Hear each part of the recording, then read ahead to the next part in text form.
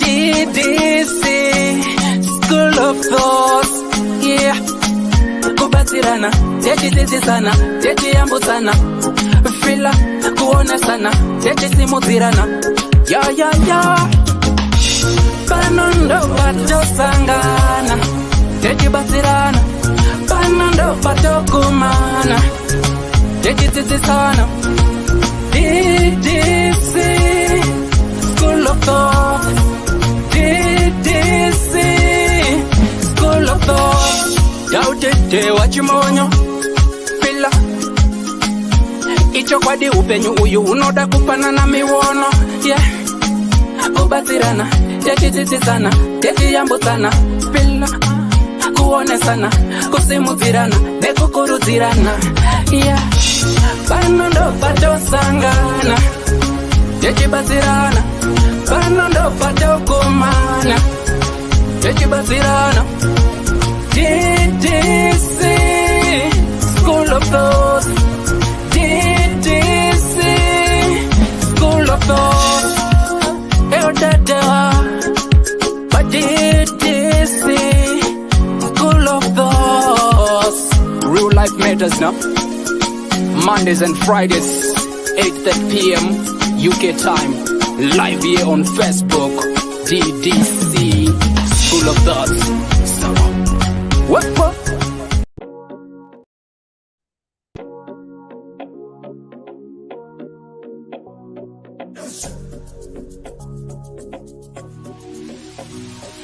Imagine getting paid to view, like, comment, and share your favorite music from your favorite artist.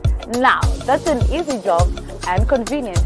All you have to do is to visit us at www.musica.online, which is an amazing platform that allows you to get the amazing music that you need. So we're calling upon even the listeners, and most likely the artists, to upload their music, and listeners to get paid for listening to the music. That is convenient, trust me.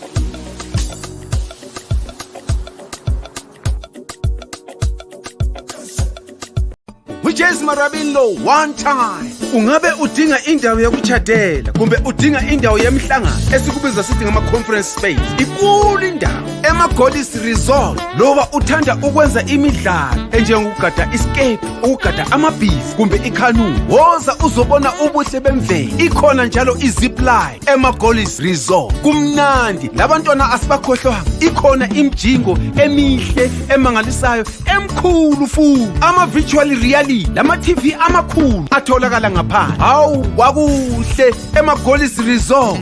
Khawuleza wenze ibooking yakho uze labangani bakho lizojabula lithokoze. Sitholakala ku Depshire Road, Harare, Zimbabwe. MaGolis Resort, an adventure and a leisure paradise. Hello, good people. I'm say Salibonani Makabezula Mashelinjani Bawichu. I hope and trust I find you all well wherever you are. Happy Monday blues. Ngoma kwangu. Sirudi. Mazara say. Andasira ndakaneta.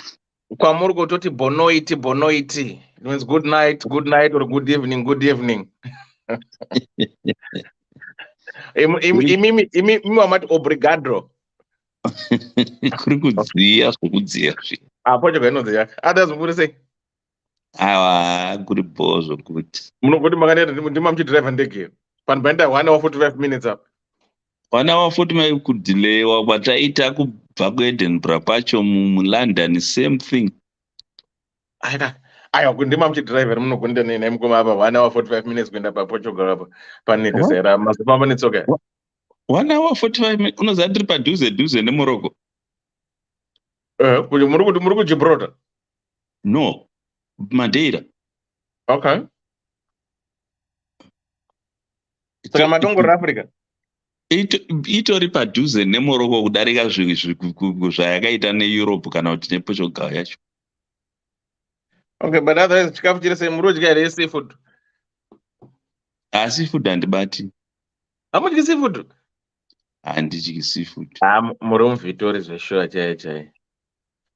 Handidyi Good seafood. night.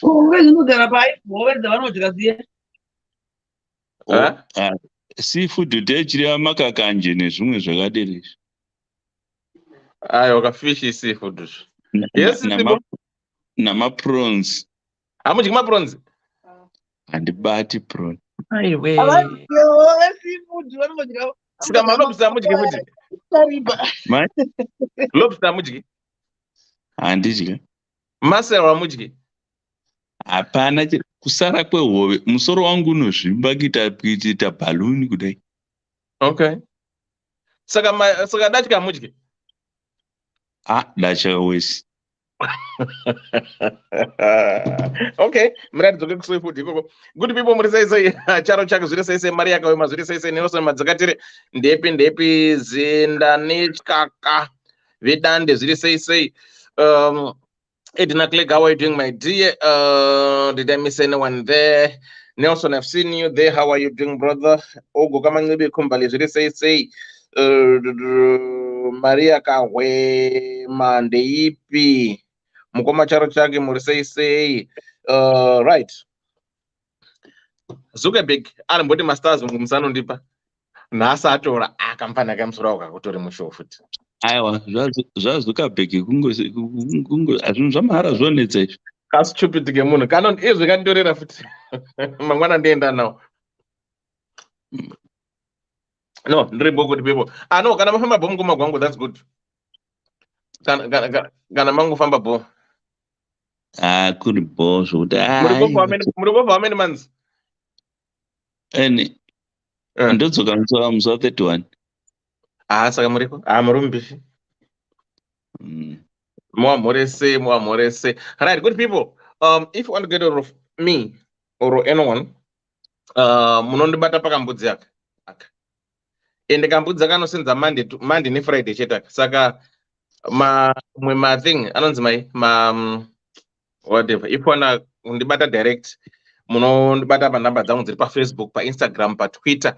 Namba yamunoona 0796180356. That's my personal number. Iri pabhana yamuna iri paflyer.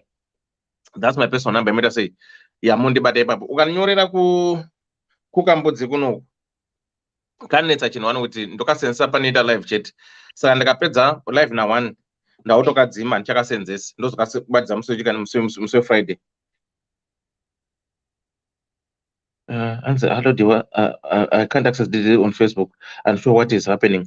I don't know what's happening on your site, but it's not live, isn't it? We are live. Let me try and send you a link. Somebody that has to access something. Saka unondibata you can send a message on WhatsApp.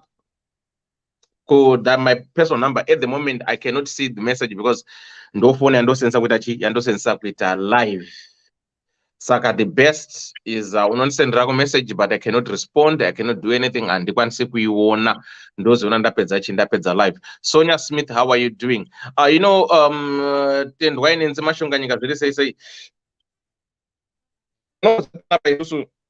the School of Thoughts, where we discuss real life matters. We help people, to impact. We do what we do. Somebody gave me information, Yema COS, right? Musazo munetsi munhu wacho musazo ndinetsi ari kuzati kune company iri kutora yevarungu, but deadline now I think in the 13 February.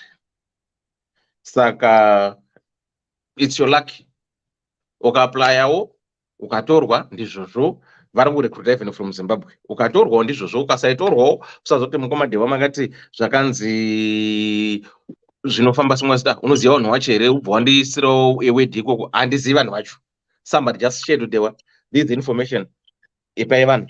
Saka kana uchiri kuzongodawo kuti ndingokutambidzawo zvangu unongondinboxa. Usanditi hai kana kuti wondifonera wongonditi ndipo COS without introducing yourself. Handikupi. Unouyawo zviri formal zvakanaka. Hai, ndinonzi Thomas Mutangiri kana ndonzi Sibo. Right, good. Ndanzwa kuti mune information yakati totangira ipo ndokupa. Ukangonditi hai cheteka, I can't. I want to be honest with you. Saka unonyorwa message yakanaka. Ndikuti murungu apa handimuzivi. Mari? Rutonzi hai nomwe murungu kunde kuti ndiwane handimuzivi. Exactly. What people don't understand, it's not kuti kushaina kana kuita sei, but the thing is, at times I get so overwhelmed in my messages from different people. Remember kuti pana patenge tiri 23 like this, but at the end of the day panta show inenge have you 1000 chakuti.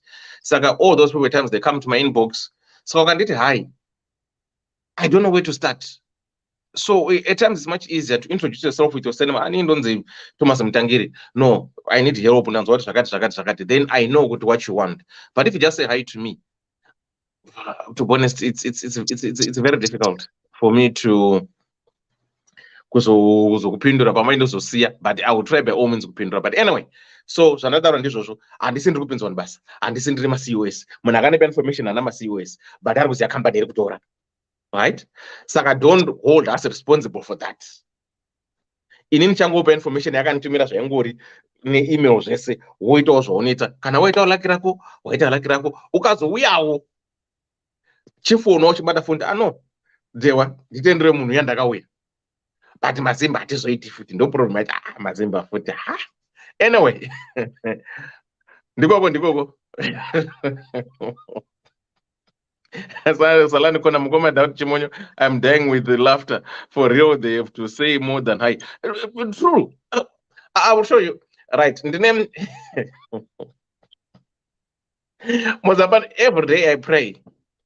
Kuti dai mwarika achimbondinzwa kuti ongo muka musika ma account mangu mine kana 3 million kana ndikangomuka ndiri millionaire.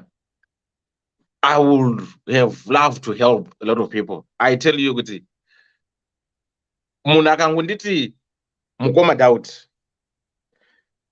I automatically know the next thing ndiri kumbirawo help ndipewo mari.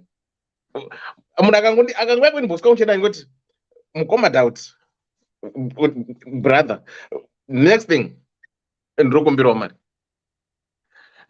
Handitorinawo mari, dai ndineka ndaitodawo kutobatsira bata wakomanaka nditotambawo nhamo. I can pandinoonawo kuti well panobatsirika, but I'm telling you every day ndokumbirwa mari. I'm not saying people musandikumbire, munondikumbira, but handitorinawo dzimwe dzenguva mari yacho. But kana tine yatongoita mudemwe nana mukoma gwangu neDDC nevamwe wese toita sei tobatsirana. Saka ndizvozvo ndo zvandikuedza da kungoti rangu kuti ndine information yandakapuhwa. Kana uchidawo unongoninyorerawo message kuinbox kwangu undipa zita rako zvese ndoita sei nini ndoita sei ndokutumira. Ukandisendera kumessenger uku handiwanzoendi kumessenger kazhinji kacho. Saka enda pa thing hapana zibai pa flyer wotarisa namba iripo woita message wonitumirawo. Nekuzongolaikawo page yacho hazvina kana kumboshata, nekufollowawo page yacho hazvina kushata futi. Ai mukoma murundiseka aiwa in openness. Pane pekuti unoto ndapuwa information, what do I need to do? Chireka ndingo click like your page kuti ndokwandakaona information. Mwadza ndinoona nekuti because inondinotify yakauti Thomas has followed you now. Umwe ndakatora almost 5 years, they even followed the page, they didn't even like the page. But musanozofollow page kanonda saka ndingangasombofollow page makore ese. But anyway, I'm not forcing you to follow the page, but I'm just saying kuti pana bambe ngoto zvinhu zvingoro nice just to follow nekungo share. If okay, don't follow hako, right? Share your page kuti ibatsire the other person aroda information is yours. Asikaziri kune DDC chingo share. So zvandiri kuti ina ndizi company iri kupona ma COS for free, but iri muno mu UK legit. I called them and they said yes, that's what they are doing, but inini handizoti tori vanhu vakati ini, but I verified, I called them. Yes, they are recruiting. Wotonditumira hako ndisandakanga Makalaika page unopenga.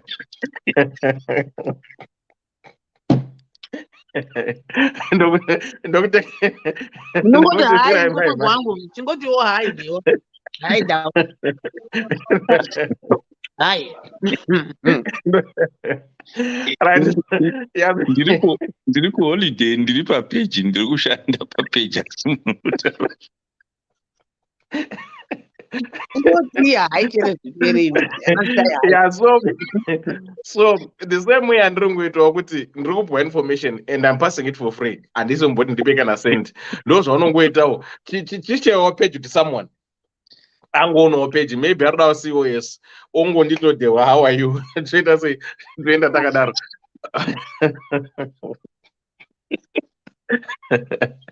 anyway Pat Naliti, how are you doing? Trish, my Emily, how are you doing? Yvonne Doro, can see where to buy stars. Masters hapana shamwari Yvonne. Masters atorwa funa Zuckerberg. Atora masters ake, sorry.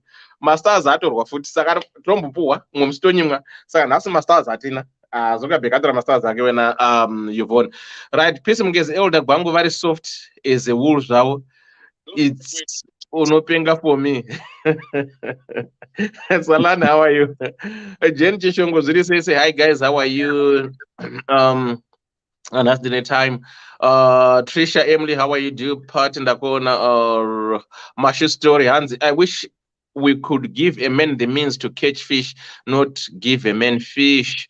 I think this is what you're trying to do, Mashu. We are giving them the means to catch because you need that information. So what I'm doing, I'm gonna give people the information for free. Some of that they'll be able to sustain themselves. Dennis Roland, how are you doing? Ala Chidodu, the EP and the EP. Mimi KJM, really say. Enma Vietnam Huntley, my sister, how are you doing? Peace Mugezi, really say. Right. I think we're so. Tarozi Mbandu, the EP and the EP. Nev Tatenda Kawocha, really say. Margaret Ndawan on the EP and the EP. Sonia Smith, how are you doing? Opendawa, Navasarakum Soravo. Yeah, Yvonne, aenda mamasters ndo zvinoita Zuckerberg musoro wakahotori musha anombotipa otitorera saka tiri papi pana whom did I miss? Yvonne, Jen Chishonga, I've seen Coletta Zvido, Zvirise Seitarilo, I've seen you. Right, so Debbie Jez, what's up? All right, okay, that's okay. Margaret, let me try and send you the link. Will I be able to do that? So copy link. Imichimotoreka muri tu, taurai muri tu. Ndinombotumira munhu ari kunetseka nelink. Zviri kudisiwo. Zviri right ndazoti ndimi mama uchidriver maneta. Aiwa. Kugara kunogwadza moti. Ndosaka mama Kandenge ka chicken bus kaka kanorwadza makumbo sei akatina space out. Shoreni ya kutu. Hi Dewa. Hi. Hi. What's up? Ndudari ndakada kuti kwa hi. Hanzi masters aripo nothing na Rachel Maseri. Hanzi masters aripo. Saka maglass here. Aiwa asha mali kama glass aiwa acha trust. Kama glass I think Russia arikaona ku aripoona ku DDC ku doubt chimwe page I think. Uchinyepera. Kama glass. Saka mafamba bongo ma elder kwangu. Hakufamba ndafamba bo. Kungoneta asi kuti ndati ndichisvika panapa nditarise yokuplaga yangu inoenderana naiuye EU ndokuona kuti ndaikangamwa kumba ndokuchifamba ndichizika bado mnane gadget we on bado mnane gadget on muri chuka ndi muri torem ndokufamba ndokuenda kuzondotenga saka ndazongobva ndadya ikoko ndokuuya ndokugeza ndokurara because ndaona kuti ndikambogeza ndikazorora handizopamuki foni isina moto. Adapter ndiyakuvhiringai ndashava ndakaika ndakafunga ndo chinhu chandakatanga kurongedza 7 euro no 450 saka wakachipa ukurati kuri chipa aiwa kuno kwakachipa zvako yakurati anyway regai ingwa ikoko manje kwamuri ikoko aiwa nguva it's 8 minutes to 9 tinenge takangofanana time dzacho saka mara kwamaenda muri Scotland munonyeba ndizvo 8 minutes to 9 kuno kwandiri dzakasiyana nedzikwamuri nguva dzacho yeah tapapi kuvata ndichavata because tarisa kune charger uku marekera apadhuze neni napano pabhedha haasi kushanda ndandobayirira uko. Pushira mbedha wacho ikoko. Aiwa wodhoropu yacho nayo vhurika sei. Muda kudambira mukuru musana iwe. Ndewani pamuro munhasi wayo une pamuro munhasi uri kungopfuura Totowasemberi padhuze nechaja tiri kuwana ipo. musana tozofunga kuti pane zvakasvika ona tumabheningi tumabhen sister iwe sadaro. Tiri kuita chii zviya? Topic yacho imysterious iri kandichi? Imysterious handiti? Okay. Handitombosivi. Right. For those who are just joining us, welcome to Ddc Skool of Thoughts, where we discuss real life matters of the heart. If it is your first time, please do likewise. Follow the page, like the page, and share the page. Like I said, somebody, a friend of mine, gave me an organization, Irukunzavanu NCOS for free. So what you need to do, get in touch on your inbox. When you post, then I just share it as it is. Usazondidewa anakutorwa usazonipe mosha. I'm just passing the information, and this is young company. But wow, kana mabona nawo kuzvikaita zvaita. So ndikoko rekaite sei rekaiti chifamba tono zvakamira sei. Right. Mysterious. Hello, Elder and DDC, please, can you kindly keep me anonymous?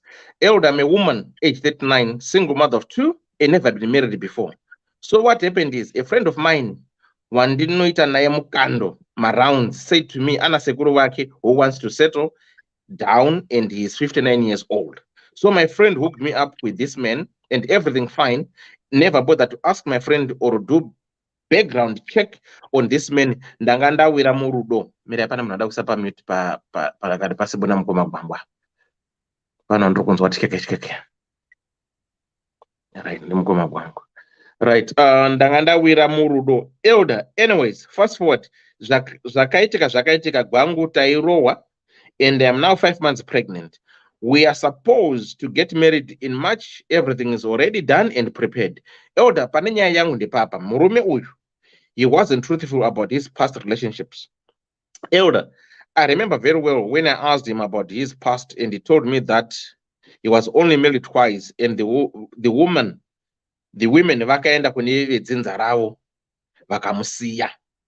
Elder, what is worrying me now are stories I'm hearing now from people, those who are part of the maroro from his side is scaring me. Elder, guess what? I will be his 7th wife, and the other 6 just died mysteriously. And he didn't tell me this part. I asked him, and he told me that I told you kuti vakaenda vakandisiya, vakaenda kune dzinza ravo, meaning they died. I'm really confused. Please help. Should I continue the maroro in March? Please help me. No one is advising me well. Family doesn't know about the other 6 women that he married before, and they are all dead. And my friend is denying Hanze Apana Zvandoziva, and she's saying I should marry him. It's in the past. Elder, please need some advice and help. Right. Panap, we have got a 39-year-old woman, a single mother of 2, who happens not to be married, raising her kids. Then this woman has got a friend of hers who around. So this friend of hers has got an uncle, Malume, 56-year-old, 59, is it 59, 56? 59, I think. 59-year-old Malume. And this friend said, you know what, I've got my uncle who is looking for a woman to marry. So if you're interested, I can hook you up. They were hooked up. Then they started doing what they do. The lady is 5 months pregnant. The Malume said to the girl, to the woman, you know what, I only had 2 wives in my life. I was only married twice. Okay, cool. And the lady didn't even bother to do any background check to ask or anything. You know, when you're in love, at times just let things slide. So now the Rora thing is happening in March. Next month, but 1. So because now she's interacting with the side of the husband and everyone, that's when she's starting hearing this mahunga, saying, you know what? You're now the 7th wife. This man has been married to 6 women. Oh, well, where are the 6 women? Oh, they're all dead. So this lady asked the husband to be like, come on, tell me the truth. Well, we have been married how many times? He said, oh, I told you that vakandisiya vakaenda kune dzinza ravo. So Sean is deep at times if you don't understand the meaning of vakandisiya vakaenda kune dzinza ravo. So I assume this woman pakanzi munhu akaenda kudzinza ravo ka wandisiya, that means kuti wandiramba, you have moved on. So this guy used this term yekuti vakadzi vai vakandisiya vakadzokera vakaenda kudzinza ravo. So this woman just assumed, well, because they're no longer here, they're divorced, so they've gone back to their relatives, but not knowing what this man was saying. Could know vakandisiya panyama vakaenda kudzinza ravo, it means they are dead. So this is what man was saying. He said, no, I told you kuti vakandisiya vakaenda kune dzinza ravo, means they were dead. So they are all dead, the 6 of them. So this woman, she's now a little bit scared. But hey, under normal circumstances, what makes someone marry 6 wives? Even if it is yourself, put yourself in a situation. Could 6 vatanhatwa vese vachingofa vese vachifa. So this lady is saying, I'm confused. I don't know what to do. I asked my friend, and my friend said to me, no, don't worry, it's thing in the past, But how can it be something in the past? Yet, this person married 6 women who died, different women who died. But the other thing, this lady is saying, my family member doesn't even know that this old man had 6 dead ex-wives. So what shall I do? What can I do? She needs our advice. And she's 5 months pregnant. And Maroro is 2 months' time. She said, should I tell my relatives or should I run with my life? So that's our story for tonight. If you've got something to say, if you've got something that you can advise this young woman, then I think she'll be very grateful. I think she's gonna be coming. Kana magetsi auya. Akauya magetsi anouya, then kana asino zesa, I will let you know. But that's our story for tonight. We've got this woman, 39 years of age, a mother of 2, who has never been married, who is in this very, very, very complicated situation. She doesn't know whether what were the causes of these women. Why will they, have these mysterious deaths? So that's our topic for tonight. Sibo, mugoma gwangu kumadhira vaya vanenge vadona. Hi dewa. Hi. What's up? Vanandoda linki. Ndikini undoona kuti munyama kana dziri chokwadi munyama unotangira pakuti she's saying that she's never been married, right? Or she's never been married, but she has kids. Ane vana 2. Daughter she's a single mom. And angati zvangu zvaita. Ndichaona sekuru vari kuda kutoroora. Iye anga ari desperate kuda kuroorwa. Saka ndamboita kutsvaga mainformation nekuti sekuru neshamwari yangu saka vari clean. Inotambika iyoyo. But kana vakuzoda kusvika serious wangu nekupinza munhu mumba, it's your own thing. Homework yako kutsvaga kuti munhu wandiri kutrusta uyu akamira akaita sei. Saka she's at fault on that one. Kuti akangokurumidza kuwira zvese kubva from 1 to million because nane pamuviri. And ndosaka kana chiri chokwadi kuti anenge ari number 6 akanyeperwa, saka ari kudhila nevanhu vanonyepa nevanhu vanoreva nhema. Shamwari yake akamunyepera, sekuru ava ari kunyepera. Saka what more kuzoti kana ava mumba imomo anenge achingonyeperwa manyepo achava munhu anogara achingochema kana munhu achingogara achingoinvestigata chete achingotsvaga kuti zvakamira sei instead of enjoying rudo rwake kana kuti marriage yake nemurume wawo. Anenge achingodhiga chete kuti azonyeperwa chii azodai nhasi. Shamwari yake hatrust. Saka ndinoti murise run, please run with your life. Murise run, short and simple, run with your life. Murise uchaona mumwe futi shamwari yako achakuhukira vamwe sekuru uchafanira kuita homework udi usetla ava vazi vako ava kana ukatoita munyama you visit the wife number 7 ari kunge vari kutomwa ropa wife dead number 7 saka do not usawire vana vakamboita 2 ava havopo vana 2 vakutanga vana baba vamwe chete because ndo imwe problem iri kuita vakadzi mumasingle iya yekuti anoda kutenda nemimba angonyengwa chete auda kutoda nhumbu patafanira akadzidza akapa mapiripiri nhumbu dzakaita idzi asina kurohwa kuti hazvibviri hazviwamwo kuda kungoti chawawirawo ndokoti nacho nacho saka ane malessons akawanda anofanira kudzidza ipapa kuti iko zvizvo now it's time to take care of yourself vana vanogona kuitika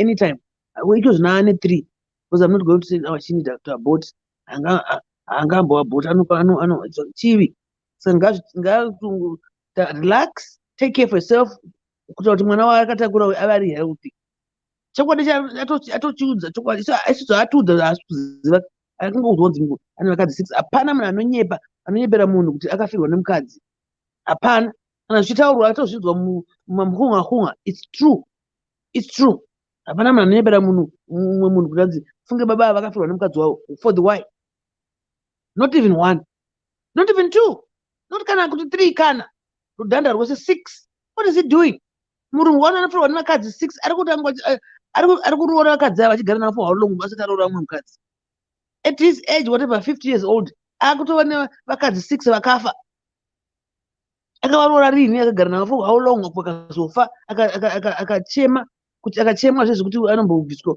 andi ukafirwa unombomirawo time uchimbobatwa maoko handizivi kuti vanoti chipa chishona aimbiti kwenguva we that period akaita here that period before jumping into the next relationship and get married and killed that wife. I'm not saying kuti ndichitokopana nzibanga akatanzi sekuru vakauraya munhu. I'm just saying, you know, the word of the street is kuti vanhu vakadzi vano end up missing. Kana kuri kuno kwata kugara sisi kuno kuAmerica 2 is enough vakadzi kuti vafe. Unotombotanga unosungwa unombokusunga mbichana. Let's investigate how these women die. Usina kana muso chingodzi akadya amwe drink akaita mudumbu akaenda hospital 2 days akafa. But we want to know kuti before that chichakambe chichiitika previous. Unotosungwa haungati tu vakadzi vanofa in a row. Mysteriously for that matter. Saka no, Murise, please run with your life. This is simple. Tiza mwana wamai, tiza uende neupenyu hwako usati wauraiwa. Unotofa apa. Uchafa ne stress. Happiness hakuna kwaunomboiwana happiness because uchanga chingo apa utosuspect uri kunyeperwa. Shamwari yako murevi wenhema. Sekuru ava murevi wenhema. Saka iwo chaunenge wangoita apa upenyu hwako hwese uchiri uri marriage umu. Kuda kuti kugara usinga kuti ndisauraiwe. Kana kuti vari kuita nezvei uchingoinvestigata chete instead of enjoying.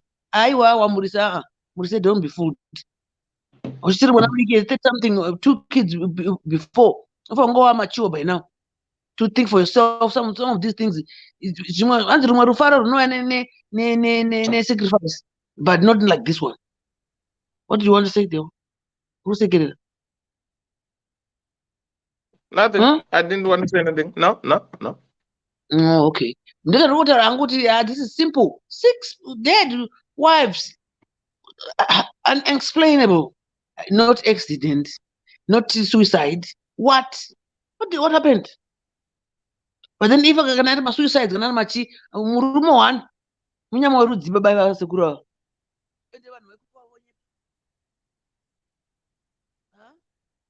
Waenda kupi? I can't hear you. Ndaenda. Yeah, wadzoka. Murise, run with your life. Please, mwanamai, run with your life. Don't ever cross paths na sekuru ava again and your friend. Tenda shamwari yako kuti patakatamba tikasvika pakwana apa ndepekupedzera. But because ari kukunyepera nezveupenyu, friends can come and friends can go, just as men can come and men can go, just as women can come and can go. You can do bad by yourself, mwanamai vangu. Gara woga uzviitira upenyu hwako, chengeta vana vako 3 wawana vavo. Ubva watovhara makumbo, utovhara makumbo, hauchadi kuita munhu wechifo. Please. Ndokuvari kupiwa, vari kwazvimba.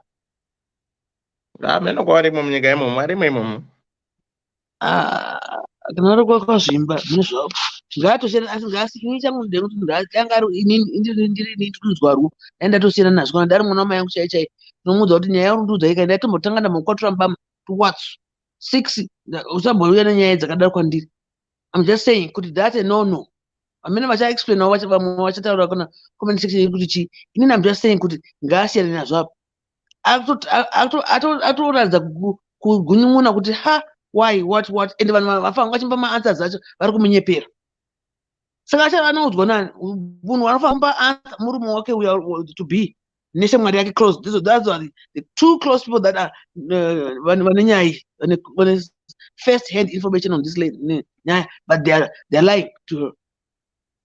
I'm saying they're lying to her because obviously akaita ma-investigations ake akanzwa kuti kune vakadzi 6 vari kuramba. Saka hapana munhu anonyepera kuti usaone Sibo uyu ane varume akaroorwa nevarume 6 vakafa. Why? That statement haite kuti unyepera munhu kuti 6 dead bodies on a person. Why? Eziondoka kutanzania vakashudzwa vanhu ngeri nguva yehondo. Ngaaterane murise please with your life my dear.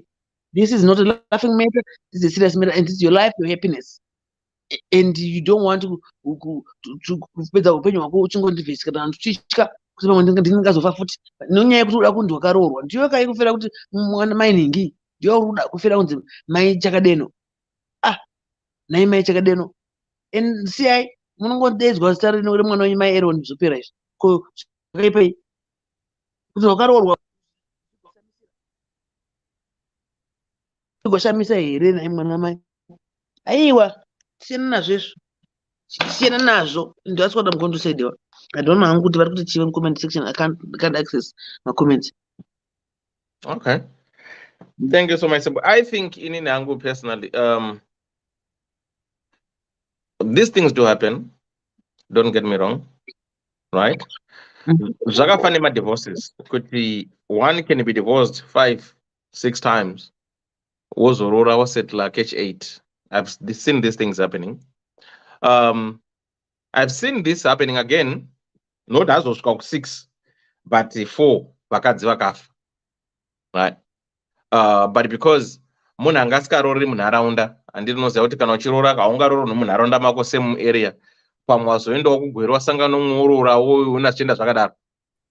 Saka vanhu mumara anongoti ane mujambwa ane munyama anongorora vakadzi vese sei vachifa. Saka maybe for some people they might not be suspicious about these mysterious deaths of these other 6 women. Vanongoti ane munyama wokuti akarora mukadzi anofa, right? So I will give an example yekuti according to mbuya wangu vachiri vapenyu, I think vanoti vakabara vana vari more than 18 kusati kwamudhara wangu, but vana vacho vese vaifa. Vanguti hanzi mwana akatanga kungambaira chete akutofa, kana pana kubuda mumazino rekutanga mwana chanobva angofa, you know. Saka but my dad survived because pakabarwa mudhara wangu achingobarwa chete my first cries, sekuru wangu akabva asungira kwasiya nyora a letter kuti no, I can't bear to see vana vangu vachingofa, saka ndazviuraya. Then my dad survived, right? Yeah. Then my dad survived. Then mbuya wangu wachibva wagarwa nhaka futi, vakabara mumwe vana vakafa. Then pamunini wangu wagara nhaka, ndinotaura zvakadaro mbuya wangu, vakafa mbuya wangu vaine pamwiri panenge pechi4 here after vatogarwa nhaka, vamwe 3 vacho vakafa. Then bamunini wangu survived. Then mbuya wangu wachibva wadzingwa kumusha kwedu isusu kwachimonyo, zvikanzi no, mukadzi agarwe nhaka ka2. So she went back kumusha kwavo. Vasvika kumusha kwavo, she got married again, right? Yeah. Yeah, she got married again. When she got married, vakaita mwana wakafa, then 2 vakapona. Saka mbava na mudhara wangu vakasara vari 4. Unoona? Saka some of these things people tend to accept kuti maybe inenge uri munyama kana kuti saka I'm not saying in this case ndo zviri kuitika, but I'm just trying to say kuti ndine a story that I can relate to, which tombori far away from me. I will talk of mbuya wangu. Then I know someone umarani kwedu kuti airora vakadzi vachingofa mysteriously, you know, that kind of stuff. Vekumadhira makadiko muri right mazesa mubhedha padhuze nechaja. Exactly, ndinodaura kuti ndakachambosumudza mubhedha kubusa. Ndarekera ndatobvisa foni because inokasira kupera moto, ndaichinja ndaisa pachaja ndiri kusenzesa kavakambudzia. Saka madzorora sei zvamuri busy naye adva gwangu, muri busy une mafoni nesituation nekuti zvimugara sei, saka muchazorora. Mukafona anasiwo tikakuignowa izvonzi vanovhaira, pano munhu angafona izvizvi. Yangu right, sorry.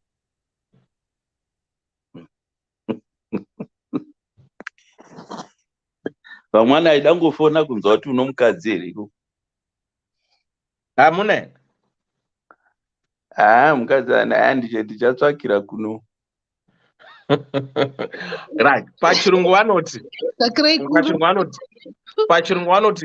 you can't take the seashells back to the sea. Yeah. Saka ikoko kwamaendeko munoona masvika ikoko ndokuti yacho munonotsvagira ikoko. Tsvakirai kuno chaivo. Exactly. Ndaona anosekerera maputukezi acho chaizvo. Amatopinda mugoma, matopinda. Makuseni munongoti bondia. Makunzwa zvinoitwa naIEGD wakanaenda ikoko. Munongoti bondia. That's good morning. Right? Yeah.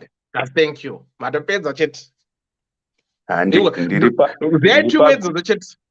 Ndiri pagungwa chaipo. Saka muri correct. Kana mbotikandira mapicture munoenda mashayatora here nasi. Ndinawo a few but ndichanyatsokuita mangwana because pandaburukira pacho ndichiuya ndabva nebhazi kwandabva ndokuzotora taxi ndasvika paseafront. Okay. Because muchindapa information sendati ukatora taxi kubva kuno inokurova 40 euro.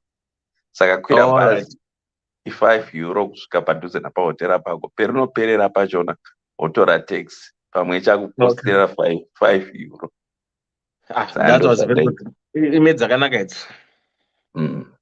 Nyari mamainzwa here nhasi kandi maipotsa? Ndainzwa ndatonzwa rekera yacho. Okay, chimhanye wekumadhira. Right. Izvi zveuyu ikeno ari kuti ane nhumbu handiti. Kusiya ane nhumbu kudero handioni zvichabatsira. Aida akaita homework yake kudhara. Plus murume uyu kana aifirwa navakadzi sokutaura kwamboita izvo zvinhu zvataiona zviitika kuna mama families. Pano muchinda ndakasenza naye. Problem yake uyo yanga iri munun'una umwe muchinda wandakasenza naye aibva kumondoro. Problem yake yanga iri kuti nhumbu yakanetsa kubata ndokuzoti dzaadzobata dzachona dzaingotadzika. Mukadzi wacho akatombotaura nerekera neuyu neex yangu chaizvo kanzi aiwa vakoma zvandinetsa svikai, saka ungasiyira murume izvezve zvokuti muri kuita, saka unoti iyewe hadi mwana. Saka akazoita mwana ndakuda kutouya uno ndakanzwa kuti mwana wacho akafa kuti. So zvinhu zvakadai izvi zvinowanikwa. Une wangeita munyama. Varipo vamwana unoona ane tsika ane hunhu asi unongotambisawo navarume zvinoitika. Asi jumba musandukwa rimwe jumba musandukwa. Ndine imwe hama yangu yomudhusi, a very honest and reliable person, unomunyama wokuwanikwa nemajumba musanduku. Chitarisa vamwe vacho namatsotsi, very loyal varume vavanowana. So zvinhu zvakadai izvi zvinowanikwa. Ndikudze kwozouya umwe wokuti muchinda ndichakuudza mumwe muchinda kuti ane laki, ano munyama wokuwana vakadzi vanongomutsotsa. Handingatauri zvangu pano. Ende munhu wokuti anogona kana kubata mari zviya zvokuti zvinhu zvaaita zvinoita mari. Paproblemu unongowana vakadzi vanoda kumudherera nokumushandisa. Ende ndiri kutaura munhu waunoziva. So zvinhu izvi zvinowanikwa muupenyu hwetinorarama. Kozouya mumwe murume wokuti uri honest, vakadzi vanomurambira honest ihwohwo, kuti hai wawo kugara vega vakadai ava baba ava makambwa kana kwavakamitisa, haiwa pane chimwe chinhu chiri kunetsa. Vanozviita kuti madzimai kana vaizongogara vega kudero vachingova vega kuti aishi nandi.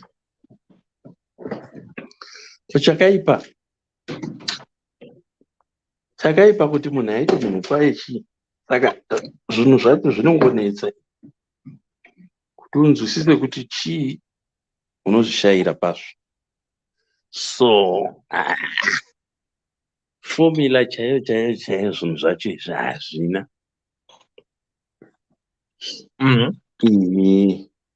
Rinogona kungewo riri tsotsi, zviri zvemashokwadi.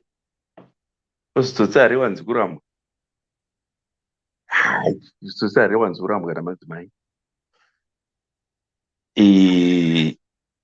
Asi ike zvino seri kwoguva hakuchina munamato because waane nhumbu. Wotombogara netsotsi irori achinyatsokusitadha tsotsi. Kana uchida kuchicheka rekera rinonzi GPVG romunhu. Unoita aka usati wamupinza basi. Kuti uzocheka wamupa basi. Zvobatsira chi? Atopedza promotion because ukazomudzinga unokuinzira kuunion kuti wakandidzinga basa zvisina tsarukano.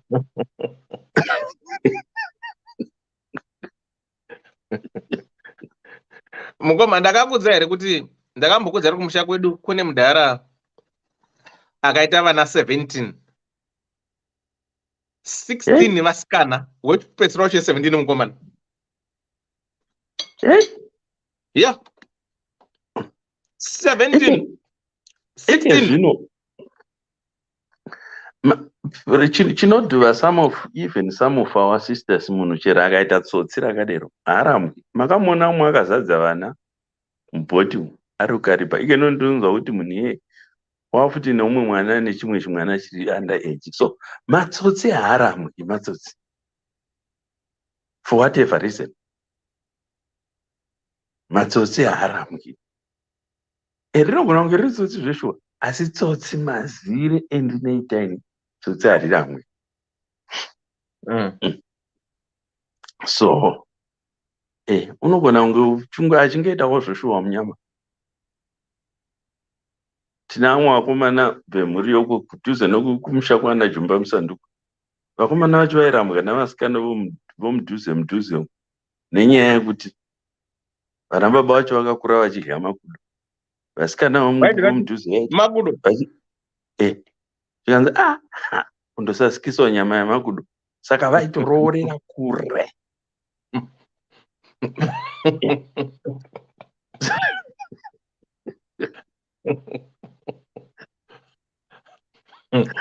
Hakuna munhu mudhuze waivada vakomana ivo. Vada mwatori vanhu kwavo zvavo vakomana vacho. Kuva vanhu kwavo vangari vanhu kwavo, but nyaya idzi dzokurira makudo. Vaifira nyaya namudhara. Vaifira nyaya namudhara. Man. Kudhuze nokumusha kwana Jumba Musanduku wamupana wewe. Saka ungati kuti hapana?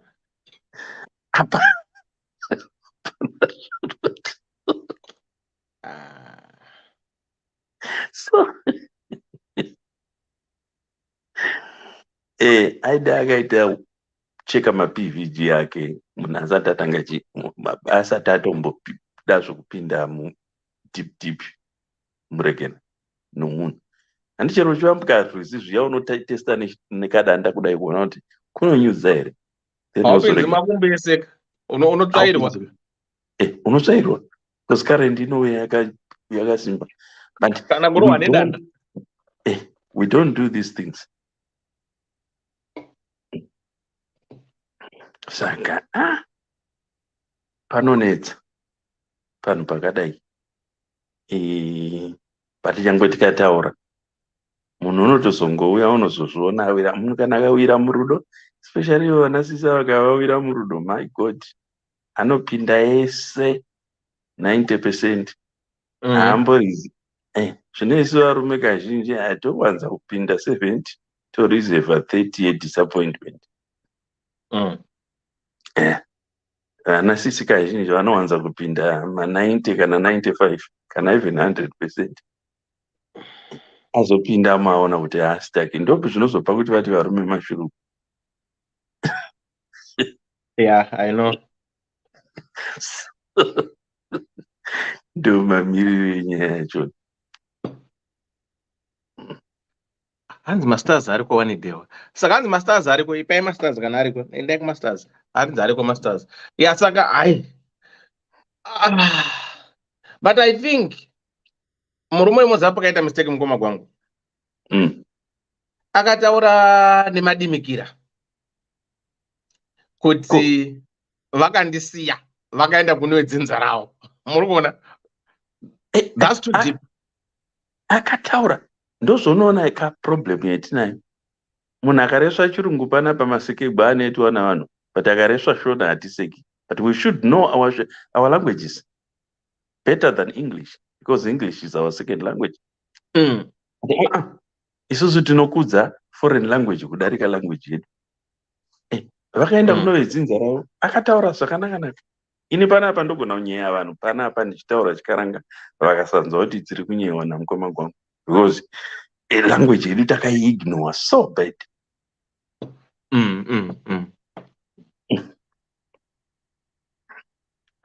Saka ungaita sei shuwa pakadaro? But in all fairness, zvamwari chaizvo tomboti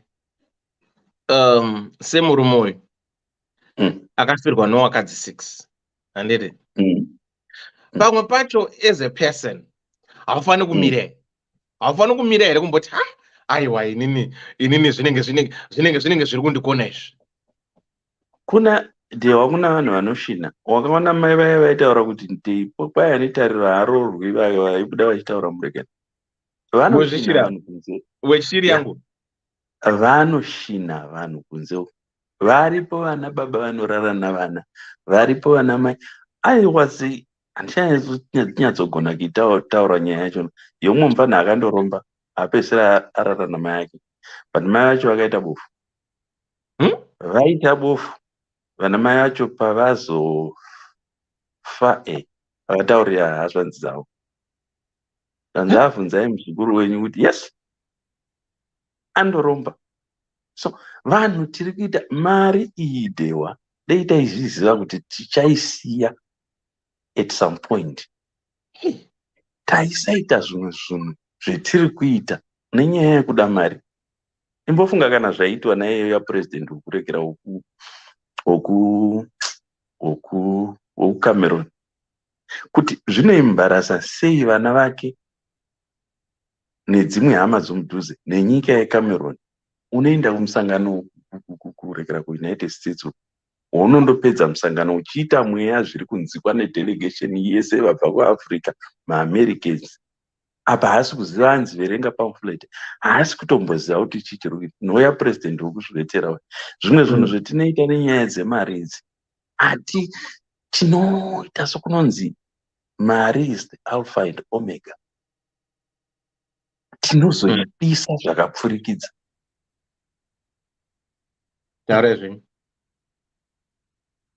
Variko vanhu vanoshina wokuti mwana chaiye unotadza kuroorwa mwana. Ndino umwe mukadzi munotoni muya akatomboita girlfriend yangu, but ndakazoti ndonzwa history yake zvaakaita kuna baba wake. Baba wake ndakauya muno 2000, ndakauya kuEurope 2002. Vava ne almost 25 years vasipo. Vaingonzi amene vaonekwa kwaMutare, vaonekwa kupi. Akavabata mabhora kunge achavauraya zvinzi havari kuzviziva zvinondinetsa. Baba vacho vakangobva vachibva vati kumukadzi wacho chisara nomwana wako, ndokubva vaenda. Handizivi, but pandakambobvunza imwe shamwari yanga yaiti havana kumbozodzoka kubva pawakabva iyi, vachibva kudero vabva kudero akasara achikona nhama yake. Mai vake vakati, wakadzingisa murume, wakaendesa murume wangu pano. Rekera iye akati mavako vati murume wenyu nhasi. Manakire akaita mukadzi eidhewa unohlewa. Ini pandakazviwa I was shocked, but hazvina hazvo kundisurprise because ndaimboona zvimwe zvinhu zvaiita tichiri tese.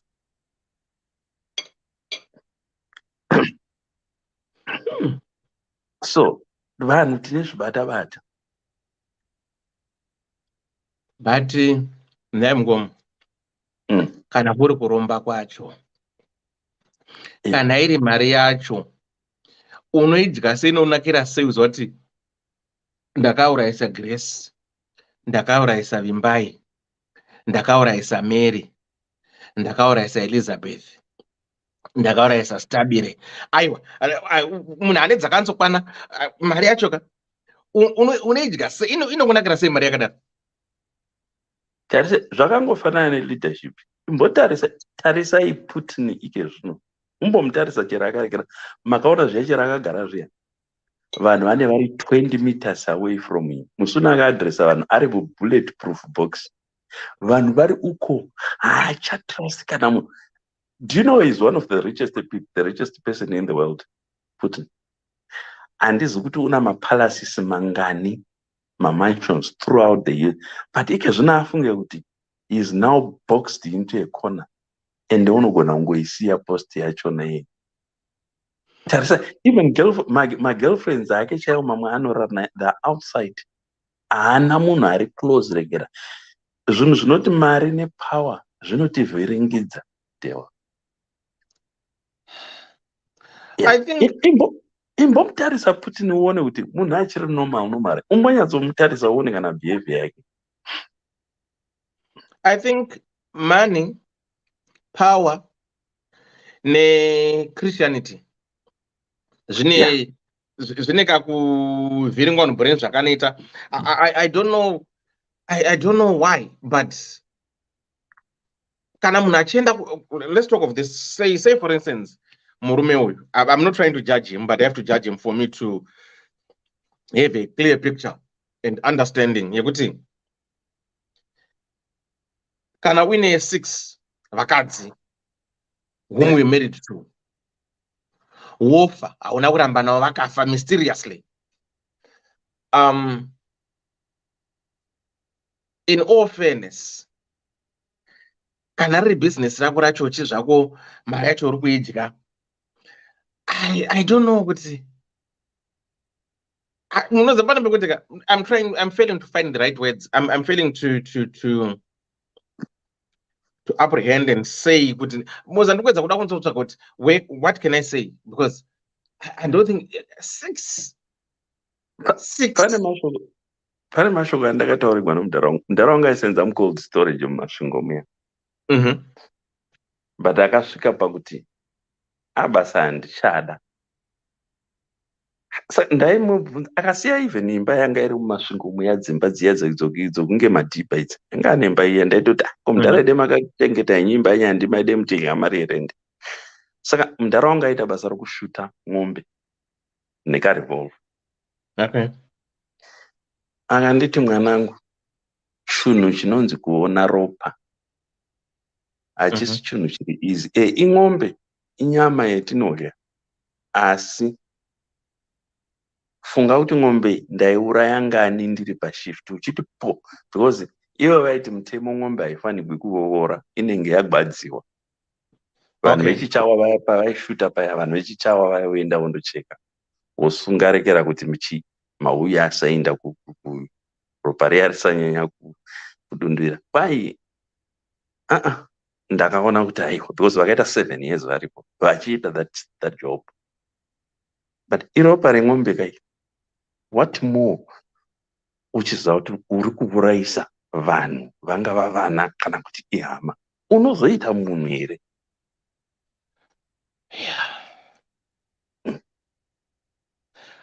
But muri kuona munhu aranyanga kudza kuti no, he can't stand it, handitika. Yeah. But for this guy, why wasn't he honest and open kuti look, ndiri kuda hangu inini to marry you, but ndine 6 vakadzi vakafa, you know? Let's assume une zvaakaita. Zvinhu zvachona zviri kumutiko nhasi hauchadi kuti pavakadzire. Zvinhu zvatinondobata tichitsvaga mari izvidewa. Zvimwe zvacho, I don't mean kuti ndo zvakaita, because unogona kunge uchingoriwo zvawo munyama. But let's assume ndo zvakaita munhu. Zvine zvichikutuma kuti woda kuti tiite sei, tiri kuda mukadzi. Because n'anga, kana uchiinda pang'anga, haikuudzi kuti mushonga uyu uchazokunetsa, because n'anga inenge ichida mari. Inokuudza kuti ndo zvinoita, ndo zvokutsigisa business. Unofunga kuti iwe chero, ndakambova vamwe mai vaitaura ndanchiri kuZimbabwe. Iye kunzi kwai vainzi vakanzi mufiriji munofana kumuka mune fresh chicken every single morning. Ndibvunze kuti what kind? Chero huku dzacho dzichinzi dziripo dzokuti uuraye, that means hauchafambi iwewe. Unoenda because unofanira kuku fresh muchicken mufridge. Vanhu vanozviona sezvinhu zviri easy vachizviita, but also even dziripo pane prize rina mamiliyoni ndokunzi muka uchiicheka iwe woiundura woisa mufridge. Hausi kuona kuti kuzvipa mutoro. Yeah, true. Kuzvipa mutoro. Kana izvo zviya zvokuti iwe dewa ndiwe wako ndiri murume unoita vana 20 different mothers, nyambochinzivo zako ndiwe shamari, imbondiudza kuti vana ivavo pavanei vari vese vachiziva kuti uyu namake, uyu namake, uyu namake, uyu namake, vanokutora sei? Pakaipa. Ndaiona ndichakutumirai mwerekera yemwana waIddi Amin achitaura. Because Iddi Amin aigona kungoti warawashwa murekera mumachira, otanga kutarisa masoja vanomucheketa, wafunga kuti vanenge vari kuda kundiuraya. Aingoti akafungira kuti uyu munhu unenge ari kuda kunditorera chinzvimbo, munhu iyaya mukasi. Saka mumwe musi nenyaya yekuti wanga namamistress akawanda, vakadzi vacho vakafunga kuita pati namama bodyguard aichengeta pamba.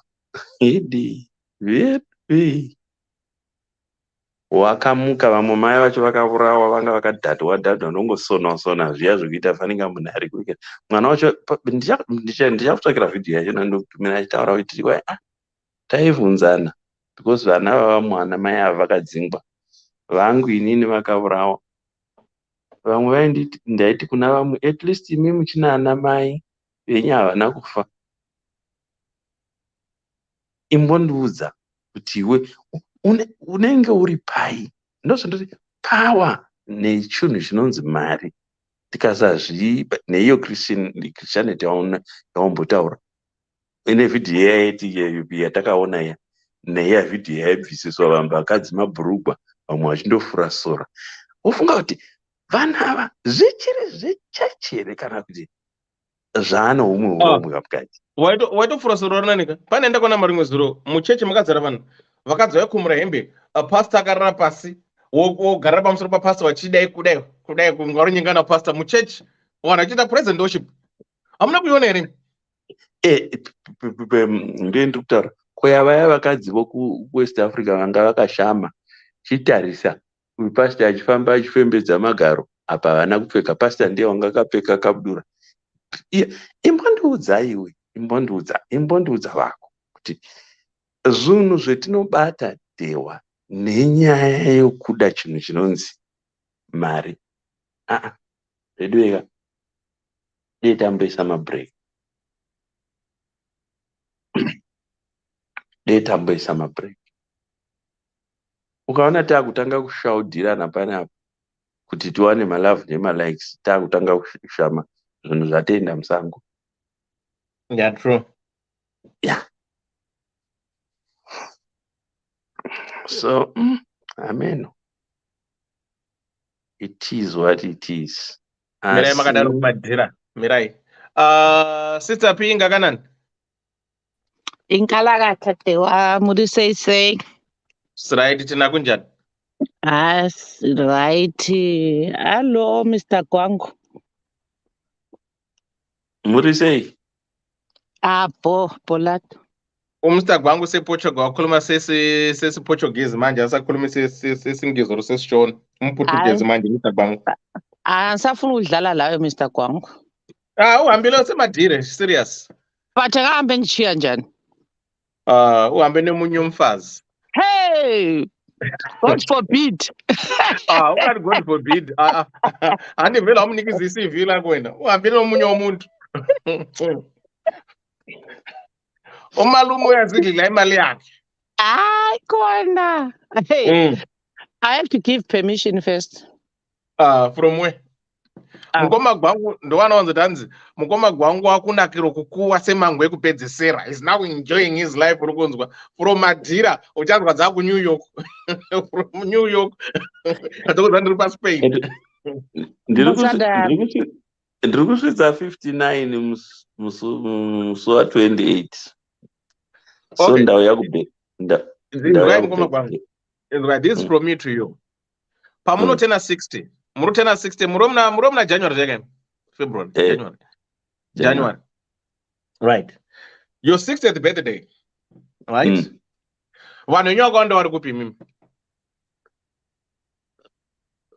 My friends. Vari muno muUK.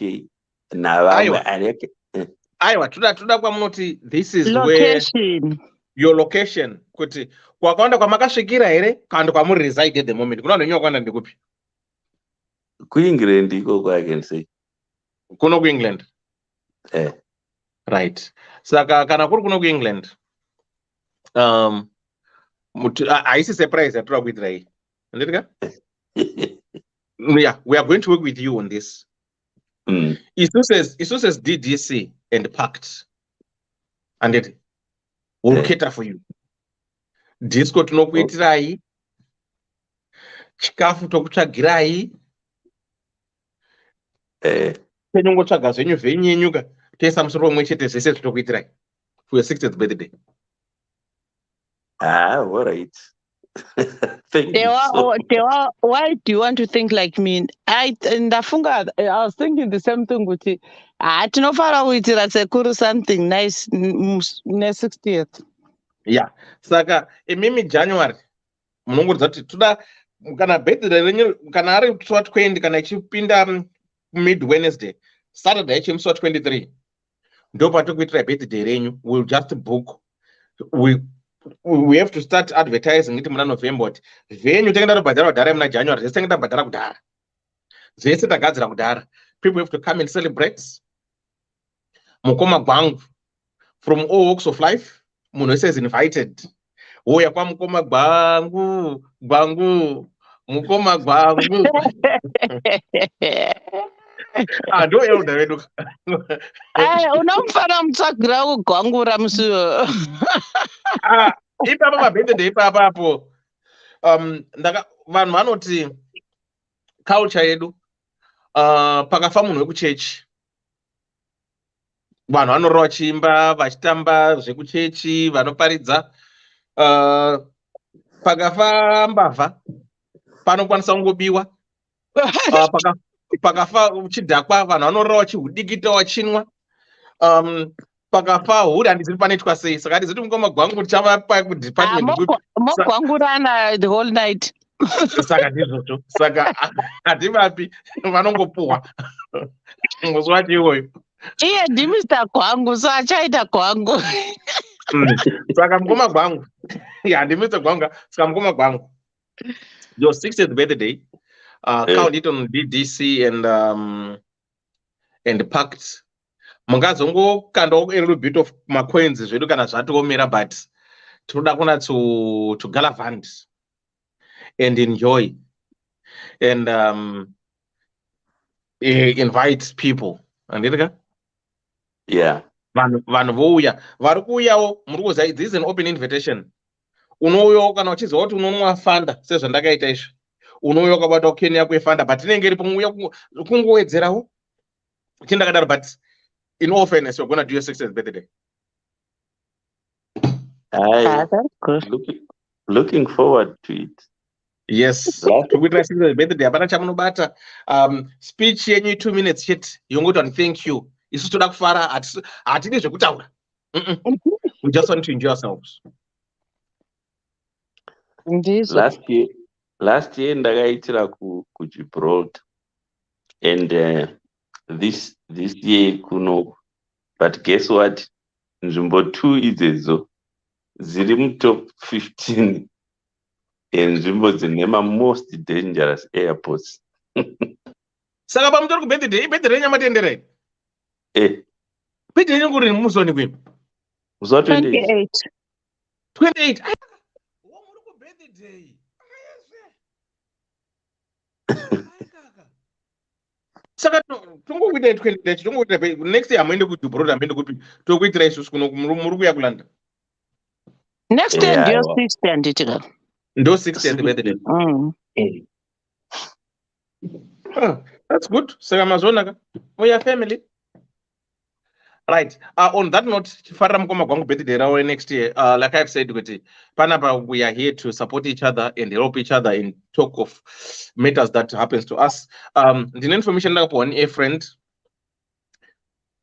Yandokuita pass on to people, but don't hold me and my friend when I go pay the information.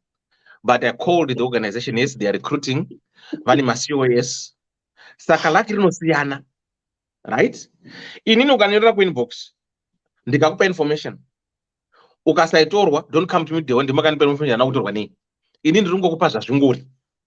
Woita sei iwewe woendesa zvoda kuita because vari kupedza musi wa13 February.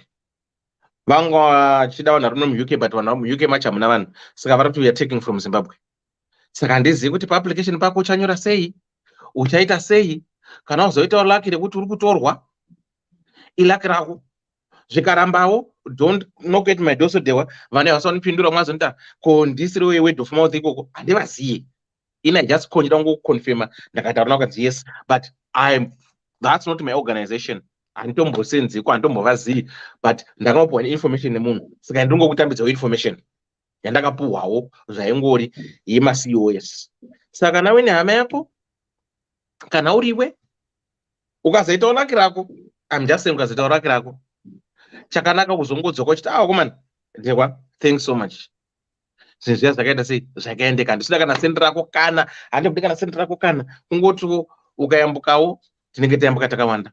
Handitika?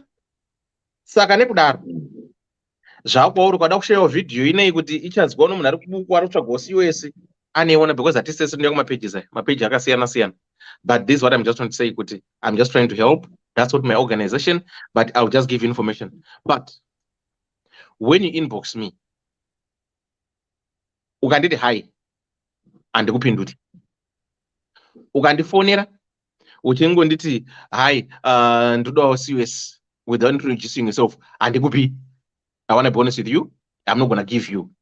Zvinoita munhu anobva kune vanhu, you introduce yourself. Hi dewa, my name is Thomas Mtangiri. Please ndiasistewo kane that link. Boom, ndinokupa. But kangonditi hi chat, trust me, I'm not going to give. So that's what I just wanted to say. Newoti mkoma zangu, happy birthday. Yes, my dear.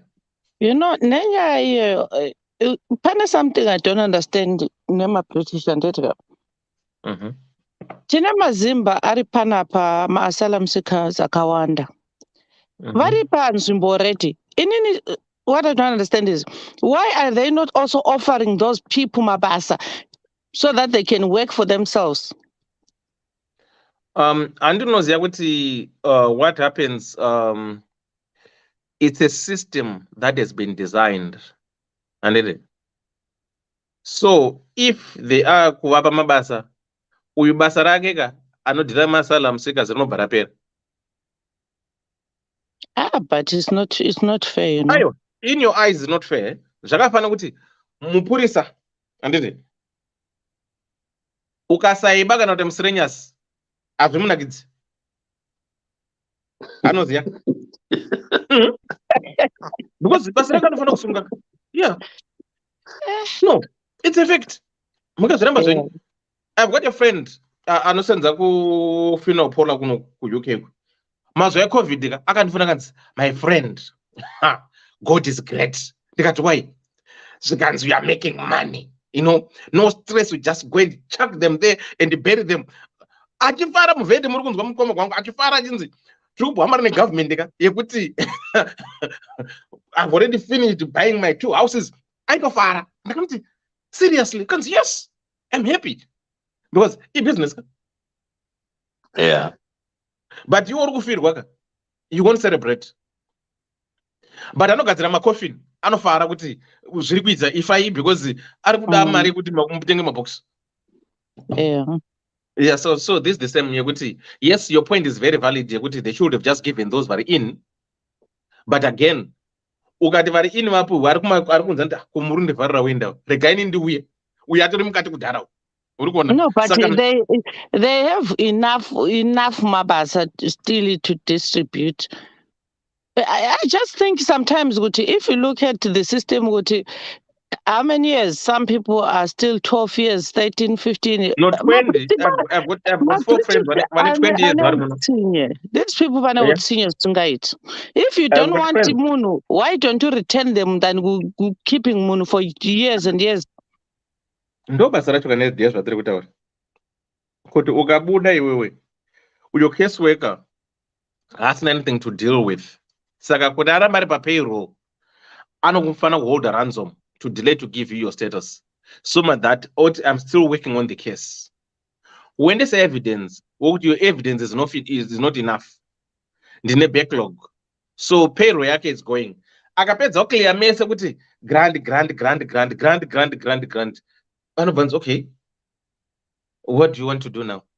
And you've cleared everything. It's a game. As much as it sounds bad, but the RM system doesn't know. It is what it is.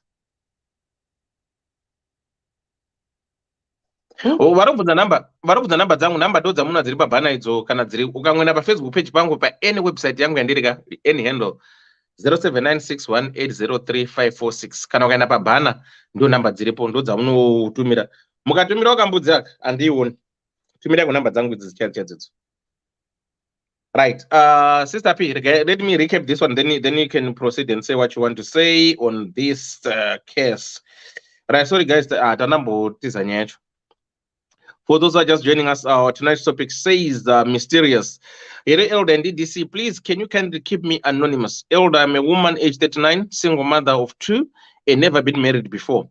So what happened is a friend of mine, wandineta naye mukando, kana kuti marounds, said to me, Ana Seguru Vake, who wants to settle down and is 59 years old. So my friend hooked me up with this man and everything fine. And I never bothered to ask my friend to do background check on him.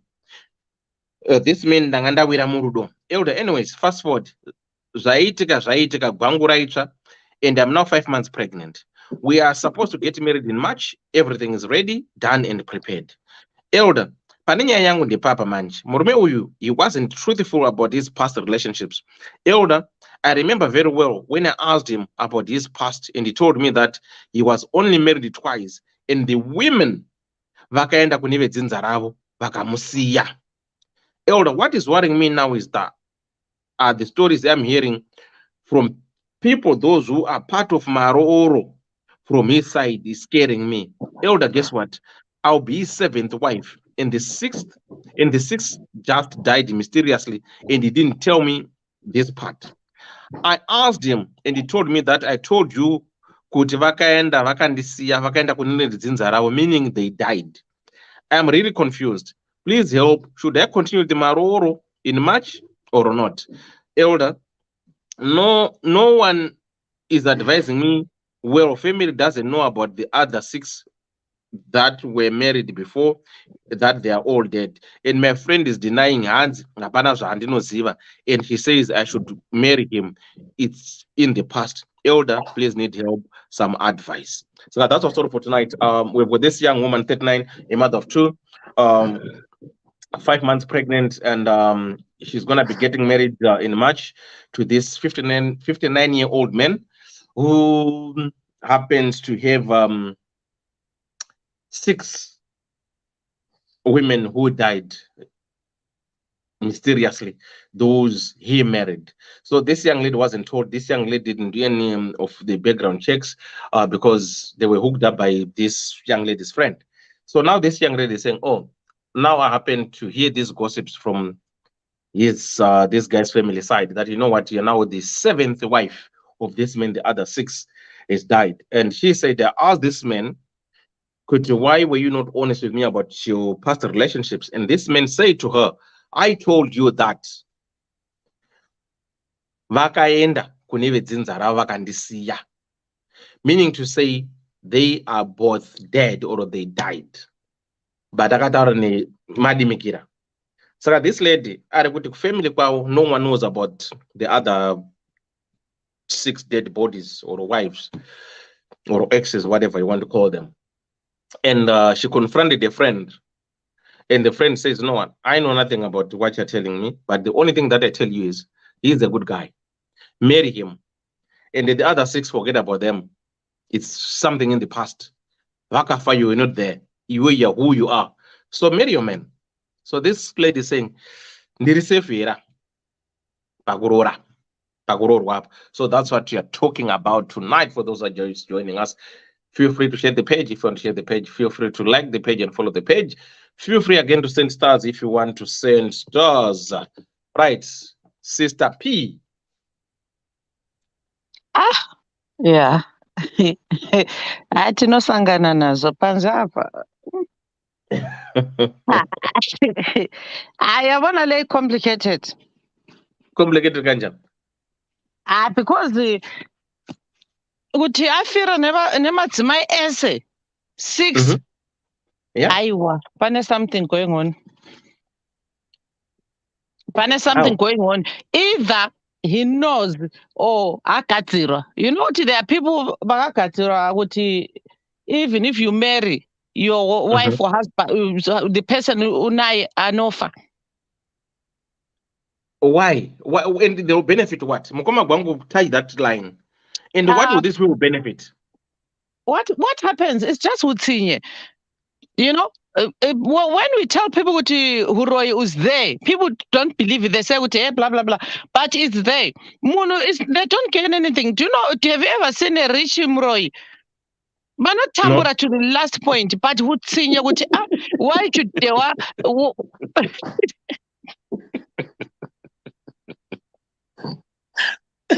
That's very true. If you find him, Roy, you tell me. They are so ugly, and even to their heart, because their hearts are super black. You know, because what happens there? Do you know what? Mostly is thanks jealous. Like now, with a jealous, Mr. Kong, why does he travel every year for his birthday? Ano Shamisira. And they just do you. Okay, say, you know. So some people you believe in your life, they think some kids are intelligent. They think you would, if his kids pass, then she's going to live fine. They just royal you for that. They fix you just utambura chete, not anything they gain. But senior chete okay. Abafe baroro, even unokona kuita vana 6, 7, but awufo arorwa. You ubanokugadzira kuti, you know what, uchaitiswa vana chete, but you will never have a husband or wife unounza mumba. It's just those things are there. They exist and they do it on purpose. And young people, my 2000, you know, they don't think twice. They don't think twice. They scare me so much. Kuti kuendera munhu kunyanga kushandira munhu something bad. You know what? You should hear hana kwechiroba. But most of them, they are the ones who are doing some wicked things to people.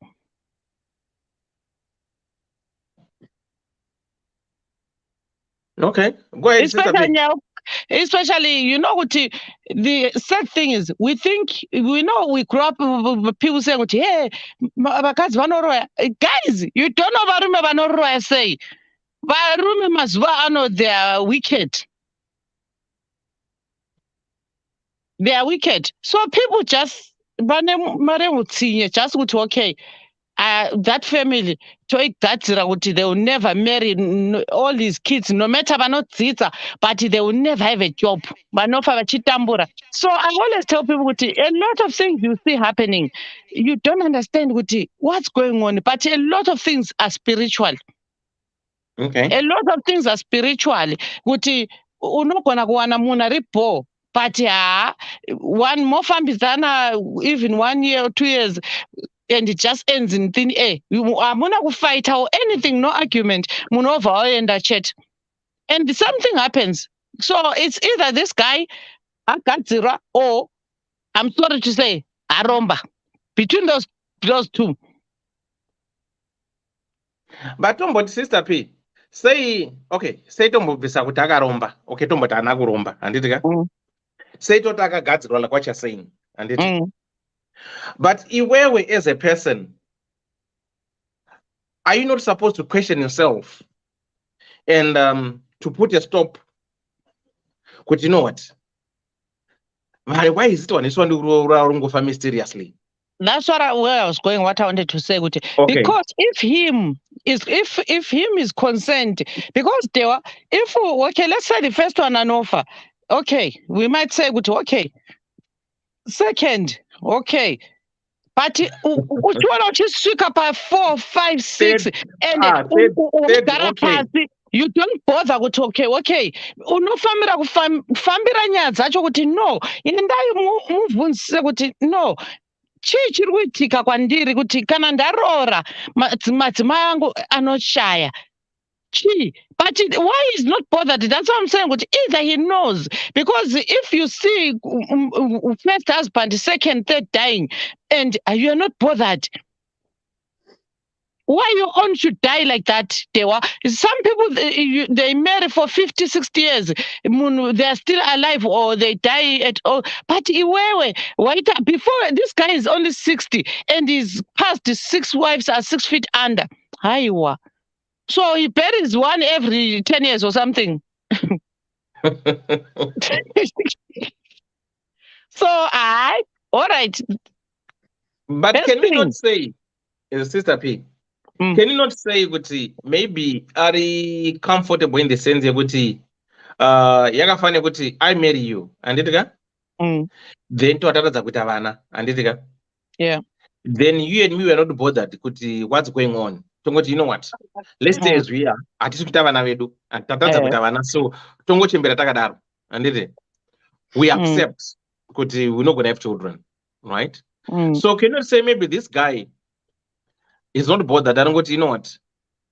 Maybe it's just a fate on me. Ndikangorura mukadzi anofa and hasdombotswa what might be the reason? Kuna munhu ane 5 senses who would not be bothered by something like that.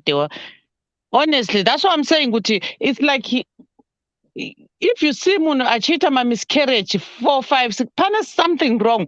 So if you don't do something about it, then which means how come it doesn't bother you? You know, it should bother you after 2 miscarriages, because you know what, miscarriage and the same month can also either 3, 4, 5 months anoita miscarriage, but it's not normal, it's not natural. But like I'm saying, do you know what vanotanga kuroya mwana ari mutumbu, they kill the baby while it's in the stomach. You know what, vanosga vana. There are people who are so bad in and most of my families. So iwewe kana uchiona zvichiitika like that, unofanira kufamba kuti man, why? is these things happening? Hapana chinhu chinoitika dewa like that, panisina reason. So that's what I'm saying. If he's not bothered like that, he's a scary man. Inini I wouldn't marry him. I'm sorry. But if he anovuma kuti no, my darling, hatifambire nyaya iyoyo before taita marora, then he'll be okay. But if achiramba kuti vafambire nyaya yacho kuti vabvunze kuti why madzimai angu 6 ashaya, pane something iri wrong here. You know what I mean? That's what I would say to him. Kuti I ndinokuda honestly, but ndinokumbira kuti tifambire nyaya iyeyo kuti everything okay. And as rinani kuti iwewe utsvake kwekufamba, because anogona kufambisa where he knows kuti they know kuti hai ABCD. Kuenda kune vanhu vako vakabribe. Yeah. Okay. So because it's too much 6 and it's only 60 years dewa haiwa. And if especially, let me tell you something. Do you know if your in-laws are the ones who are talking dewa, be careful. They know munhu wacho better.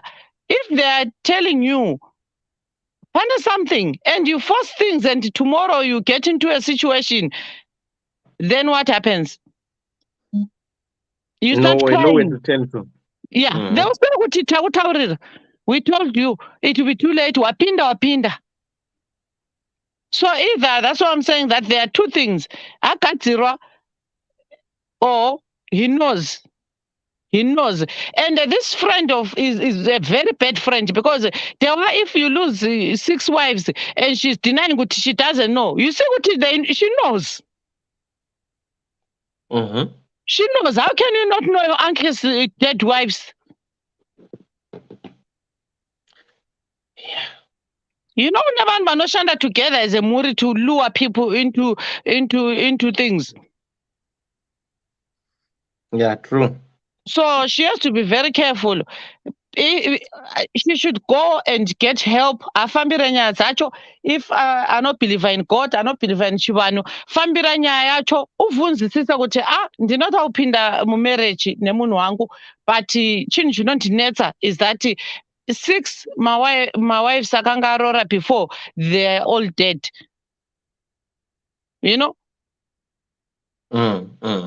Because as is normal. It's not normal. It's not normal. There's something wrong. And that's what I'm saying with him, is a scary person, because if the way you are not bothered yourself with why? He doesn't question, is relaxed. And it's scary. The way he responds to it, if one says, you know how these people, when they kill you in South Africa, that's literally sending you to your your great grandparents on the other side of the world. What in Zulu? What is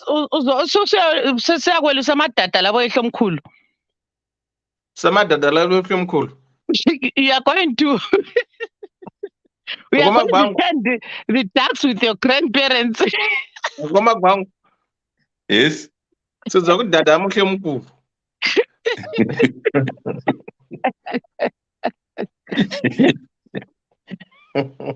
Sisabi what did you say? Dada mkhulu. Well, samadada labo ehlomkhulu.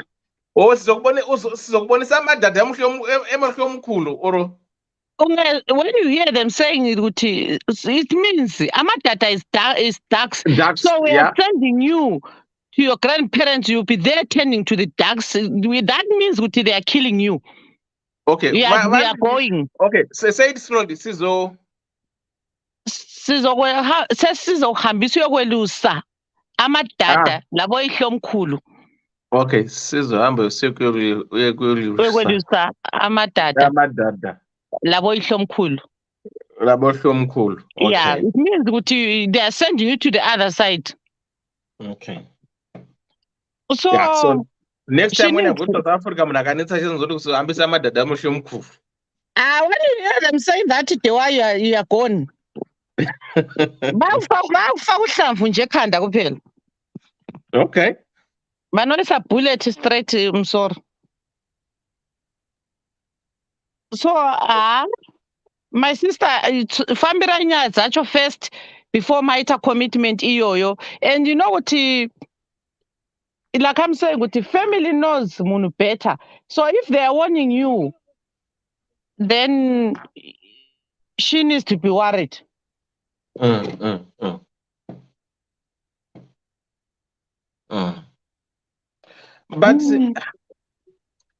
I think my families at times they betray a lot. A lot.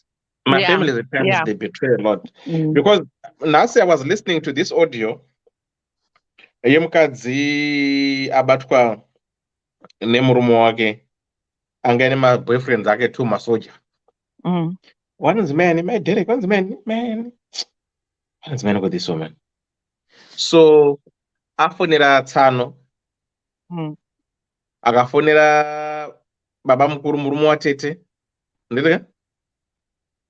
Akataura natete. Akati natete kanza. Sikantete. Mumwe wenyu munoziyana kumusha kwenyiko. Saka hapana zvamunombondudza. Kanzi bamukuru vanoziyana vanhu.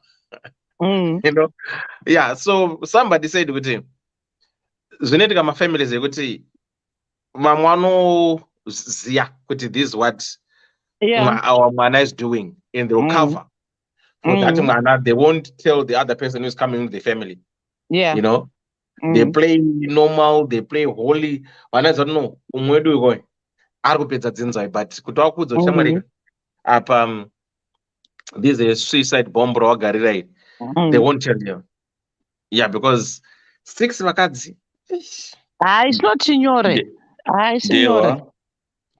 Dewa. Ndakashanda pakambani imwe kuHarare kuya. Paiti muna vakomana machine shop, home workshop, vakapera kinda, including mwana aibva kwedu kumasvingo. Wokwedu kumasvingo paakapindamo pafa umwe mudhara, muromo wakapedzisira wadai waita panika huka yegejaya ndobva ashaya. Azwa bvute ashaya. Murume akamutsiva kinda imomo. Anamboita nguva takamona gumbo roti tsveya.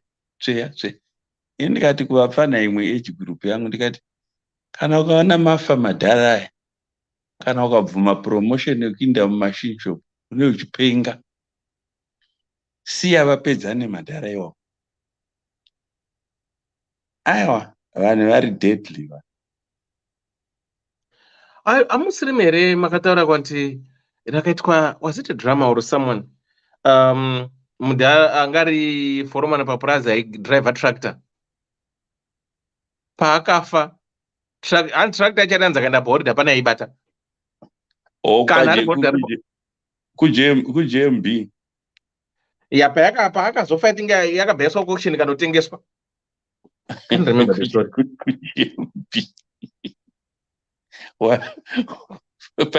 Pasanza mumbira shoko aipa kadoma kandaiti mukoma inzikiwa.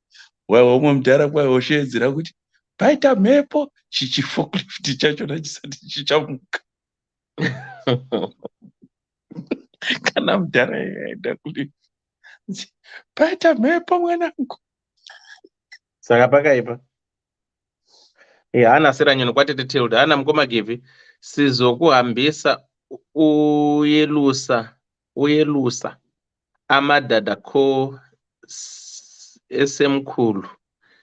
Ndatogona kuerengawa. Okay. Hana mukoma givi gwangu, is that you on by the way? Ande mukoma gwangwa vari kuholiday celebrating his 59th birthday kuma muri kumadhira Madeira. Vanhu vari kumadeira. Asi kuri kupisa udongo waiwe. Stop it, Mponista kwangu. unoziva kuona vanhu But vakapfeka kurikupika sei mashoti iwe wapfeka sheti? sheti ndangoona kuti ndiri kutaura navamwe vana panapa havazooni bvudzi rangu rachena rapachifuva.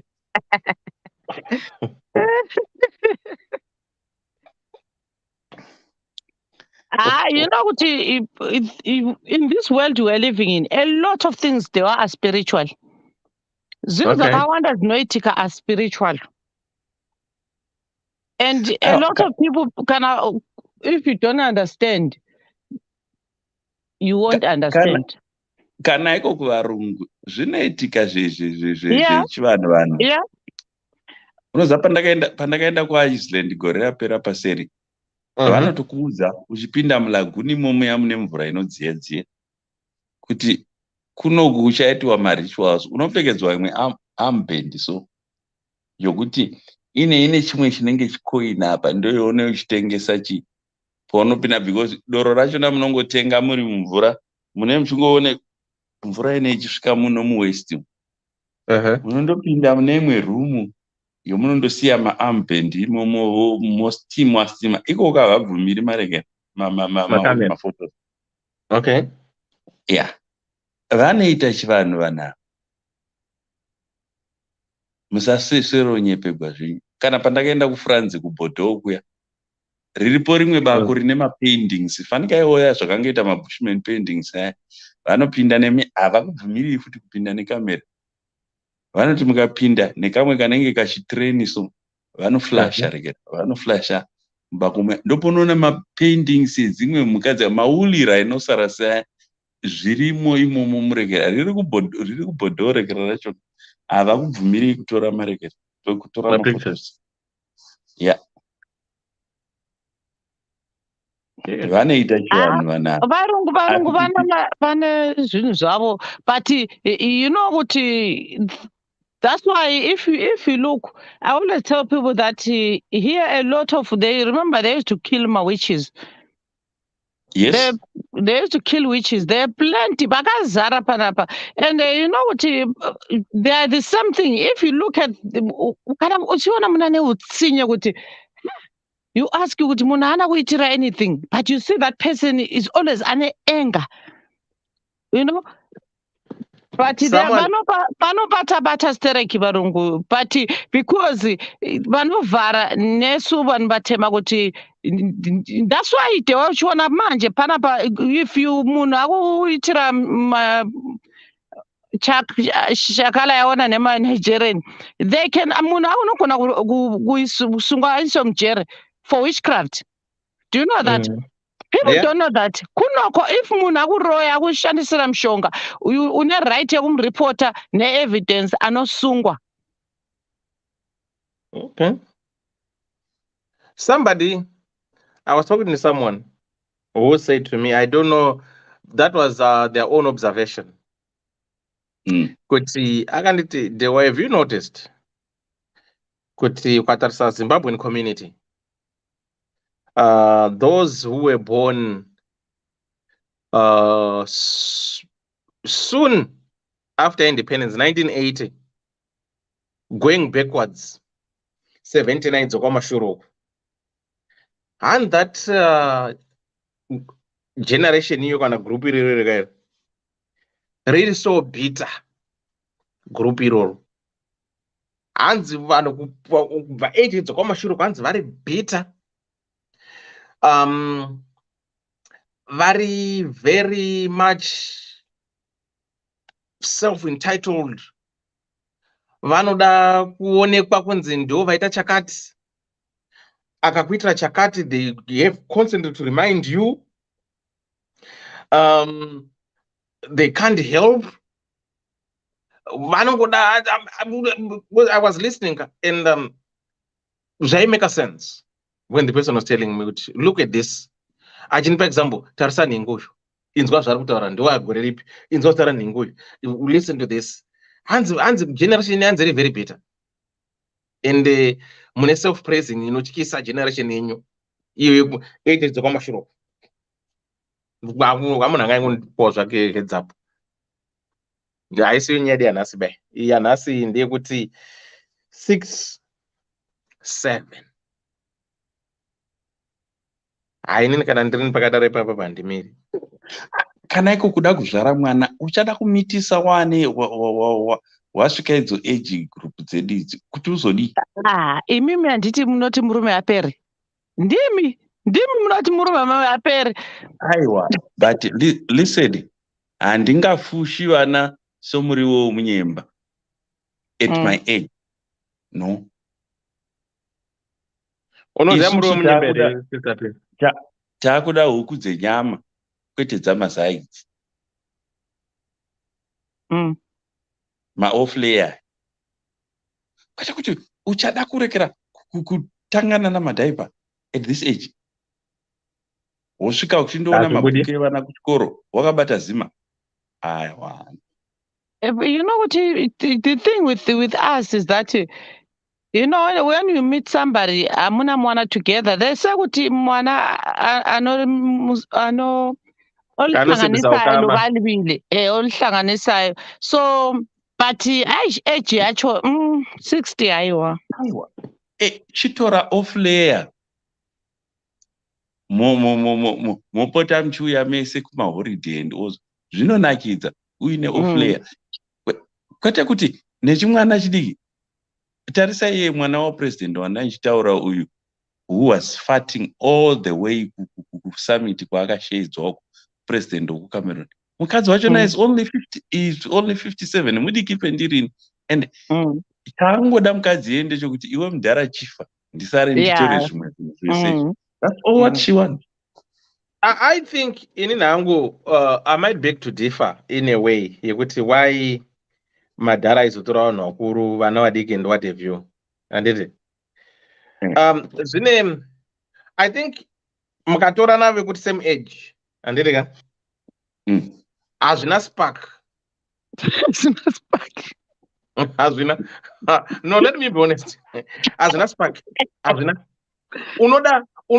unoda hwanika pada hwanika atsika jump start kuba atingoti kamti kine vet right ndianozo ku jump start manje uri kuona I know no I'm just being honest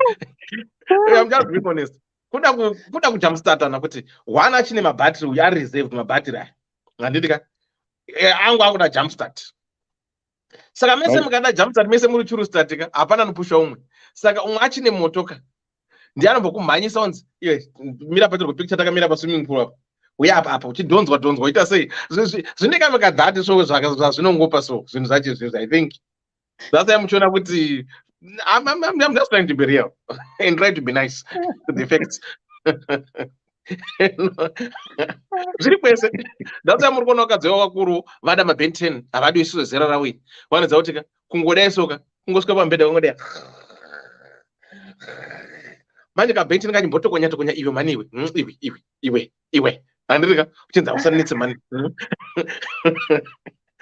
ndo jamstart yacho manje iyo ukatora kechidiki ka kana kuti kana kuti gombo padumbu kuti gaja handirika kombodonzewo soko waita komboti dambo patikuwa mani basa aiwa iwe tiri kuhoriti saka ayo but initewa a Ben 10 haikona zviri nani ndiende for munhu mukuru than me. Right. Andiri kuona uda munhu mukuru than you handiti ka? Yeah. Meaning to say uri kuenda kuna mukoma kwangu handiti? Uri nojabusata mukoma kwangu. It's better than kuti ndiende down aiwa. Uchasvika time manje yekuti iwewe ka mukoma kwangu havachakudi handiti ka uri kuenda kuna ka Ben 10. Aiwa zvina ndikare.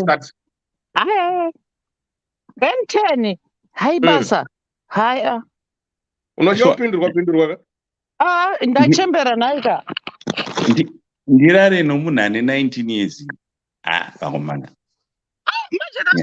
madhara back home like Mr. Gwangu fresh meat they call it. Ndosaka muchiona vasisadi kubva pamabasa vachiita zvavaita.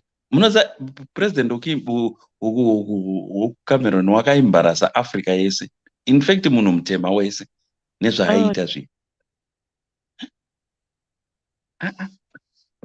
Munoona kuti inini I will say kuti I don't blame the president. He's 90. He's 90. What is that guy? He's 90 something, Ari isn't he? tena 90 mwedzi uyo uno. Mwedzi uri He's turning kuyandirika. 90. Right. Uno mwedzi uno. Yeah. My advisors ake, PR wake, those who work around him, and they should have noticed and know that this person has dementia. And he's old enough kugara musummit 6 hours listening azichaiti anditi. And tell no mukuru go chirega timi represented, but I understand what you're saying, Guti, because of power hungry. No, I want to go because it's me who's in power. But I think at times delegation, that's what I'm trying to want to believe, Guti, teamwork. Batira. You delegate. Munhu vhuma wachembera kusakara ugare pasi, because I blame the people in that country, because how do you want to be led by munhu akadaro? Aiwa, they rig through vanhu vane vasati vachada, but you know what they do, these people.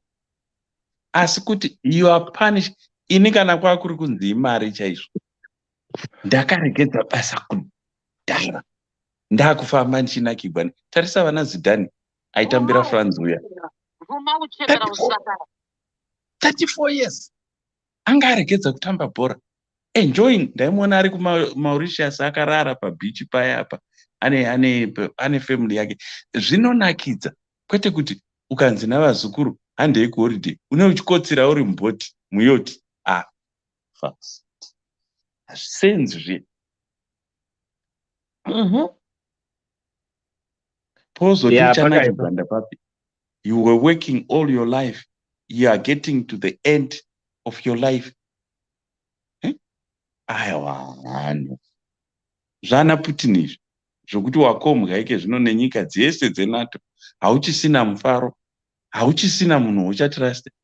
Ikeno wazadza Putin pamusoro pamabuilding kurekera. He is just afraid kuti vanhu vanogona kungomuka vakandipandukira. That's not life. No. But Mariana, you look at the Mariana, just live. Khona saying ukuthi ingawe allowed Mugabe. You know what inini, even I said ukuthi I feel sorry for Mugabe, because I never enjoy life, that guy. You know what like Mr. Kwangu is saying ukuthi pane time unofara usikwa ukuthi you know what, I'm done.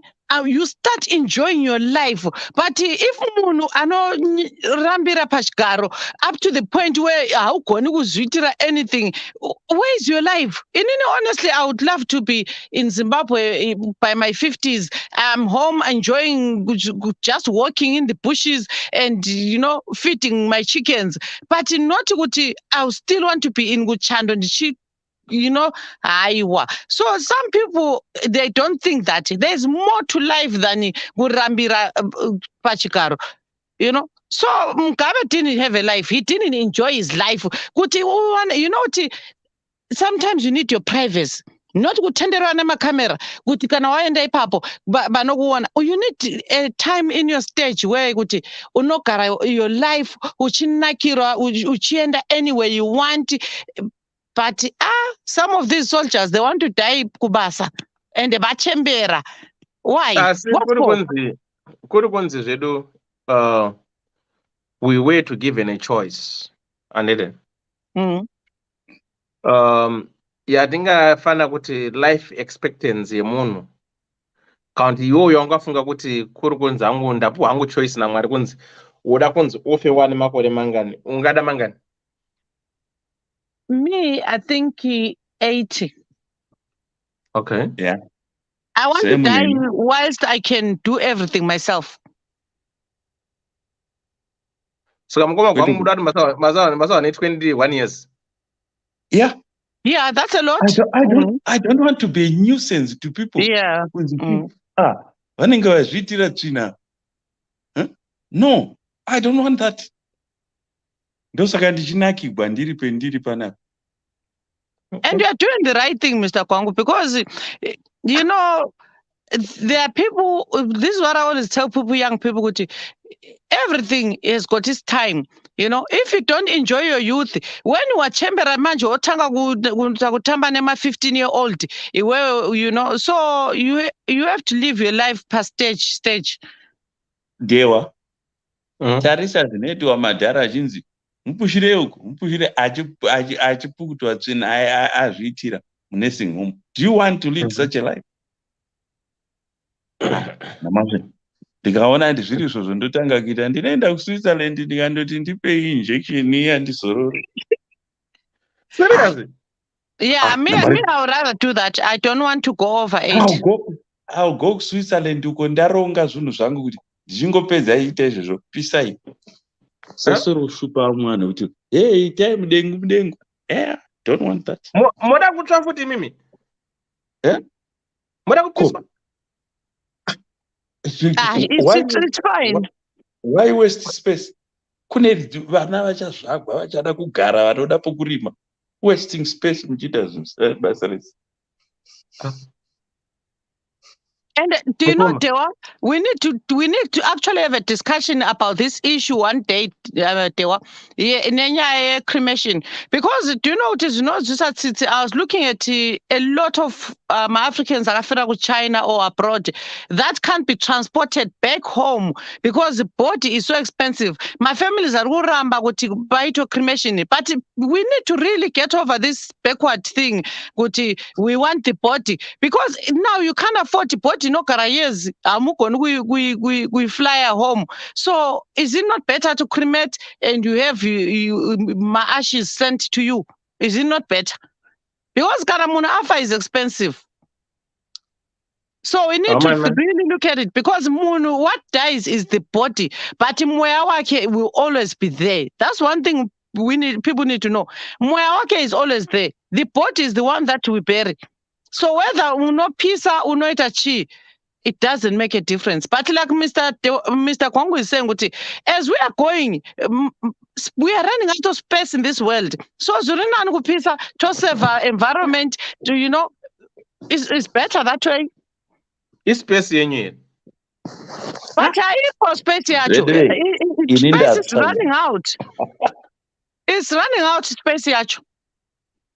It's getting hot in here. You mean that? I want. Matrak. Dr. Love, what is it? Dr. Love. No, dear Dr. Love. Ndiripo. What is it? Po ndanganchimbo reduce volume yangu. Nae birthday boy wenyara ari kumadhira kwamamonero. Ndikuona vakarelaxa kudai so chango sara ndeu chifesu chebhebhi riri kudongerera chiti konaibe dedi muri kutaura nani. Mr. Kwangwane Hutsinye, you should have just taken me to holiday. You know, I was supposed to be in Zim, was it on Sunday? I had to cancel my flight last minute. Sorry, Ungada utorina Ellen oswezvo. Ellen ari kuZimbabwe. Dewa. Yes, Dewa. Ndakatanga kuita solo travel and ndadisappointwa nevanhu. Even I'm talking of men. Unomuti handi because men chida kutora namaphotos. Muri at last one umwe ndakamubhadharira mari. Kwaunditi palast minute. Hey, document rangu rakazodi. So ndakazvisiya zvokufamba navanhu. Okay. Ndosaka kushona ndichifamba ndega. And I don't want disappointment. Especially nesu mazimba. Unowa yes, takaronga birthday Dewa. Rerekera ndere chiko. Pataiti toda kusangana kupi chii chakabuda. Mazimba hapana chinorongwa namazimba chinobuda. Aya, but trust me, your 60th birthday kwangu kuno kunobuda musati zvinhu. Inindiri muzimba, but count me. Vana unonzani ipi iwo sisi vari kutaura. Ukavataura kuti handei. Haine chiti yes mukoma gwangu. Pasara chibonza ndina munhu wokusira mwana iwe. Ndakakutaurira pane 2 years. Wakanga usingazivi kuti wakatsvaka kutadza kutsvaka munhu. Asi tomboti mukoma gwangu. Anditi. Sezvita sister Pure dai mantora maenda nini? Anditi ka. muhamati handei sekutamba obva auya handiti 1 week muri mesi obva aramba gwangu munoita sei? Tinongoenda tindodya breakfast tichidzoka. Unonyepa ndokwidza ndege. Unoita sei? Ndokudzokera kuairport. Aiwa. Musanyepei.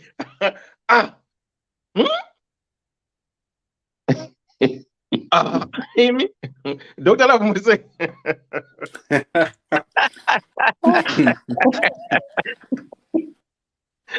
Yeah. Maramba Teo. Can you 1 week ndiniwe? Uri kuiti? Kana newe unongochirwa kuiti? Tora maphotos naye.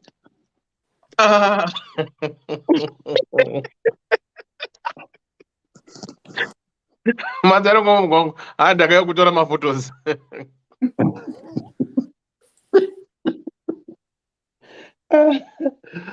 Dr. Love, what do you want to say about tonight's topic? Then those it has 3 weeks.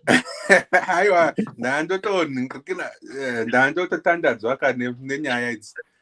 Ngoma gwangu, you are right. Dzimwe nguva vanhu tiri nhengerekeni tinombobhaiza.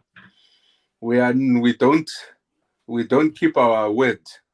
Let me say January next year. Saka yeah. Zvinombotivhiringidza izvozvo, but story yanhasi story yanhasi ndiri kuda kungovhunzawo nekuti handinyatsokunzwisisa. Dr. Love, sorry 1 second. Sorry 1 second. Oh no. Right. Birthday ramukoma gwangu wakabarwa 28 January. Saka party yamukoma gwangu tikuita musi 27 January inenge iri Saturday. Anti. Saka yeah, makai date 60th birthday yamukoma gwangu. It's on Saturday the 27th 2024. Ndakunyora mudhari pana mukoma. Sorry. Mukoma gwangu 60th birthday. Mr. Gwangu, chii chaitika kuti uwane zita regwangura iwe? Yeah? Aiwa, unoziva zvakaitika. Iye mukomana ane skipa yeDDC. Inini tichiri kuZimbo Life. Ndaisenzesa gwangu because kwedu kumasvingo kugwangura kunge munhu akauya kumba kwedu ukamuurayira huku kana kuti mbudzi unogona kutaura iti nhasi tambogwangura.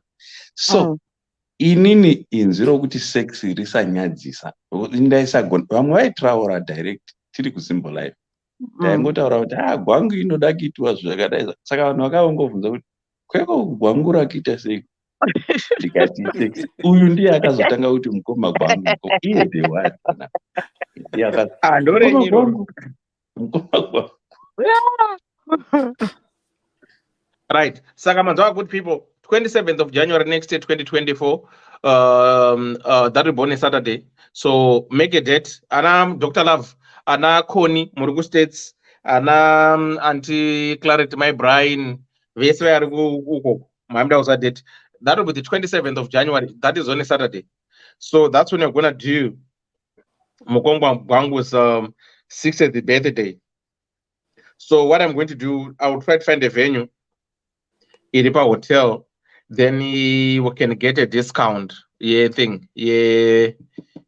my bookings. We'll sleep there. Then to the Babom Sunday. So Garema's out 27th of January, 2024. That's a Saturday. Put it on your diaries. That's when Mukoma Gwang will be turning 60th birthday. You're all invited. Saka, thank you. Yeah. It's a year ahead of Exactly. Yeah. So we have been given ample time. Exactly. Dr. Love, come and kill us live and direct. So you'll be meeting another Dr. Love, Ana Koni, we'll be hoping go on Ana Glenda, Ana Clarity, my Brian, Ana Mpuya, crew yese you states you. Yeah. We expect a kona muchuya. Just say tichitamba takadaro UKSA kwamukoma gwangu.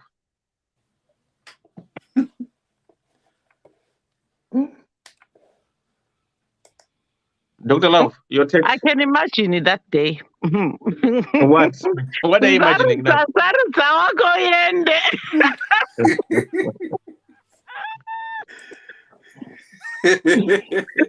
Aiwa.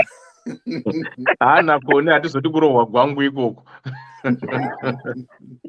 It's too late, Connie. It's too late.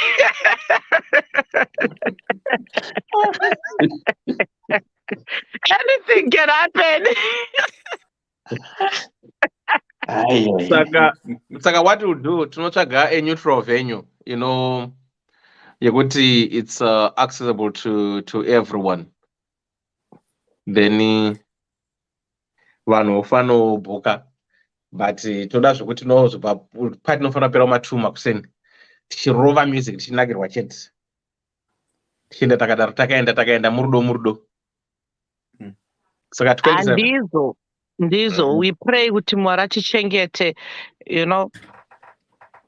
Yeah, imimiwo vakadzi vanobika vaenda zvecatering vanoziva mukoma gwangu ukati offer service yako catering totenga chikafu mobika tichiita takadaro tichidaro tichitenga madrinks edu tichienda takadaro. I'll try if I'm fit. Ndinoita catering, so I've got everything and I need my pots, my chafing dishes or anything. I do catering for my weddings or parties. So I'm not gonna go bigger for you, Mr. Gwangu. Thank you so much. But Atidivana, please. No, I Yeah. My place is like that in the singing. Please, I'm singing and available. No kids. I don't have bana. Anna Maria Kaweba comment section and the birthday party. Guys, this birthday party is open to everyone. Please. Everyone is invited. Everyone. The good thing is that we have enough time, so to arrange childcare, everything, it's okay. From Mkoma Gwangu's page, please, you're all invited. We have to see the birthday and Mkoma Gwangu. We have to gather advantage. 2 minutes. Thank you so much, guys, for coming and supporting me. No speeches. You know, the person I would love to see is Shiera from South Africa. And Clara. Yeah, so I did my speech. Kungoti Mkoma Gwangu tonga pa 2 minutes zakutaura chete kuti welcome Mkoma Gwangu.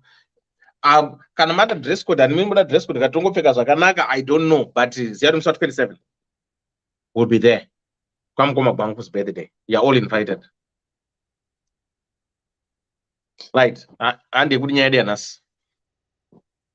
Shadzoka kwa Mkoma Gwangu ikoko futi. Ende ndatizve futi kune vaya vane hama dzedu vabva Zimbabwe kune kambani iri kutora iri kuvhara musi wa13 haisi yangu handivaziye asi ndangofona ndikabvunza ndakapuhwa nomumwe munhu musazondibate ransom kana mumwe wangu mubata ransom ndichangopa information yandakapuhwa kuapply kwako lucky rako ilucky rako. I'm not involved in that.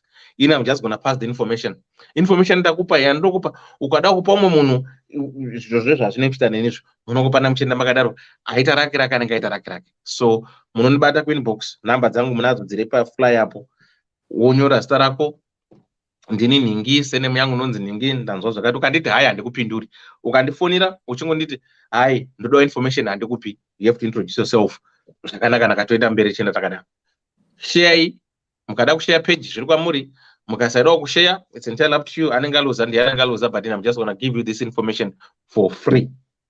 Kana vakaregedza kuzotora waendeswa application yako munyama ndewe kwako, but inenge ndaita zvanini ndaita for free. Dr. Mamura chi? Ndakachitoedha hanzi Mr. Gwangu 60th birthday United Kingdom. Search for my tickets. Ndikutsvaga. Aiwa. Ari cheaper ka? Yeah, to buy in advance is cheaper. Imimi kustates mukauya kana iri Thursday. Yeah. Tombokutenderedzai tichikumvesa imuna iri Thursday. Modzoka musi weTuesday. Aiwa. Ndotoita holiday yangu ikoko chaizvo. We entertain you. Hanzi divorce club hapana vati vakuta kuchata here tibatanidza. Ndava divorce club tiri kuita futi. Yeah. Ana But Joyce Dr. Love, Sikwa dzikuridza birthday. Birthday ramukoma gwangu Joyce rimusi 27 January next year 2024. Nas 28 ndo birthday rawo. Saka izvo tokumadhira ku birthday rawo. Saka tinoita 60th birthday musi 27 January 2024 kuno ku UK yavari Scotland. Saka chatsvaga neutral venue kunoku. It's either Milton Keynes, Birmingham or whatever. Chatsvaga neutral venue, but we need to look per venue per hotel yekuti people can come. Vanofana kubook marooms awo in advance. Book marooms awo in advance. Then we're gonna provide Mukoma Gwangu everything that he wants. So we are inviting everyone to come and support Mukoma Gwangu's 60th birthday. No speeches, nothing. 2 minutes. Just Mukoma Gwangu. Kufara chete ndichingorwa music chete tichenda takadaro nani stop because zvese disco zvezvo zviripo. We catering. Sister P what offer catering. Saka munozo wanda kubatsira kuzobikawo, you come muita sei mobatsirawo Sister P kuita sekubika, but zvese mabhemari zvese saving dishes everything zve catering Sister P vanazvo. Saka that's what we are going to do for Mukoma Gwangu. I'll be celebrating my 50th birthday on 13th of January. So Edna Clegg, if you are celebrating your 50th birthday on the 13th of January, you are also welcome to come. Tongo kubatanidza imo muri mombe mudangaka. Tongo kubatanidza tichenda takadaro naMukoma Gwangu achishingwena zvakadaro. Dr. Love, you know what I wanted to say when I was reading that comment? Do you know what the funny thing is, yeah? Even if you look at good church, kana kutina matter, those who want marriage, people will run and jitika. But you bring 2 lines, single guys, single ladies, sarudza wako. You see people going backwards. So it's like sometimes kuna vanhu vanaona ma opportunities in marriage, but they refuse. Because either they look at the person or outside or chichichi. But I've seen that happening with it. There are people who actually deny marriage. In their eyes, Munu says, I'm interested, and then you are not my type. Hey, that person now you are not type, they are titangira problem. Ana Konindo Dagubika. Konindo Achibika, thank you so much. Yeah, we can help each other. Yeah, Araba America Konisaka, good. Yeah. Vavanda maclearance visa vekuAmerica munongotifonera tokupa address pekusvikira. Kana muchida kuda kusvikira kupi munongotibvunza tokupai kwamunosvikira. Rangu 3 February same year. Saka ani Patricia Douglas kana anyeri musi 3 February munongouya because Mukoma Gwangu mune 28 27 tongobatanidza takadaro. Tinongogadzira macake. If you know your birthday, okay, let me make it easy for everyone. If you know your birthday, just tell us, and then togadzira ma cakes. But Mukoma Gwangu torengeredza the 60th birthday. But Gwangu should be a Gwangu cake. Yes, ndera Mukoma Gwangu. Saka imimi tokubatanidza imukati imomo because tese tiri mombe dzemukanga. Tongoterebera tese kawani china takadaro. Oh, Newcastle Marriott gospel for the part Mukoma give ayo Newcastle kuri. Ayo no Mukoma give no sorry. Totsvaga pakati apo. Newcastle kuri Mukoma give. Ayo no.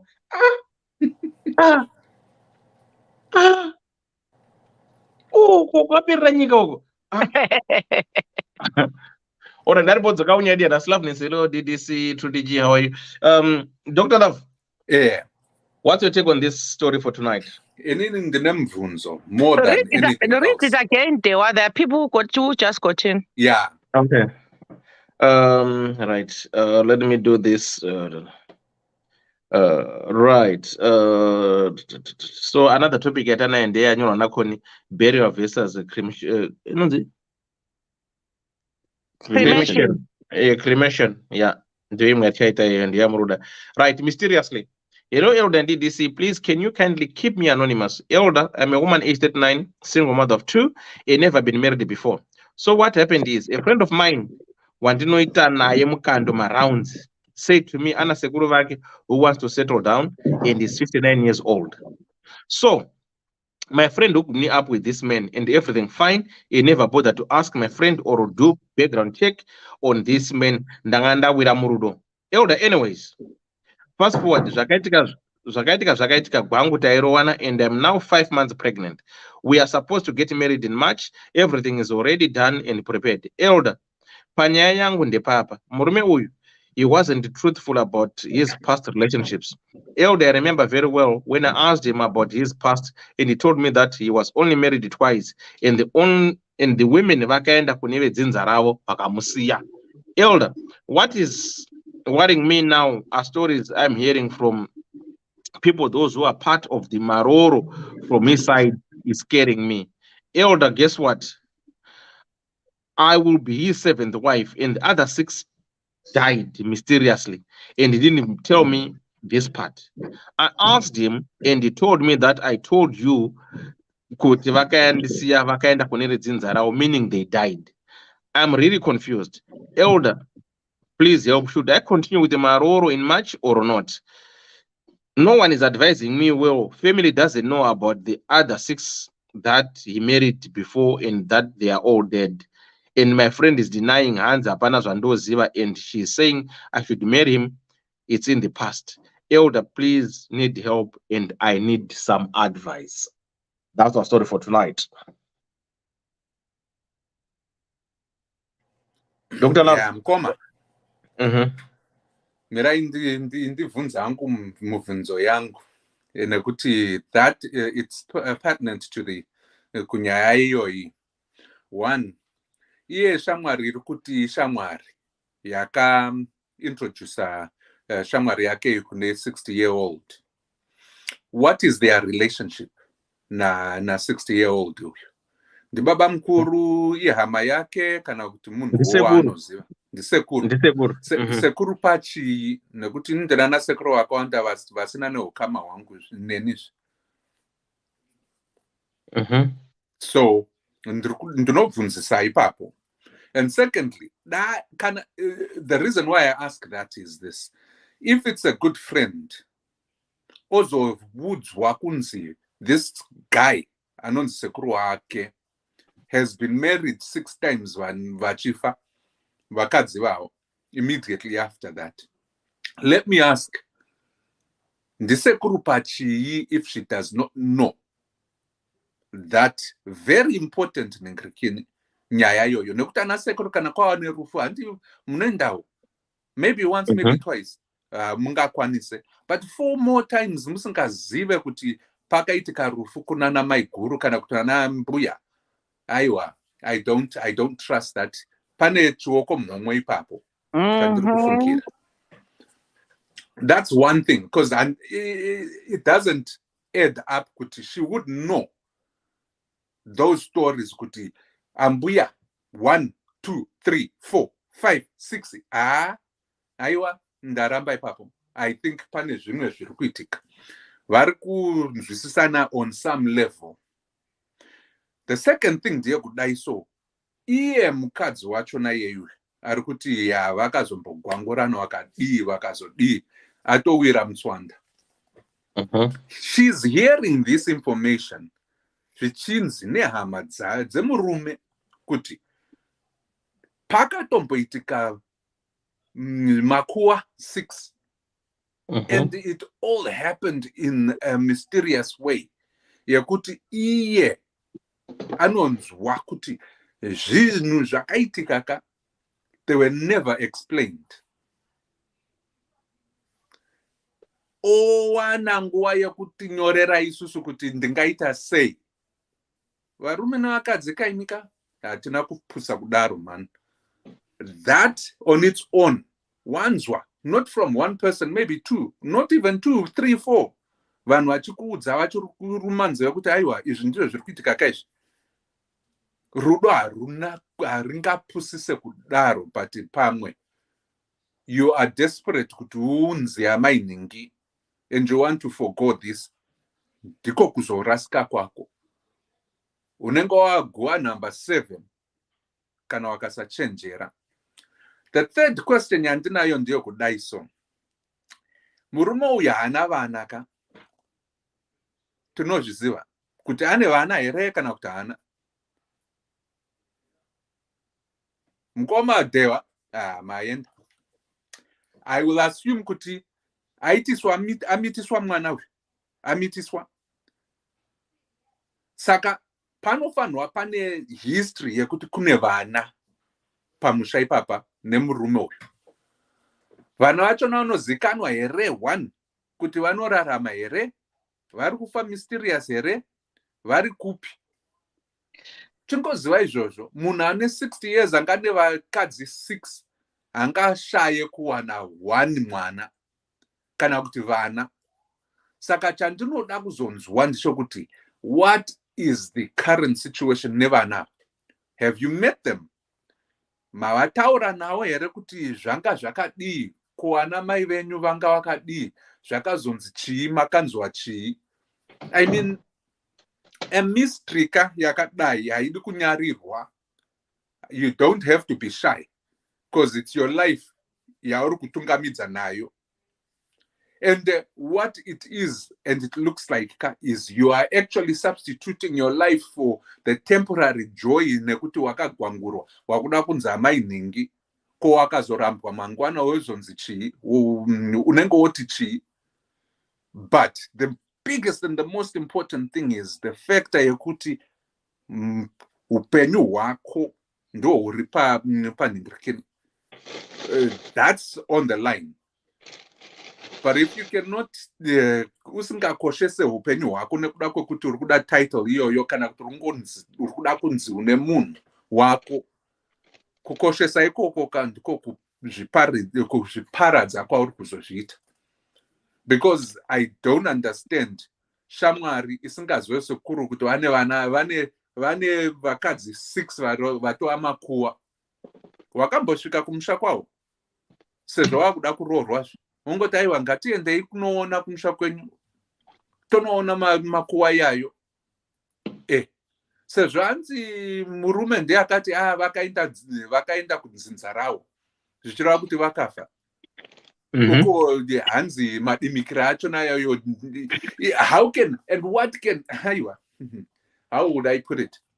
If somebody is serious about your relationship naye, okuitira madimikira achiti ndakakutaurira chokwadi, iwe usinganzwisise, ozokutaurira kuti aiwa ndakakuudza kudhara kuti vakaenda kudzinza ravo zvichireva kuti vakafa, iwe wakanzi vakaenda kudzinza. Ini ndaitofunga pakuverenga kwandakaita, ndaitofunga kuti vakaenda dzinza ravo ndekuenda akakumusha kwavo. I hate to say this statement.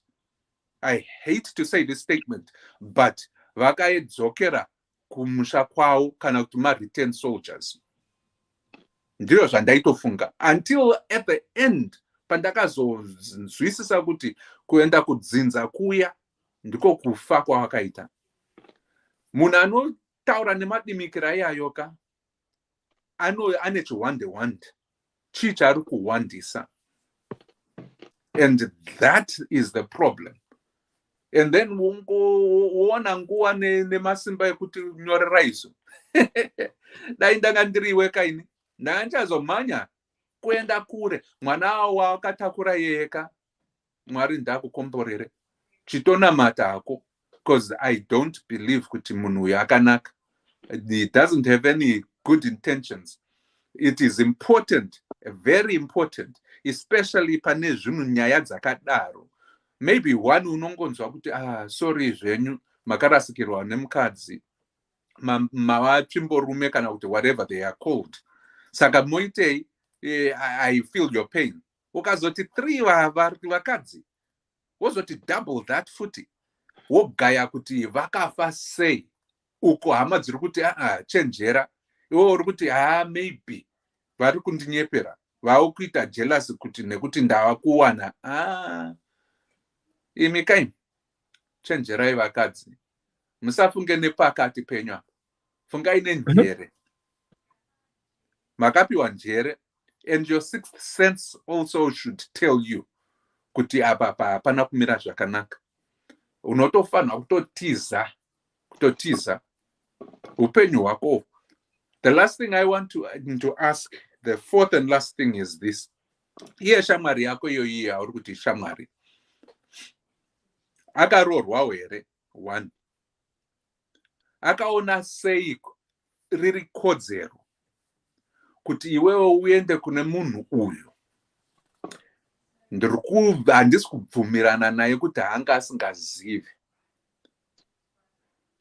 Akaona sei kuti iwe uri kodzero rekuti usangane nesekuru vake vane history, nyangwe zvemumba vanhu vanotaura. Kana ari sekuru chaiye wake ka aitofanirwa kutoziva mamwewo mastori yese iyoyo, kana kuti zvimwewo zvishomane izvozvo zvinomupa kuti aite sei adhaute sekuru wake. Aona kodzero rekuti akunhingirikinei ita matchmake kudaroka ishamwari rudzi iyoyo. I would actually consider re-evaluating friendship yako naye.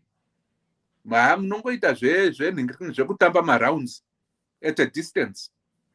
If that's your way of income, source of income. But chichenjera nekuti shamwari yakadaroka, I don't think she has your back. Any of the no, hana interest nezvako.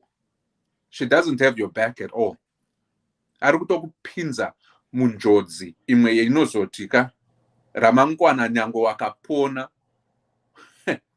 You won't recover from it because this is very serious. Aiwa.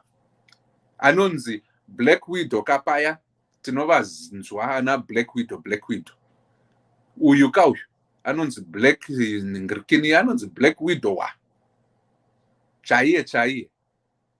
Munyama wake ndewe chii kuti anofirwa nevakadzi 6 muupenyu hwake. Ndinoramba pane zviripo. And those are the questions I'll go asking. Kwete iye murume wachona kuenda kunovhunzira hama dzake dzaunokwanisa kuziva kuti idzi kaidzi ndidzo hama dzake chaidzo.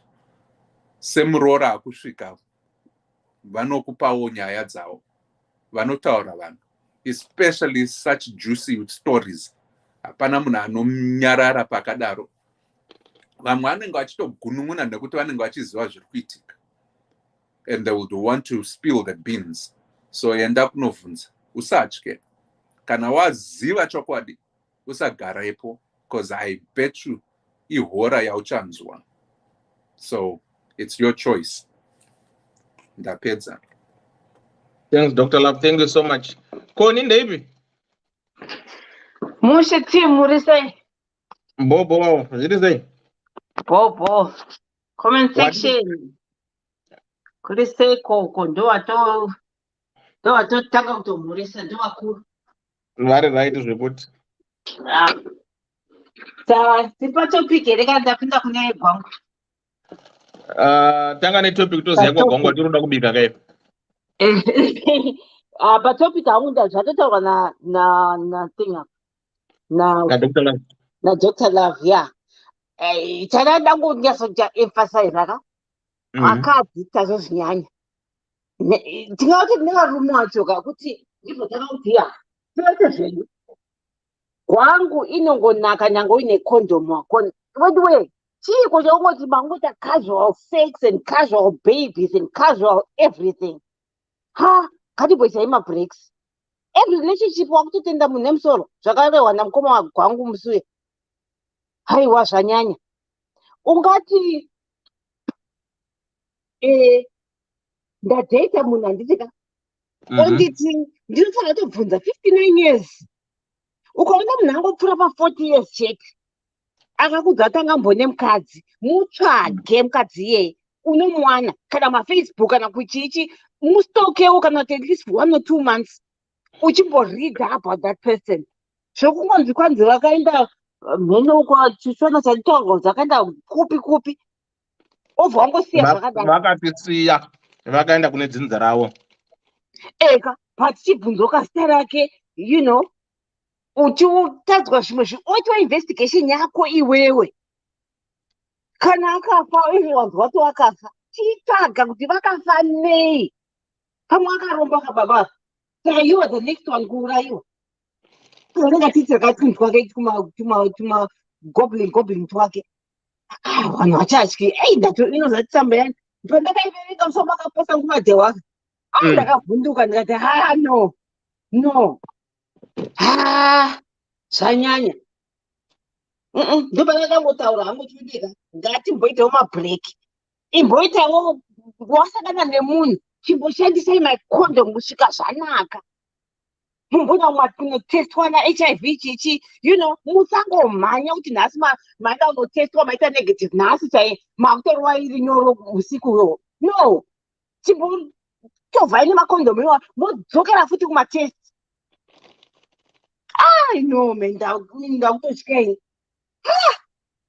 aiwa ndakosakana mukoma gwangu ndakutomubvisira bhurugwa chiko nayo madhara iwaya madhara anogara tikotara madhara aya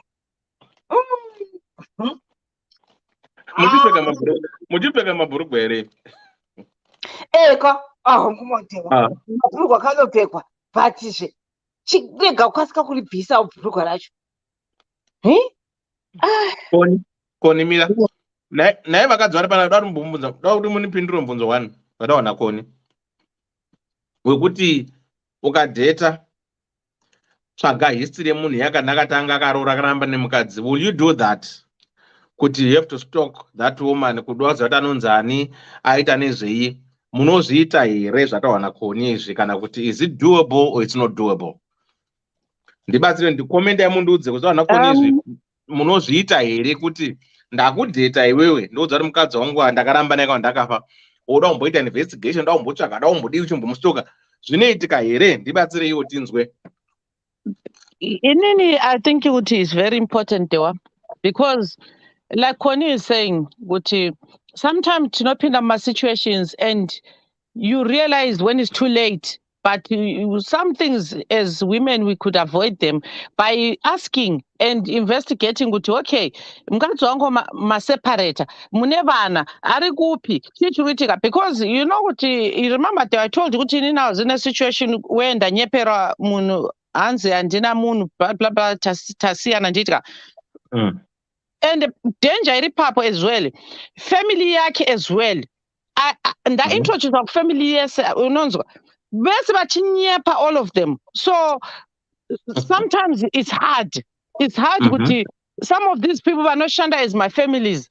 They'll be doing all these lies until one of my message which took out and then like what the So after that I learned it's important for me to know. All right, where is your ex? Did you divorce? Because a lot of people Mazimba we have to be careful about. Munu says okay, I separated from my wife. 100% is there proof that you separated? Because in what I know is Canada separated now. Unofara undidzosera kumuchagwedu. Do not back to a family. Okay. Tapesana zvapera unomdzosera. But if you find a guy chiramba kuti ataure information yoyo kuti kona okay, did you finalize everything?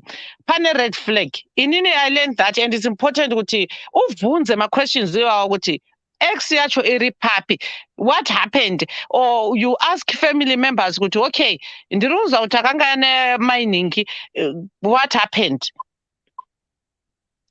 Because something kuti unoisirwa sichita uchiroiwa nemunhu iwewe usingazive kuti munhu ane munhu achikunyepera achiti ana munhu family yake ichikunyepera. So it's important. Connie, you said a very important thing. In that it's the hard way kuti it's important to do background check. Know kuti munhu 100% is truly what he's saying. Because especially Varoma, I found when they want to Kwangu, a lot of them. Okay. All right. Now when I come comments that are no more cards. Anzi. Let me start here. Loveness at Ndomudi mukadzi wacho. Linda akati not doable. Tarakati it's doable and very necessary. Lois akati yes I will.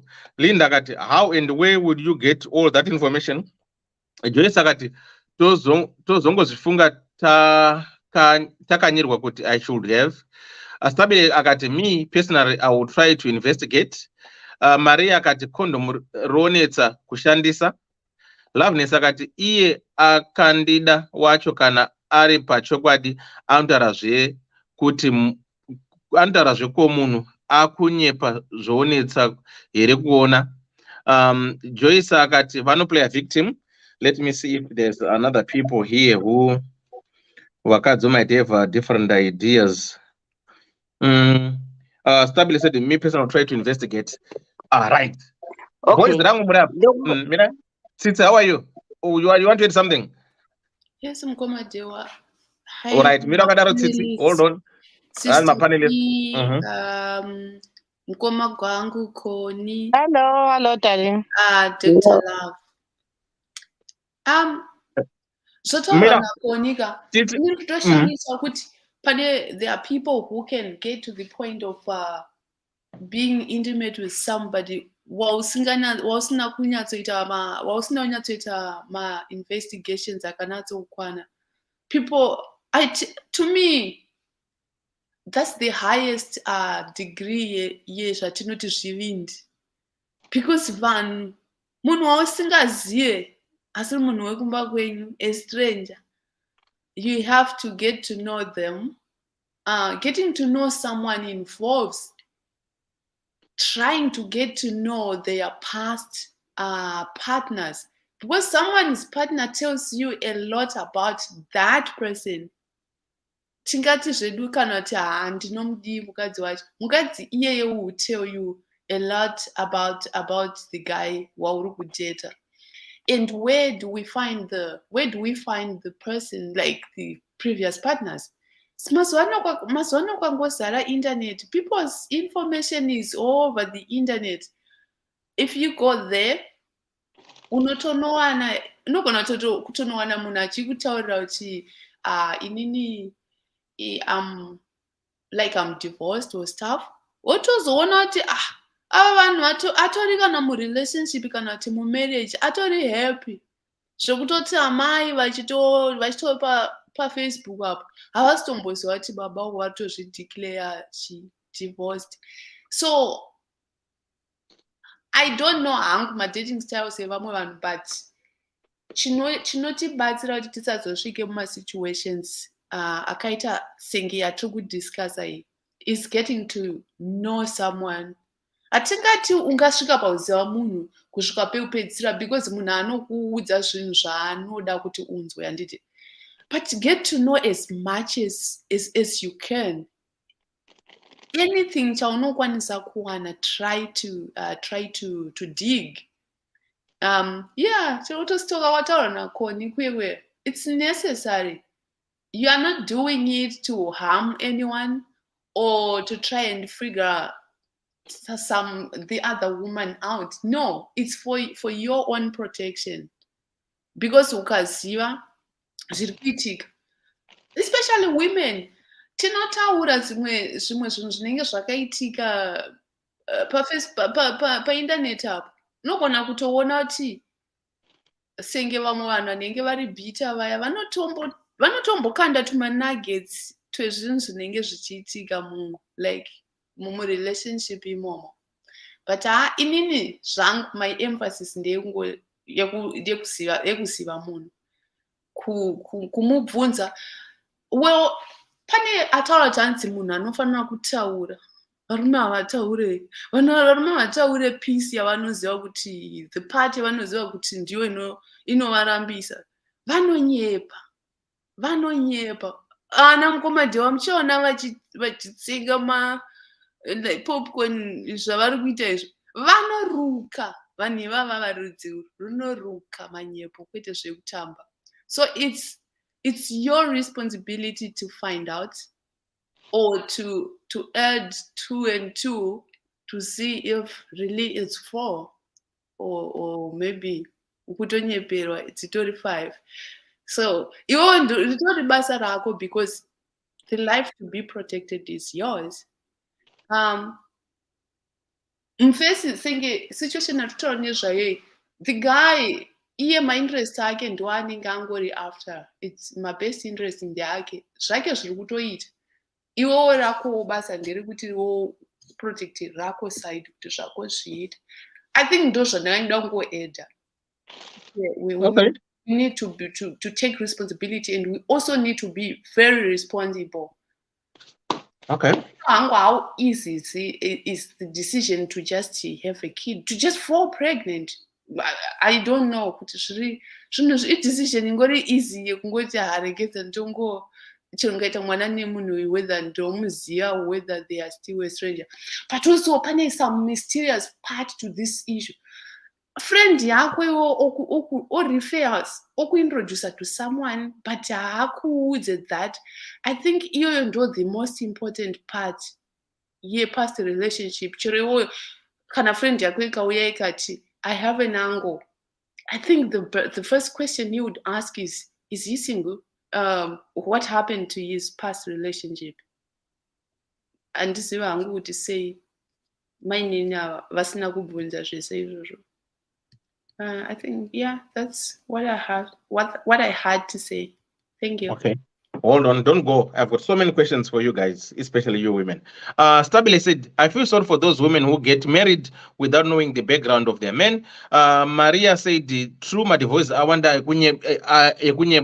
Taro says, show me your ex-wife and I'll tell you who you really are, unless if you are forced to marry her. ODK, yes, Sister P, you do background checks. Right. Now, my background checks, but I've got so many questions, which I'm going to find the truth from these women. Mukoma George, Dr. Love, Mukoma Bang, will you do background check of the ex-husband of your woman that you are dating or you are going to marry?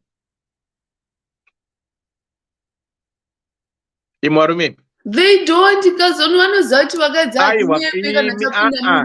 Aiwa, Miras, you was torra pachikadzika. And this guy, I don't know pick size moment to meet my background checks. So I want to hear from these men now. Kuti, Dr. Love, Mukoma Gwangu ni Guarega.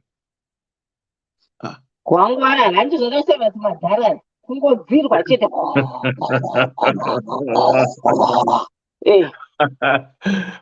Dr. Love.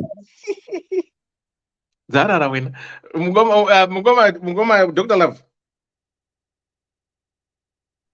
Dr. Love. Njengofuti G4 G50 arara handenayo komateni ndakangopindura pane mwati how do we do it handitika wasakana nemurume okuti ndakarora mukadzi anonzi Koni Murinda handiti Constance Murinda. That's all you need to know. Zita nesenemka unenge watoebho chitsvaga ukapa maintaneti apa haumshayi Koni Murinda wacho handitika oenda ipapapo. Usually vanhu vakadivorce kana ari kudza kuti akadivorce anenge akanyora kuti divorce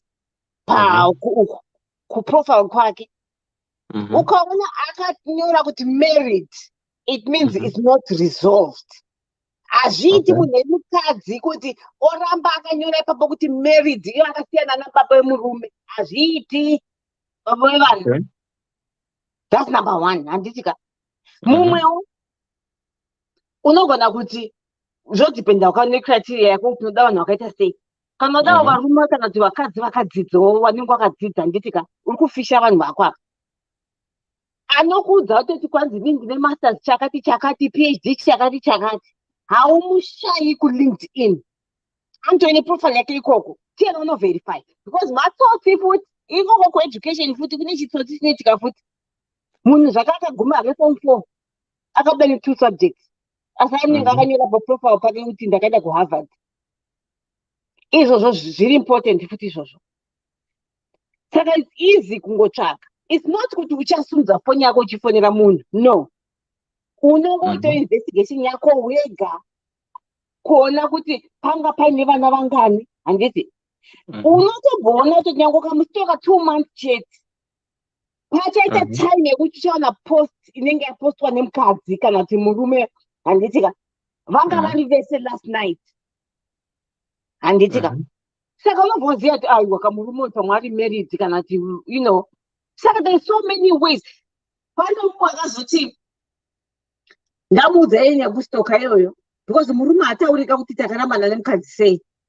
Handiti apa tiri padating stage kapo vanhu vakutodanana ndofunga kunge kutodananawo futi ndofwa gwangu rava kutorohwa ati ha munhu asina kunzi nezvebackground yake kana anything about wife yake chichi aiwash ndipe tsvaga zita rake nesename yake hewo tazoona kufacebook mai vakatsva fesi yese kutsva and vakapiswa nemurume iyeye wacho vanga achidhata.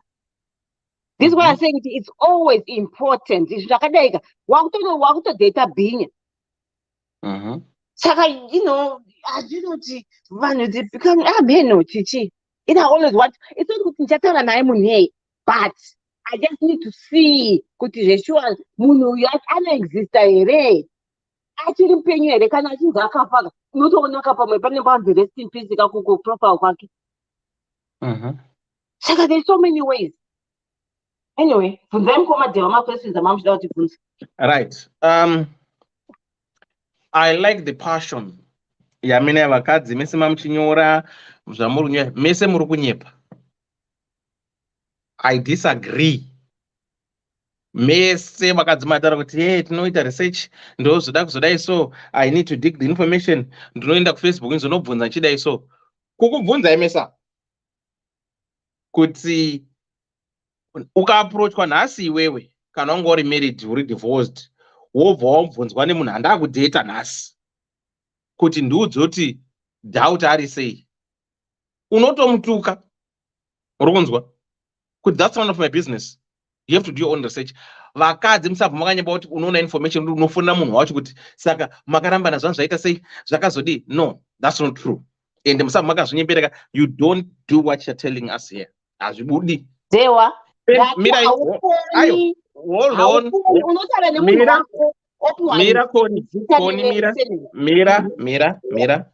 Mira. Even if you are to go on Facebook, kudoantarisa profile omwe munhu. Andidika? Some people, they don't change their profiles. They don't even update their profiles. Andidika? Ukaona in most cases, vandakaona inini, van update their profiles. Ndowe kuti arambuka, anobanyora, heartbroken. My son is my only man in my life. Pano nyengwa kada, mwana anobhabviswa, found my love of life. Pano rambukazve, my man in the house. Obvaza no. Munari kuenda through kurambwa. Vakaranga vakarorana vakarambana. Kashoma kuti they'll go out there and sell themselves cheap. Orobvanyora kuti ndazorambwa inini ndairohwa ndaita so. You can't get the information and you guys like what you're saying. Ndikayapa uri nhasi koniyo. Ndikakubvunza kuti koni. Okay, you've been married twice. Ndiudze kuti wakarambirwei. There's no way yauchanidza kuti inini ndinoshusha, inini ndinotuka, ndakazodai so. No. You always blame the other person who is not there. That's I think tikada to be honest with ourselves. Kubvunza nono karamba ndichacheka. Unoona maybe 1 out of 10 anotaura good about the other person asipo. Unoona 1 out of 10 anotaura kuti unoziva shamarika inini hangu handikunyepereka. I have to own up. Inini it's me who messed. Kazhinji kacho. Everyone under our side rake. Rekuti unoziva inini ndini ndaizonzwa iso, ndakazonzwa iso, ndikadai so. Saka vakadzi ka, as much as you are saying zvamutaura izvezvi, reality chaiyo hamuzobvunzi kuti wakarambirei. Ndokuti ndakaramba nemukadzi, yes you know that. Ndinoona wangu 4, yes you know that. But manitigirisa kuti aizonetsa akazoti mwaende ndiani, what's your relationship, kashoma. Condom, like what you guys are saying, right? Pamwe pacho kazhinji kazvinonzi rikakwana ndekuti munotarisana so nemasoso, munotarisana magara zvensoka, muri kunwa kana kuti muitaenza. I will say kuti first 3-4 occasions munokwanisa kusenzesa condom, maita matest enyu, okay fine. But pamwe pacho makatarisana mwega munoita na blood test yemaziso yongotarisana kuti but chinorwara here ichi. Kwena asina kana bundu. Wega urikubvunza nebrain yako. yokunotoza kuti dewa nechidumbu chawo ichi vakarwara yava nemanyama iwa hamaya hapana taura nomwe. Kondomu rinobatwa kudayo mumaoko kudayo rakabatwa makumura hembe soka unongori kana mangoti pfe rakabatwa mumaoko zvinhu zvinoitika izvi handitika vanozoziya kuti rashanda rina kushanda ndimo vanhu muri true. But in all fairness kudai ranga riri kupfekwa ka vanhu vasi kuita nhamba ndo hamuda kuti chokwadi chakanaka. Tsitsi, to be honest with you, handitika ukaona ndakuaproacha kuti wandida handitika zvauzotaura zvese zvoda uzombodiga information uda uzombodii hazvizoiti, because the moment you say you love me, you know the reason why you've loved me. That means anything is possible. Saka I don't think munhu anozoona chokwadi time yekuda uzomboti dakuzoita research, unozoita research yacho urimo, then unozoona kuti am I going to tolerate this or not?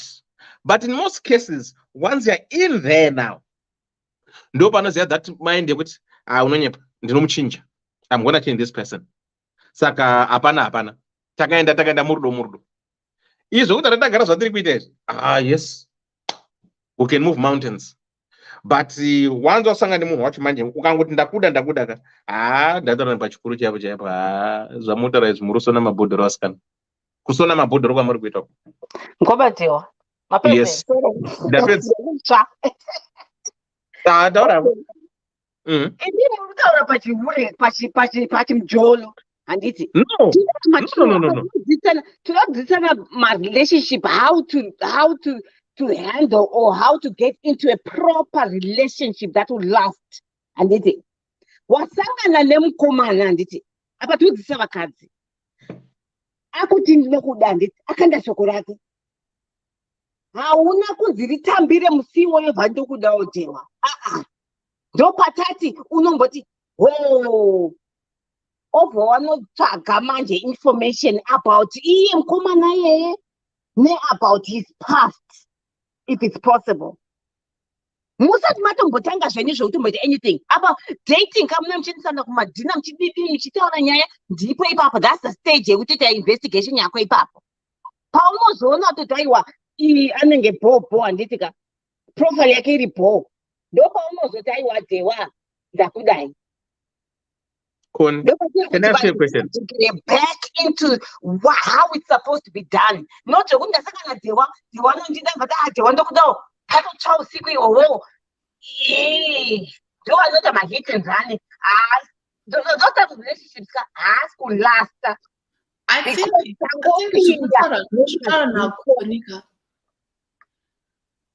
and then the other part another kupindura nanga chiyengere chiko zviya.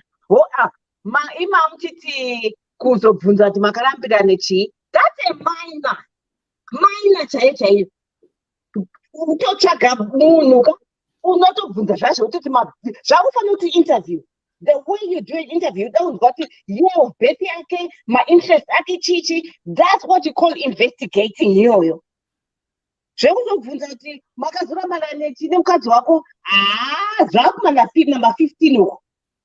It's not that much important, but your stage, your pama hot up. That's what you need to know. But one thing, I'm the bunzwa. Bakabanda kwa DNA kwamiyo kwa tinashoko. I'm the bunzwa. Kuma na bunzi. Maiwe mwana ni mbakoli mangani. Shoza njizivi. That's what I say. It's so wrong. Ziva uti age yake, birthday yake lini, mtupu wake chi. Kumba kwa bunya sunonge zilati apa toka bapawo. Mumonita mwana ne munhu hautomboziti kumba kwake ndekupi, soli madiaspora umu. Munhu anoita mwana haatombozivi baba vemwana anobva kupi kwacho, haatombozivi kana chake. Unongodzwa na Dewa kuti anobva kubocha. Kubocha kupi? Hezvawasara nemwana. Varume okay, because anongoita, walk away. Isusu tiusara nevana, let's correct this thing. Usaite mwana, usati waziva kuti kana wazozvara mwana, uchanomnongedzera papi kuti apa ndopamba penyu. We're trying to correct my mistakes. Edo atakaita isusu. Saka ndo pandutaura ipapo. Mwengambotaura. Tsitsongona kuti. Yeah, I think I would like to say, Kuti, Mkoma Dewantino, I agree with some of the things that you said, especially Nyaye Kuti, not all women update their status, especially per social media after the divorce. I've seen so many women that I know, like my friends, ndichitonyatsoziva zviri kuitika mudivorce yavo kuti yakafinalize yakaita sei, but someone achingori is still holding on to the married status. So izvozvo may not be the best way to find out about something, but ndouya kune mapoints ataura nakoni. Absolutely everything zvataura nakoni ndozvo zvofanira kuitika in a typical relationship.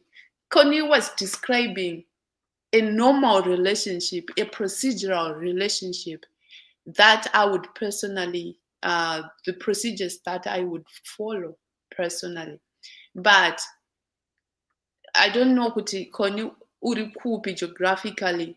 Zvandingada kutaura ndezvekuti if you meet a Zimbabwean man, anotokuona nhasi mangwana akutokuti baby, kwanzi handitiri kudanana, kubvunza kuti tingabva tatodanana. I don't even know how you grew up. I know less than 0.0% of like your history or anything. Vanototanga kutodanana newega usati watotanga kuvadheta.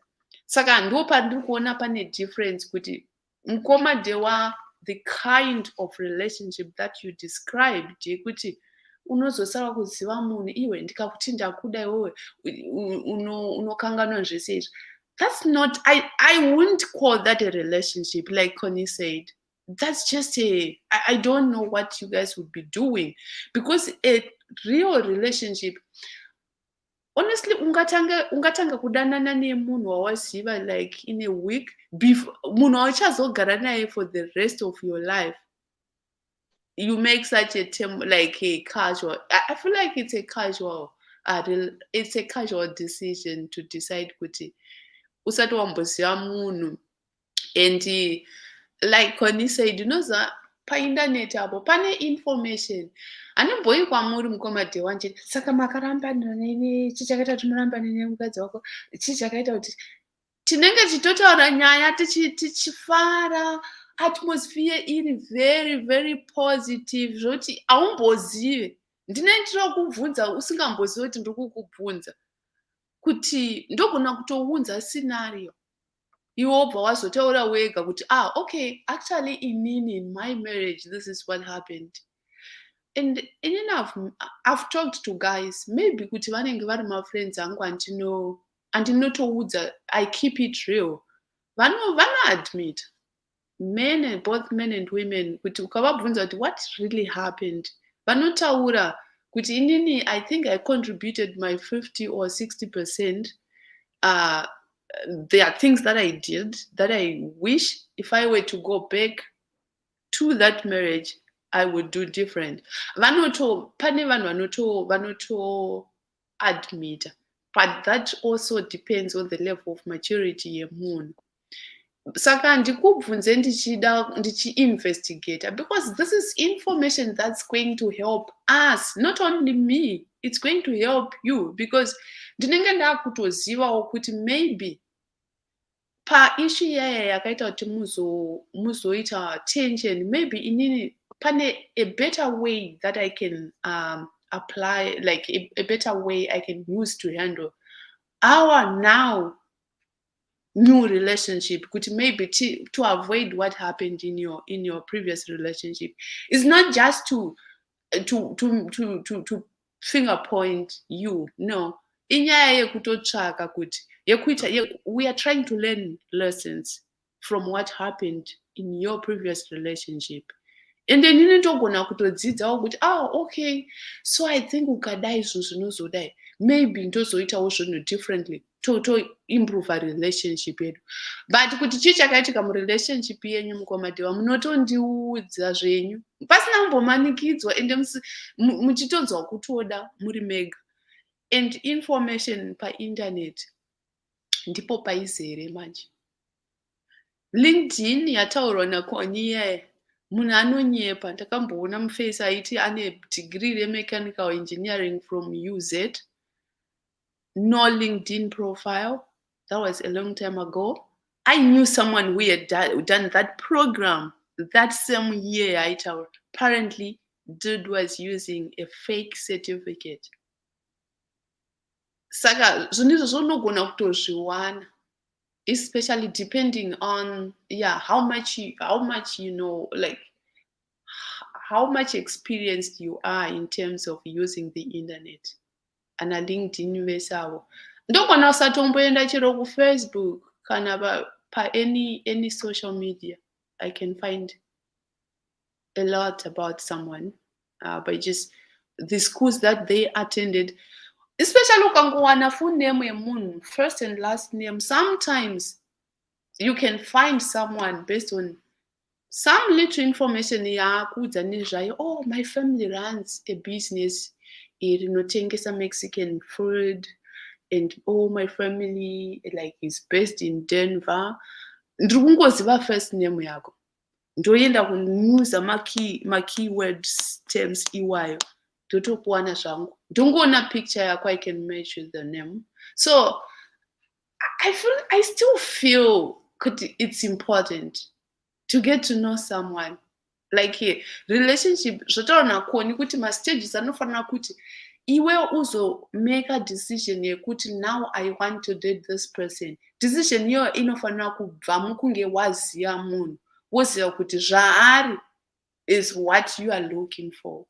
Kana kuti izvo zvandazoziva izvi, no, then wobva wasiya musati mamboenda kure. Ndiwo manzwisiro angu andinoita relationship. Ndakatodzivawo nekutodzidza nekukura. Chaitombofunga kuti izvozvo zvekuti munhu anokuona nhasi ototi tokuda iwewe, toda kukuroora. Chaitombofunga kuti zvinhu zvinomake sense, but I don't think kuti zvinonyatsomake sense. Handisi kuti hazviite uye zvakaipa, but inini hangu, I do not prefer that kind of process. Right, thank you so much. Ndandakateerera. Masibanda Mose, let me answer you and Connie quickly. Right. You guys. Waitwei. Aiwa, no. I'm trying to. Chatondikwidza pastage. Kuona hanzvadzi yangu ari kuita kunge ari kuatakwa ndiKonye. Aiwa, no. I'm trying. What are you doing to my brother? No, George aripo. What I want to do, Dr. Rose, ndoda kuti Konye nditsitsi anditika wafese the reality of the world we are in now. Anditika yekuti some ethics nema principles avari ku imply kuti they still exist. Ari kuoneka maybe in a small percentage of people who happens to be the two of these people who are here. Because tsitsarungudza kuti anotara nema friends vachimudza kuti yes, I contributed, I did this 60%, 40%. Yes, that's true, because you are not dating those people. They are your friends. So they open up and acknowledge whatever they contributed, because they've got nothing is attached. They've got no feelings for you. There's nothing. So there's no need for them to lie. They won't benefit anything out of lying to you. That's why they tell you the truth. It's not because that is what they're gonna say when they meet the person who's gonna ask them out. That's completely different. That would be a completely different ballgame altogether. So don't mix. That makes sense. Yeah, don't mix your friendship with these people, and when they go out for dates, it's completely different. Secondly, right, wati wewe maZimbabweans, you specifically say maZimbabweans, kuti anenge atokuda kudhara asambokuda iwo sambomuda ukati iwewe ndoda a comfort dating yekuti I have to ask you questions, I give you scenarios, I have to do you this, right? If I want to be honest with you, Zimbabweans, I will say titori the most loyal people who at times want to know a woman better before jumping into bed with them than mamwe nationalities. Kuvarungu kune inonzi casual sex yekuti vasangana vari kunwa zvatiri kuita izvi, handitika zvatiri kuita izvi, they blame it on alcohol. One night stand, boom, handitika otinda kumba kwako totsota sorry, you know what, I was drunk yesterday so I end up sleeping with someone, handiti. Saka zvamunotaura nakoni iweweka muri kutaura zvana mai vedu maybe negeneration imwedu vemazuva ano ava vane vemazuva ano vako mazuva ano, when they call it dating, ndiyo yekuti they experiment everything that they want with that person. Indoziva kuti I am going to marry this person, they are good in bed or not. Havazoiti imi zvinhu zvokuti ndaronza ane kadora. No, of today anokuti my friend, we are dating, right? Good. I went in the for date for 20 days, personal sex. Let's be honest. First date, otherwise, I'm still about dinner. What you go first date, right? You know, that's the reality of life. This is what's happening nowadays. Saka zvekuti unoda uzomboita 6 months uchizotanza ndekudate todzoka totengerana maruva todzoka tichidai. So I don't think in this day and time those things still exist. Vanozviita vakadai. The majority, maybe on the first date, they do what they do, separate ways. Because maybe what she was expecting or what I was expecting of you on the date, it didn't work out. Saka, this is where we are now. Then LinkedIn, Facebook, and not everyone is on LinkedIn. Not everyone is on Facebook. If I tell you, in so many people who come to my Facebook or my inbox, vachikumbira help from me. No, Facebook page. I want to know, because like this, Murundu, I've never seen you, Anditika. Especially, I know Dr. Love, but we talk, but you guys, you know me. And do you end up Facebook women are the help from me? Do you know Shikaka Maruva Chete? Facebook Avu, many Maruva Chete, can I find my picture na Beyonce, Anani? Okay. You want me to assist you, right? Uruzunons Konimurinda. But Papani Maruva Chete, Pani Canari Nyati, Pani Mof, Apanakana picture Munokana, then how will I do that?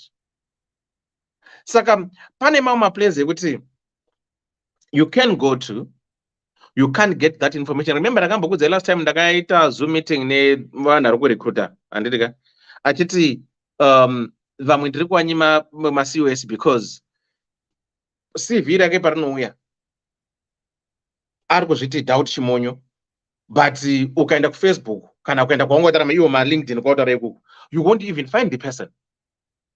Saka, how can I employ somebody? You go to social media, they are not there. Or to social media, they are putting something which is not who they are. Saka, no, we can't. Saka, my place, you can go, like what you're saying, you can find the information that you're asking. But in most cases, not everyone is on LinkedIn, Facebook, who can put their whole information out there.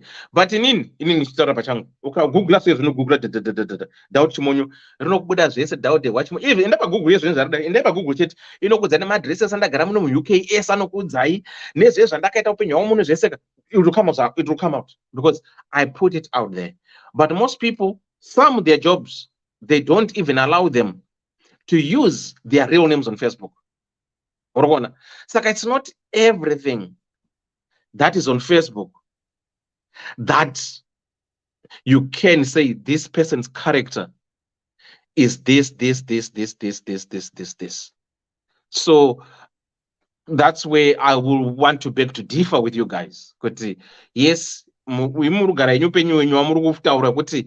want this is what is supposed to be done. But in all fairness, the life we are living today, nowadays, zvinenge zvasiyana. Ukatarisa futi ukaenda kuma anonzi dating sites ava no matchmaking whatever, you hear a lot of testimonies. Vachiti, no, I came on this page, I met this guy here, or I met this woman here. Cruising up. We are happily married. It's now 7 years together. We have been like this, but I will say there's no much formula in it, but what word can I use? Zvine ka trend kako mazwano kengoti zvekuda kuzomira kuti shamwari nombokudheta uda kuti 6 months isina ndorowa gwangu, even kana ndiri nini zvanambobvunza sister P kuti uenda namukoma gwangu kuti hanzi vaenda namukoma gwangu wari kumadi mukoma gwangu ari kuziva kwaenda kuPortugal na sister P havadanani mafriends kuti hanzi ndaiva kutorai mapicture 1 week muchingorora mese, even kana uri unoti baba ava is it normal? You even yourself you start questioning yourself kuti zveshuwa dewa ndaita nawo 2 days so machira varongorara vakatarisa uku ndichibhidhara munochienda uku. When you start to ask yourself questions, this person is not normal. Because a normal person will make advances. Then it's either it's you or not, no. We didn't agree to that, but I got to make advances. Or yourself, you throw yourself to that person. If that person asks that, no. You know what? No, I'm not comfortable. But one when you initiate that move, then one will put a stop to that. That shows what makes them normal. But if I no initiate a move, you start to ask yourself questions. I'm just being real. And this is the honest truth that I'm saying. Dr. Rose, what do you say? Dr. Rose?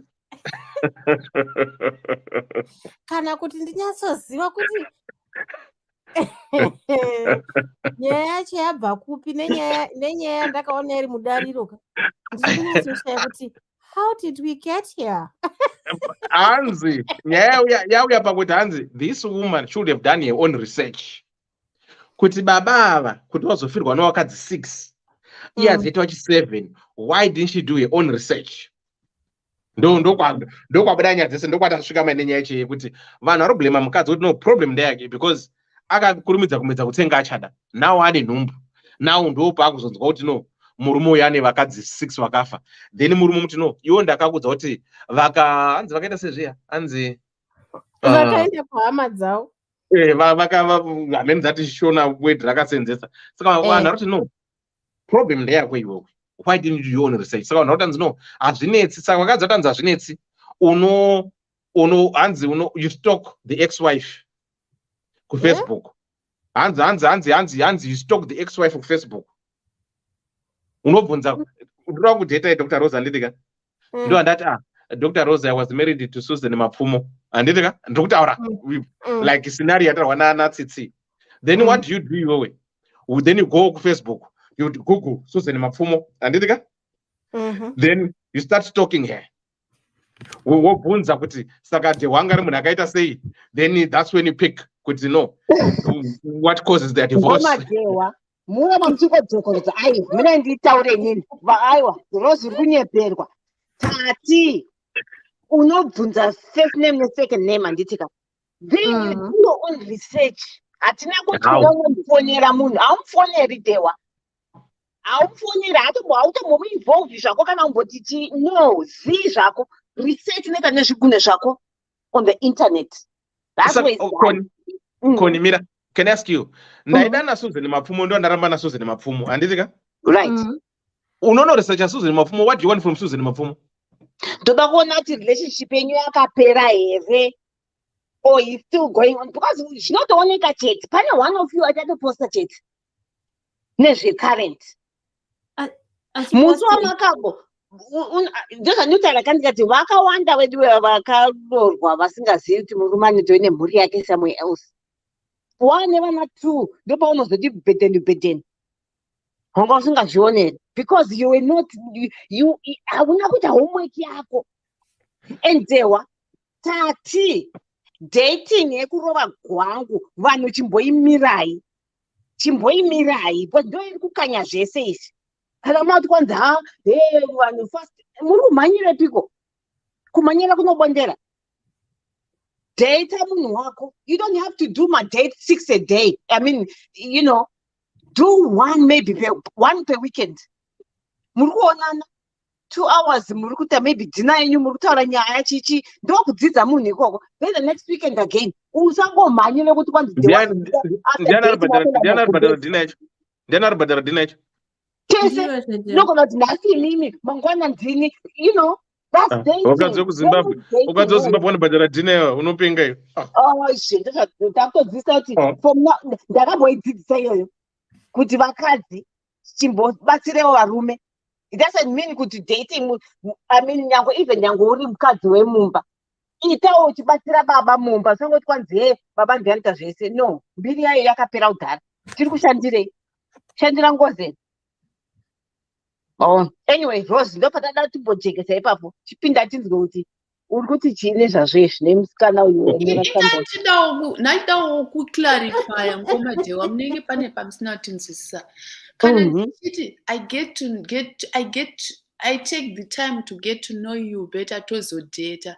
Handisi kuti kwamakutaura imimi yave relationship kwamakuti saka mudanana musina zvamunoita. Aiyewa, kana tave ine relationship tochiita zvese zvinoitwa murelationship. Co-dating ndeyekuchibvunzana mitupo, unobva kupi kumusha, wakadzidza kupi, shamwari dzako, ndononzi dating. No sex here.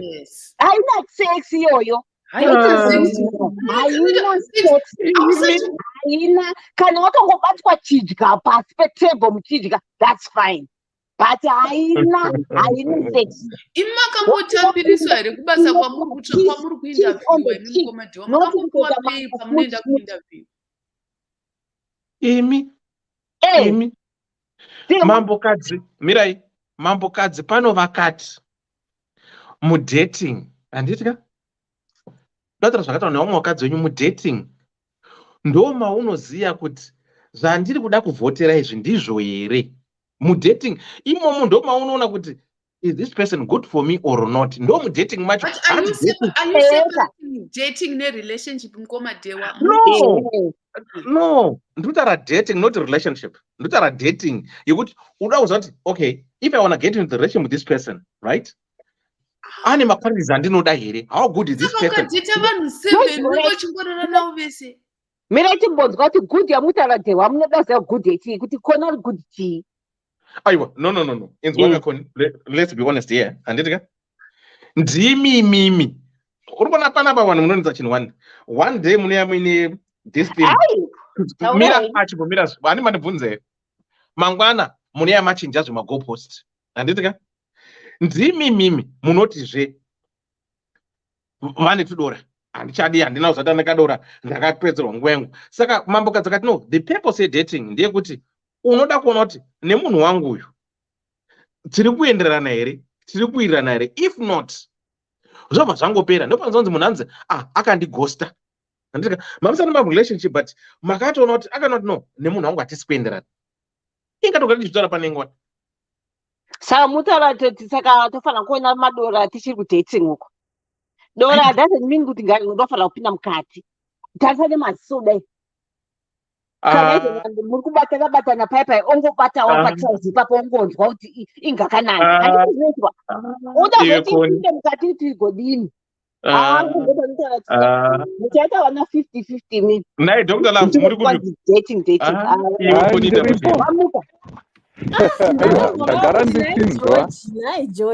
Ndagara ndichinzwa ndiongoinavo panapa ndozvavanga vari kungoita here. Vari 3 kudai. Aiwa, ndakangonyarara because I've got my own perspective.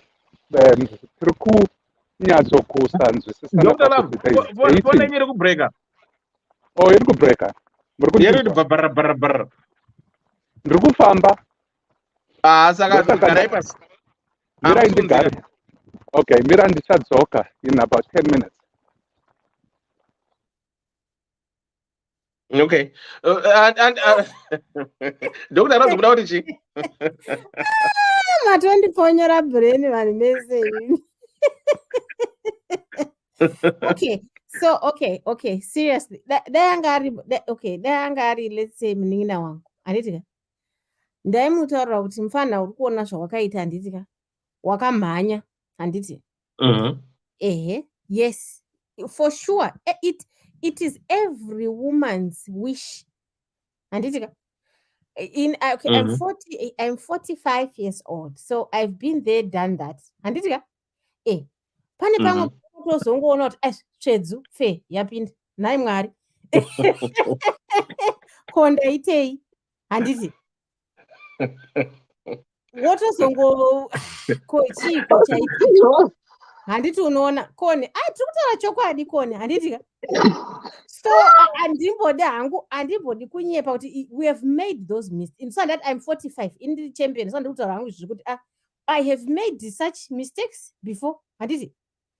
And then zvikana zvaito zvakanaka zvinengei ukaita munyama mimba yabva yabata pauchazosara wonzi dhewani vakadzi 15 akazokwira akadzika umwe akabaya nebanga umwe akadini hauchatombo musoro wakutotenderera nenhumbu.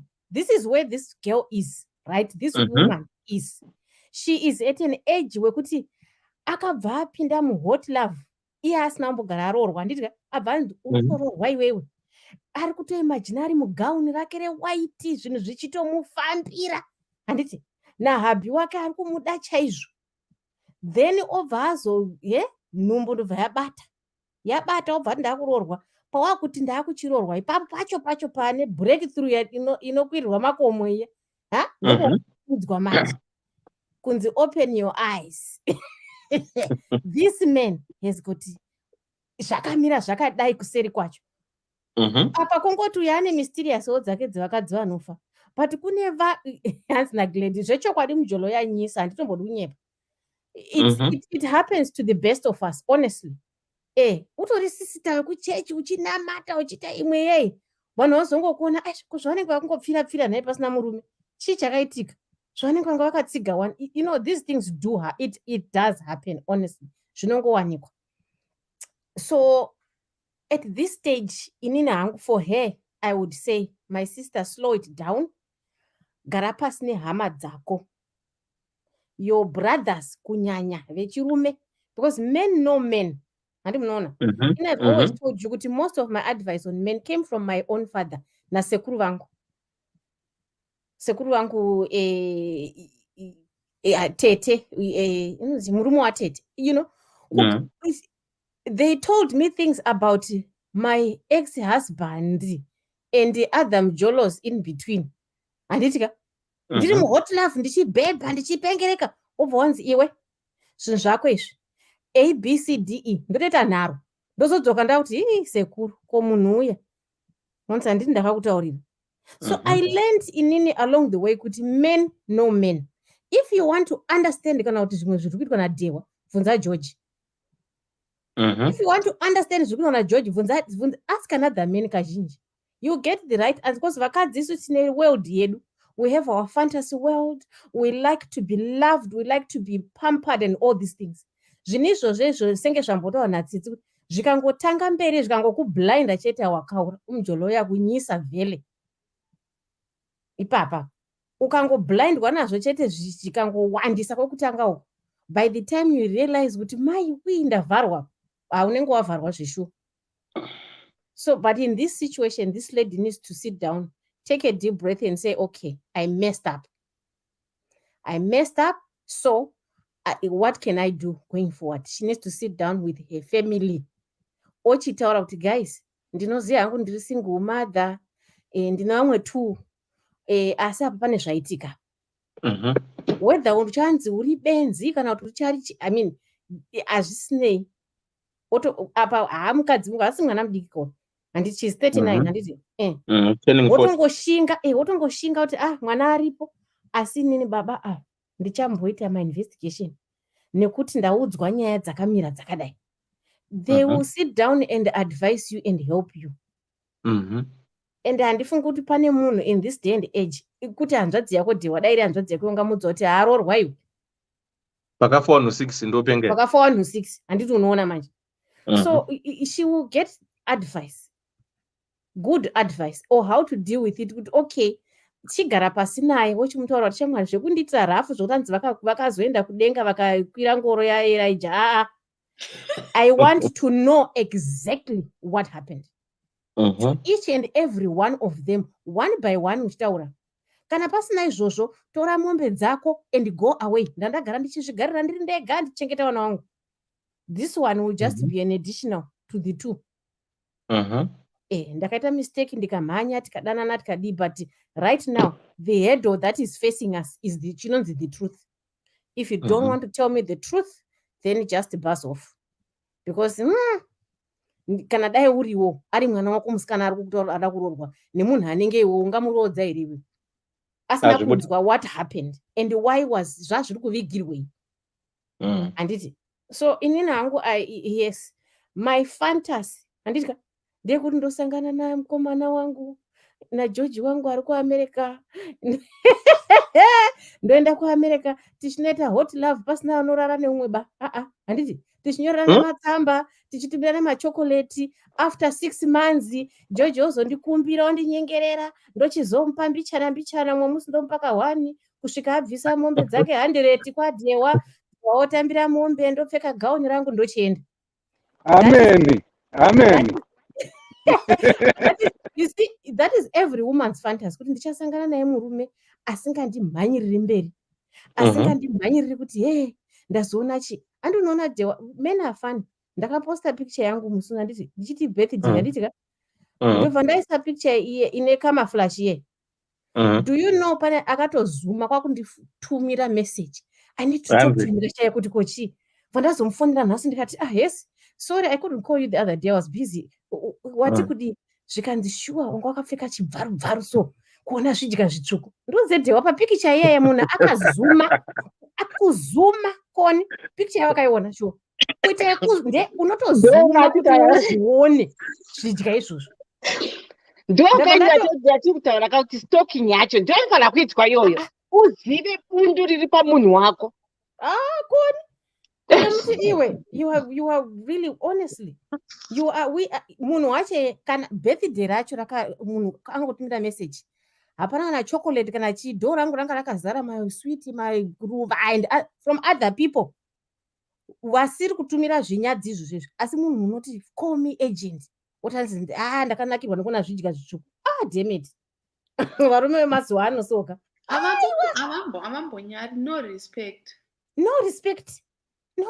Umwe akanditumire full picture ndikati dzauri kuona paFacebook idzodzo ishoma hanzi aiwa nyatsotenderera ndoda kunyatsoona kuti kwakundikombeya neimwewo socialite munoiziya so imwe sawira wangu handoda kuona kuti iwewe naMiss Ningi ndiani ane mahombe. Ndakatovatumira Miss Ningi wacho ndikati shuwa hona watakukombeiwa shamwari hanzi ndiani ane mahombe inini newe. Ndo quality of men wacho ivavo vari kunzi kwanzi tibvisire mabhurugwa ivavo. Never.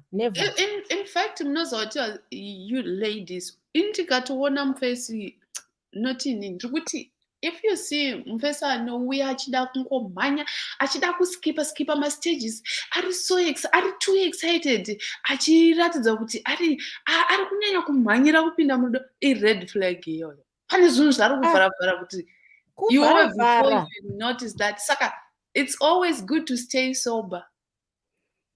Stay sober. Vanhu vanotaurawo tumafani statements anzosapinde nemwoyo. Ichokwadi icho cheche. Ichokwadi. Murudo hamupindwe neoriginal mwoyo. Munopinda nephotocopy. Asi wakadzimi munongondishamisa chinhu wani. Kuti futi. Tikaenda kwatinashe mugabuku ndimi muri kuita mujulacho muri muvarume. Nhasi kune uyo vanonzi mayani kuzviya. Vaida nemasoja avo 2 vachitumira misho yavo 1 wacho ndiye akarambwa akadhini kana achibva aenda kubasa kwomurume wacho akamutoona shamwari yangu sorry I'm not disrespecting you but ona mukadzi wako uyu ndaidanana naye mapicture handidika aikasve mukadzi kwakubvunzwa nemurume uri kupi kanzi handiri kuburuka kombi pamukoto ndopamba ine murume haupo pamukoto engwa ndopandiri mukadzi anga akavharwa neboyfriend inyowaniya handidika right asvika pamba mukadzi kwaunohwanda malandlord right boyfriend nyowaniya kwabva yafonera murume zikanzi so rako mukadzi wakanditeksera kuti uruda kumurowa because anga ari kuno arumba malindrod. Inini hangu Tinashe Mugabe, the one thing that I sort of liked kakupusha balance ye takakura tichinzi varume vanohura as if ngochani varume vari kuzvirara vega. Varume havari kuhura nesu vakadzi. Yes. But kudhara, you see, it was very rare kunzwana hure, you know. But iko zvinezvi, especially ana Tinashe Mugabe, it's now zvakubalance out. Now unyatsozva kuti aiwaka varume ava kana vari kuhura heterosexual vari kutorara neumwe mukadzi. Tisu tiri kurarwa futi tacho tisu vacho. Vakadzi vacho ndondorora. Ende ivo vakadzi vanowanikwa vari vanoprova kunzi vakaita an affair kana kuti infidelity on their side. Vakatoitawo nemumwe murume. Saka still nyaya yekuti varume vane musikanzwa still stands because vakadzi vo vari kutiswa vanaka nevarume. Saka zvakuita kakubalansa kuti kana tiri kutaura mujoloka tiri kuti vanhu vari kwete kuti varume vanohura. Vanhu vanohura vari kuhura. Mukadaro towirirana because ikai this blame game kunzi varume imbwa ndo vanohura kunyepa. Iyo manje vakadzi vanenge vachitaura mamarried men, not varume vese. Kana asiri married ka haasi hure, ari kumbochuza. But married ndo vanozvese pastatistics kuti vanohura. Kana wachuza mukadzi wako, then stop looking around. Right, Connie, thank you very much. So now kana ari kuchuza asiri married, ndo payaka pari kuchuza padate achiti apaita ari kuchuza. Saka zvaonaka dating yako yamanje ka mira, saka zvaona zvinoita dating yamanje. Aiwa zvedewa mira koni pakudate handiti inini this is how I've come to understand it. Kuti zvine mastages. Kana uri kunyatsopinda wakadzikama. Kana usina kudzikama for sure mastage munojamba muchimixa muchidini muchichemedzana. But kana uri kunyatsopinda hako zvechokwadi wakanyatsodzikamira. You meet someone, you date someone. Dating ndo exactly zvekutaura nevasikana. You go out, you talk to each other. You are texting each other, you are calling each other, you are getting to know each other.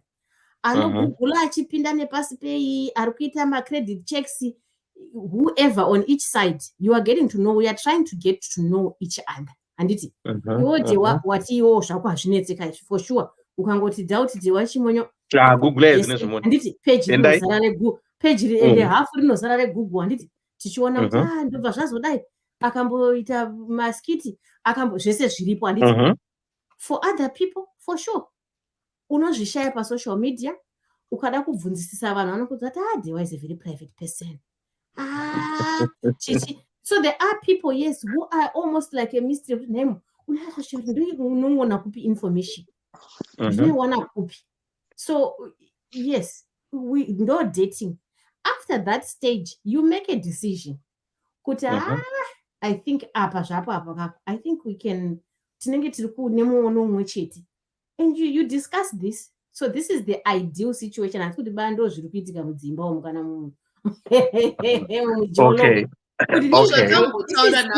ideal. This is the ideal.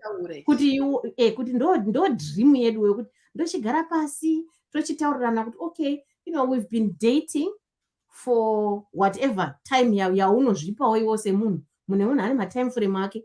Kana ati 6 months kana whatever. But she said, okay, fine. So, you know, do you want us to take this further? Could you try? Can we really be in a relationship? What kind of a relationship do you even want? An open one? America, my open area. I mean, my open relationship. Say, kuti ukazondona ndakamira na dewa wanopopota. Stuff like that. Then, or you decide, no, we are being exclusive. You and me. And where are we going? We are trying to get to marriage. Then there are also people who are agreeing kuti no, unogara kumba kwako, indichigara kumba kwangu. Kana tiri kusangana tichifara, maybe I come to yours for a bit, you come to mine for a bit. but munhu nemunhu kumba kwake. Kana vana Dr. vedu Rose. vachisangana ngavaonane tichisangana tichingozivana tichingofamba takadaro. Hapana vanhu zofungira kuti pachaita ring kana gown kumberi. Dr. Rose. Eh. Matsanangura dating yenyu. Anditi ka? Mati that's the ideal. Anditi. No ideal. But however, is it realistic? It's very. It's very. You can, it depends on who it is that you. Yeah. Who is on the other end. Machinda machine out there. Exactly. It depends on the class yakho. Ndopanokuda futhi ma class ipapa futhi. It depends on who inokulead to that. Ukasangana nemkomana Joshua le profile ku LinkedIn. Ndikukudzana ngogara makeke mina. Makeke chayo. I don't want sex today. I'll respect you. Yeah. Usambozvitrase zvekuti LinkedIn iwe baba vaya vegore vandakakudza vane profile ku LinkedIn izvezvi zvari kutozviti vane doctorate yavasina. Baba vapi futi? Iwe mujolo takamboiudza George nyaya. Aiwa, ndosanditaura kandikati. People will lie even on LinkedIn. Zvokuti unongotomunyarira kunge uchanyora pa profile pake kuti ha unonyepa iwe. Vanozviti vane chi? Rose. Vakambotanga vachizviti ndinesi iko zvino zvakuzviti ndidhokota. LinkedIn ka unofana kuziva how to use it. Kuve neprofile ipapo doesn't mean kuti zvauri kuverenga is true. No, there is a section inoitwa verified nevanhu vanokuziva. That's the section you should go to. Ukati wakadzidza pa use it. Pane 3 or 4 people that have confirmed kuti wakadzidza ipapo. Ndopaunofana kucheka ipapo. Noti zviri kumusoro. No. Aiwa nemasawiro ake 2 vakatomuti well done. Well done sir. Aiwa well done ngabasa. But in it it's like saying kuti you've got a tick to LinkedIn. Inofana ku verify at least 3 people, minimum is 3 people. Whatever you post kuti wakaita chakati, make sure kuti watasa ipapo kuma verification uko. 3 people have to know kuti aiwa wakamboita utakambopinda ukakoske 3 days chakuti 3 people are there that yeah this is true. So are we to say aiwa. So are we to say vanhu vari pa LinkedIn they are not abusers? They are. Saka muri kuti chii? Ndinotaura kuti vanhu vamwe vacho vanongonyepa dewa. Saka muri kuti chii? So George akanonyepa ipo pai. Iwewe dewa wanonyora pazasi kuti verified yes boss. Wana mwe futi unonyora isusu tisejoina wewe papo unonyora kuti understand how it works. I do. Verified ka akatonyora naye ku profile kwake. You don't just say kuti no I verified the road. All right. Koni. Everything has to link for it to be approved. All right, let's put it this way, right? Zvaaprovwa tese takaenda paNgria Ruskin University 2018. Takagraduate tese. So does that mean to say because zvaaprovwa navanhu 10 does that means kuti my character yangu is going to be based neapproval yaitwa nevanhu ava? No. My character is my character. I'm talking about it's not character, I'm talking about understanding. What do you understand? Nemunhu akaita degree remental health. Ndikakuti iwewe handitika wakadzidza. Ndikakuti no dewa I don't want sex tonight. Right? Yeah. Understanding yako kuti ndikazoda kudai is rape and everything. You won't go that far. You just have to understand. Yeah. I respect munhu. That's how I challenge munhu. That's why ninanguka kana ndichisecha murume you have to be educated. You have to be because in Ninika you don't need to control because you have to understand what I'm talking about. But you know wasina degree vane much wisdom. For me it's not about wisdom. Intellectual understanding. My topics are not discussed now in Mumba. They have to be at par. You know what maybe the politics with mind doesn't stimulate me. I don't want to lie. Okay, don't. so in short, you are telling me, Guti, you want to marry somebody who is more like in the same profession as you are. It's always like that. Most people that I date and most people that have been, it's always No, something not negatively necessarily same in line profession, with but what I've done. same level. Because we have to hold No, a it's not about level. conversation. It's about jataka jatese. Like, I can date marketing. I can date accounting. Iran. I cannot date aku medical. Because my terms are and the email blank. It's just dead for me. I think this is the way the problem that we have as Africans.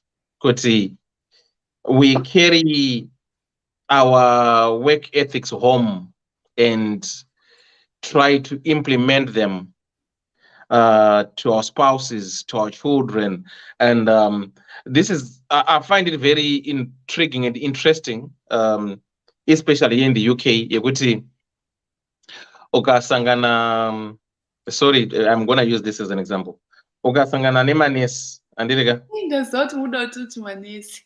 Yeah, no, urikona mavenzi angu aya, urikona anokubata so but iri juice kuisa kanyula apa hanimbonetseki, urikona. So then you see what's the point? What's the point? Unaenda kupati andizika unozoona chiti batai vana isu masocial worker tisina basa rosikuna taunyira mamanotes pano batai vana isu masocial worker muri kupinza busy. Serious? See, ndaisimboseka my first days pandainzwa Dewa vachizvitaura, I used to always say, Dewa muno exaggerate. No. Sure. But I am right here to testify that I have seen them. I have been to parties with them. It is so nauseating. Unenge wakagara munhingikini so munhu anotanga kutaura zvokuti my social work ikazoita sei mwana uyo sure kana kuti ukatsiura mwana zvokuti iwe pobvirira uri pafoni tasonzi isu masocial worker ka unenge uchamuti iwe please mwaanondipinza busy nenyaya yemarates asikana agent ndekuenda nayo mazuva ano iri kubhadhara 30 pounds an hour. Saka disclose pay yavo ku-UK yuko.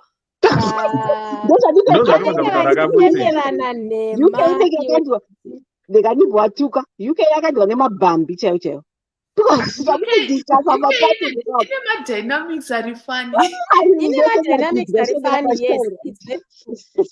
And unogona kutosvika papati ka uchisvika paine munhu anenge George ane dhigiri rake ane madhigiri machii akatakura nemaPhD mairi matatu anototyisa wekuti ane bhendi rekubasa rinotyisa haasitombori kana bhendi ari grade 9 kumusoro anotambira ma100,000 eye echichi akadzikama zvokuti unoshaya kuti wotozoita kuudzwa kunzi ndinhingi zveuyu hauzivi yakazodai akadzikama zvisingaiti kana kuti ava ndo mainhingi zvevaya vaya veagency yavo yakazodai otoshati zvavari kutomhanya-mhanyawo nendiro vachingoitawo zvatiri kuitezvo havasi kuzvinzwa wani shuga kunzi ndo varidzi vemota inotyisa iri kuita kunge ichataura iri mukono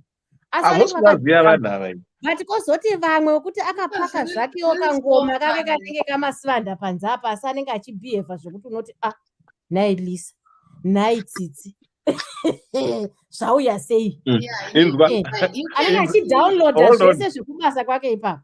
Inzwa haana tariro, sorry, but you can't mingle with nurses if you are not one of them. You feel out of place. Really? Ndozvanditaura izvozvo. There's something zekuti you just click.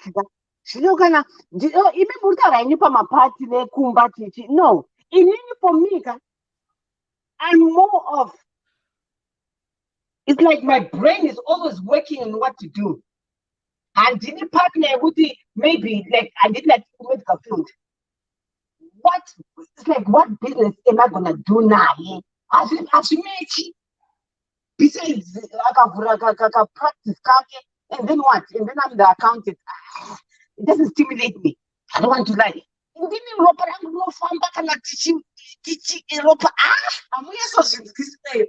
I'm But you know, can I ask you a But the question? funny thing is this, it's very opposite magic. Con, vanhu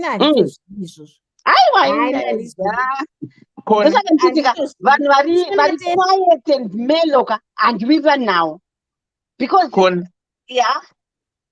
did you ever ask yourself, and did it? Could maybe the things that you think stimulates you, and did it?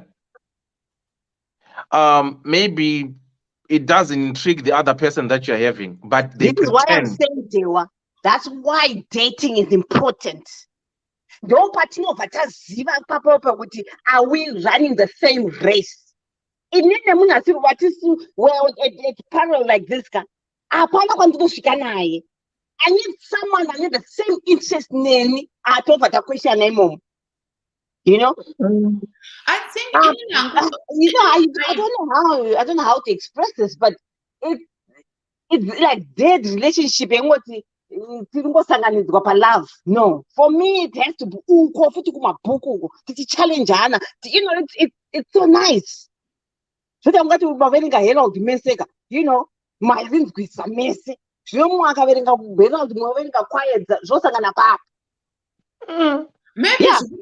zvekubvunzwa naDewa ndezvekuti let's say inini ndine field yangu yandakastudy handiti maybe it's business kana kuti ngatiti ndakastudy zvinana chemistry. I think what Dewa is trying to say is maybe you need someone that you can hold an intelligent conversation with. And that person can be from the sciences, can be from the arts, can come from the business, because it's not just one domain. Never very intelligent, and they are people from all across all domains. Personally, I would prefer someone not understudy because I also want to learn from other disciplines, but not in class. I want someone to be telling me what something means. Achitaura from the head. But munhu at least I think anofanira kuve ari pasi level yekuti anokwanisa kuhold a conversation. Handidi ndikaenda newe pamafriends angu inini akaenda ku-MIT akaenda ku-Princeton vakasvika vautanga kutaura nyaya dzavo iwe ufile out of place. Ndoda kuti ungosvika wochiita fitini pateti taura ipapo. Kana tineniwo tikatanga kutaura nyaya dzinofanira kupindirana. Handisi kuti inini vanhu vanofanira kudheta vanhu vakaenda kuchikoro. Inini ndiri kuti I want someone who can hold a conversation like the one I hold. I would add to that to say it's not necessarily about kudzidza or chi, but it's the level of there are people zvataunadiwa kuti ane first degree or ane diploma, but vane level of understanding even logical thinking inogona kutopfuura munhu ane PhD. Ukuona munhu ane PhD wokuti ukatanga kutaura naye unopedzisira wabhoekana kuti maiwe chandatombomudenhera papati pana hapana kana angangondidaidza here kuti uri kudiwa kumapoto. Because unenge uchitoona kuti munhu iko ane meno. But you talk to someone wokuti haatorina zvese izvozvo, but ane logical way of thinking, ane a straight mind and a sharp mind. Because sometimes munhu haaite ma-PhD or anything, but anenge ane a sharp mind. Ukataura naye, you want to discuss an issue, ari kuziva, ari up to date with what's going on in the world and what not. Kune vanhu vakadaro vakatogezeka zvokudaro zvokuti iwo wega kana akamira pakati peshamwari dzako ukatozovaudza kuti haatorina kana BSc yewe vanotokurambira kuti sure aiwa haatorina kana anozviranira mabhizinesses ake or something. There are people like that. Someone you can hold a conversation with, illogical and whatnot. Sometimes you find munhu mukabva mati uyu wakafunda maningi, wakafunda ma-arguments acho it's just munoda kufemerana mbai munhu. Musina kudzidza ukona vanhu vachiita ma-arguments nenyaya dzekufunga chikoro chinodzidzisa vanhu kufunga. Vanhu vanenge vasina kudzidza. Listen, you guys. You Imimi respect murikutaura, on level of education. Inini, I'm talking about the same. You know, it's like saying, "Kuti, my field of education is what stimulates me." Same field, you know, in the run, not a level. Okay. But same field. It's like who mix like munaketa engineering. Engineer. It's like putting my brain on freeze. Because I know nothing about it.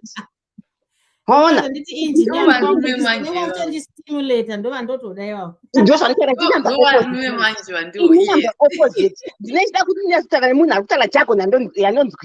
For me to answer back, because no let's go and do something. I won't give you that attention. Because I don't understand what you're talking about. That's why I know with my relationships I've never actually attempted when you that because but dating I'm going to do that. I'm a pilot, so my way, the West.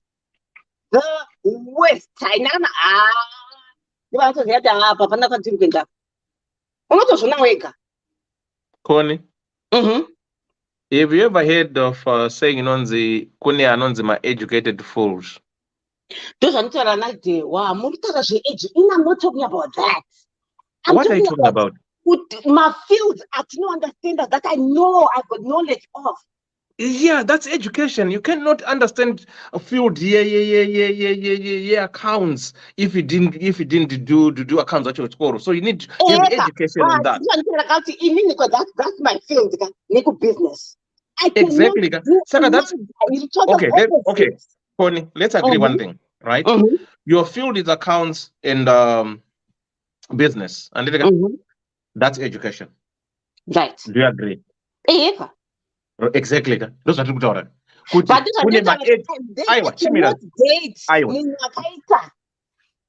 are kune ma educated fools.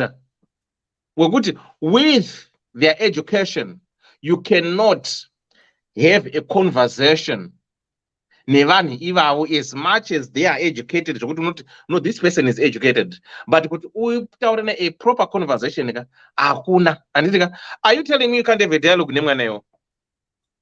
I struggle. Yeah, I struggle. How do you communicate with your children? Their level. Exactly. Fine. Yeah. So Mira, hold on. Let me correct you then. Can you to deduce yourself and put yourself what makes you think you cannot put yourself to that level? Marketing and economics. Never I'm discussing my subject that I've done already. No, okay. So are you telling me data? Our day-to-day life will be talking about physics, marketing, and chat about anything in general? Generally, I don't know if you can, I don't know, I'm a difficult person. I'm deep in my general discussions. I'm on the board. I'm on the shorter single to go tell a general that Mangana for the general. I was. So I think you need to be a lecturer. No. I don't know.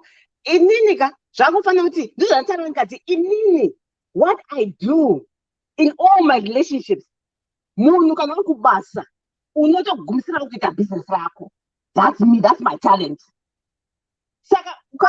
Engineer, say to get to that level, you become independent. Angina that power, because I'm just say. So I like jeans. I can,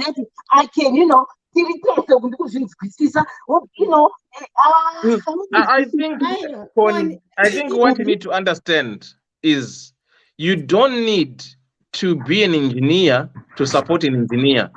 Your moral support, Mira, hold on. Your moral support. That to me, that's too dry. Such a thing is too dry. I end up ndomchitei kutambirana ivakakushana handidi izvi tumageneral tomumudite kuti ndazitotaura kuti kwanzi kunosima mbeu kana yazodai yazotumbuka tumaruva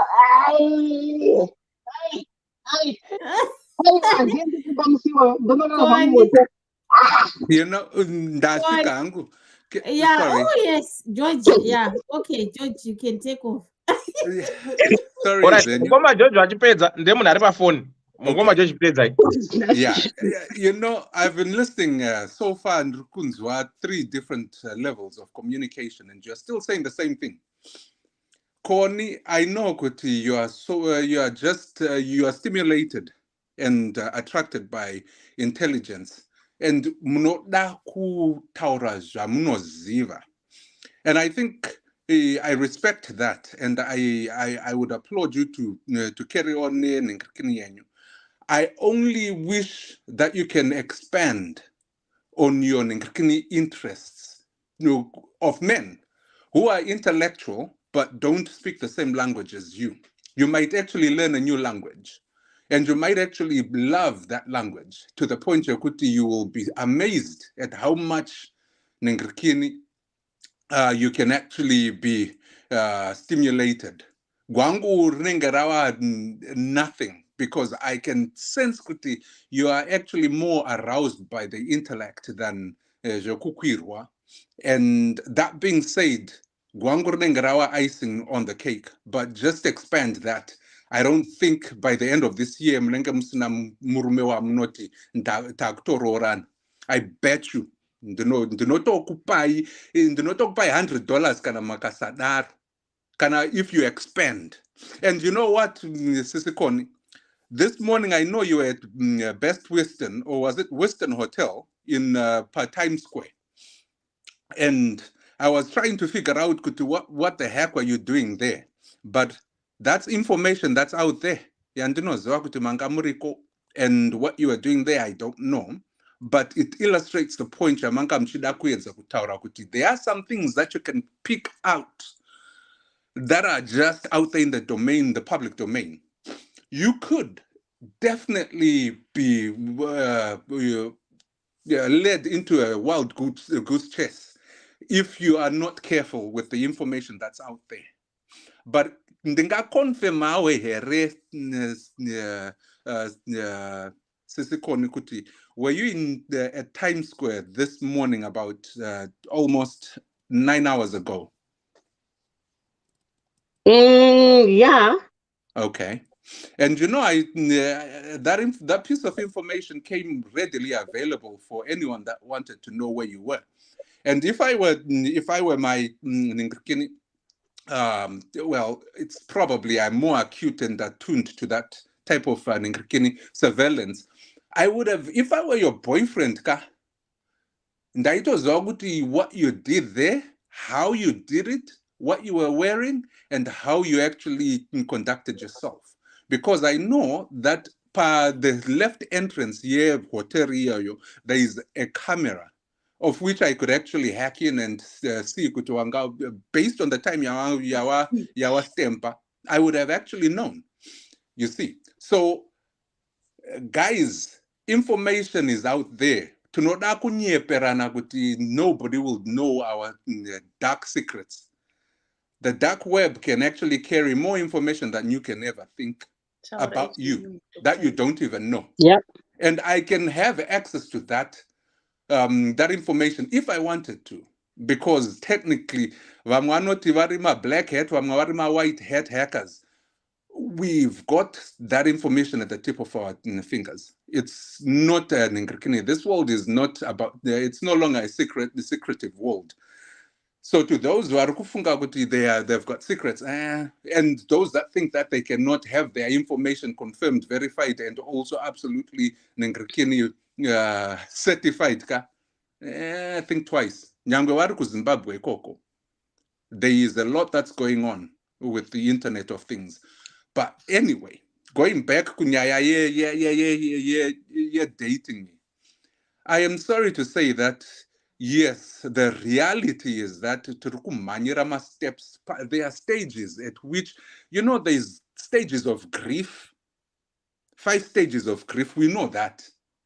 We know that there are stages of courting or dating, and variations of which each culture actually upheld, depending on where you were. You're coming from Ematebeleland, kana kubva kumasvingo, Mashonaland, Central Manicaland. There were certain cultural aspects and norms about dating. And isu sevanhu vava kudiaspora takubatirawo nenyaya dzekunoka kuti takuitawo zvevarungu izvi. But at the end of the day, what I am witnessing is a perversion and an denial yevanhu vekwedu kuti tanga tine hachisi chivanhu hunhu hwedu about dating, that tanga tine chiremekera chiya chekuti you can literally understand kuti mukomana wako ari kuda kukupimba, ari kuda kukuita ichi, and there were stages that you knew. Because I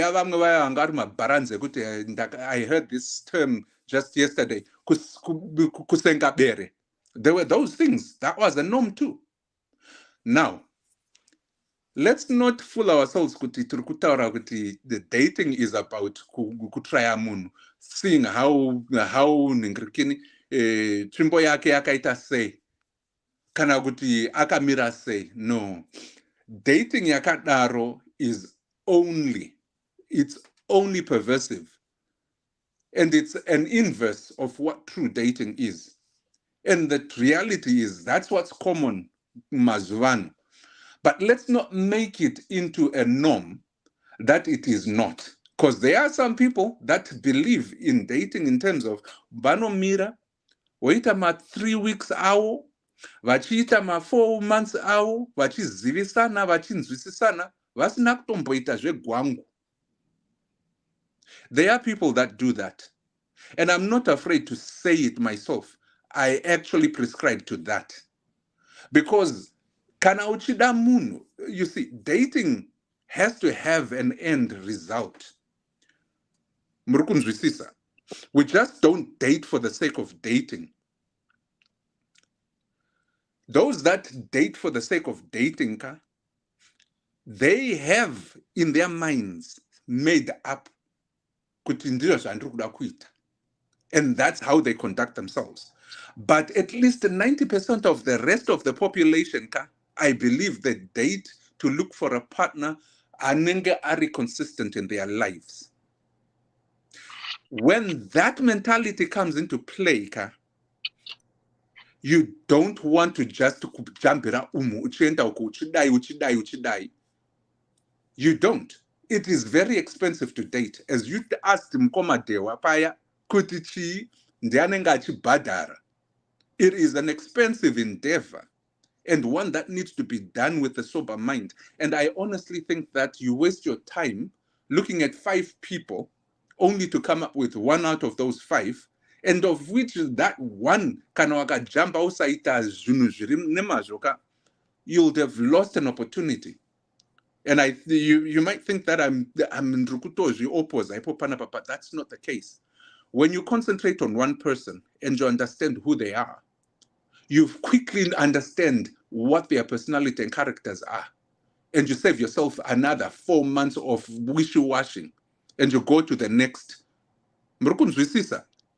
And when you do that properly, you literally can save yourself the money, the heartache, and also that disease, Mazuano. We are carrying so many of them. Sometimes they don't have names because they've cross-pollinated and mutated into some new disease.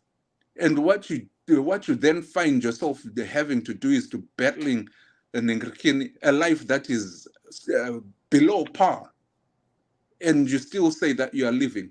No, I don't believe that. Saka mkomaka, I know Jaako Mazuano, we are test driving the car. Aungabuditse motkari out of the parking lot. Usnaku test driver, yes. That's a car. That's not a human being. That's a machine Let's not compare, let's not do my equivalent comparisons on things that are apples and oranges. And let's treat nyaya yevanhu and people as human beings with its ningirikini proper ningirikini cadence and respect. Handinga respect motikarini. No, motikari inotumirapo, I will have another car. You see, but a person, their life is very important. And we could never and we should never try and compare it with the people, things that are innate, things that can easily be, replaced.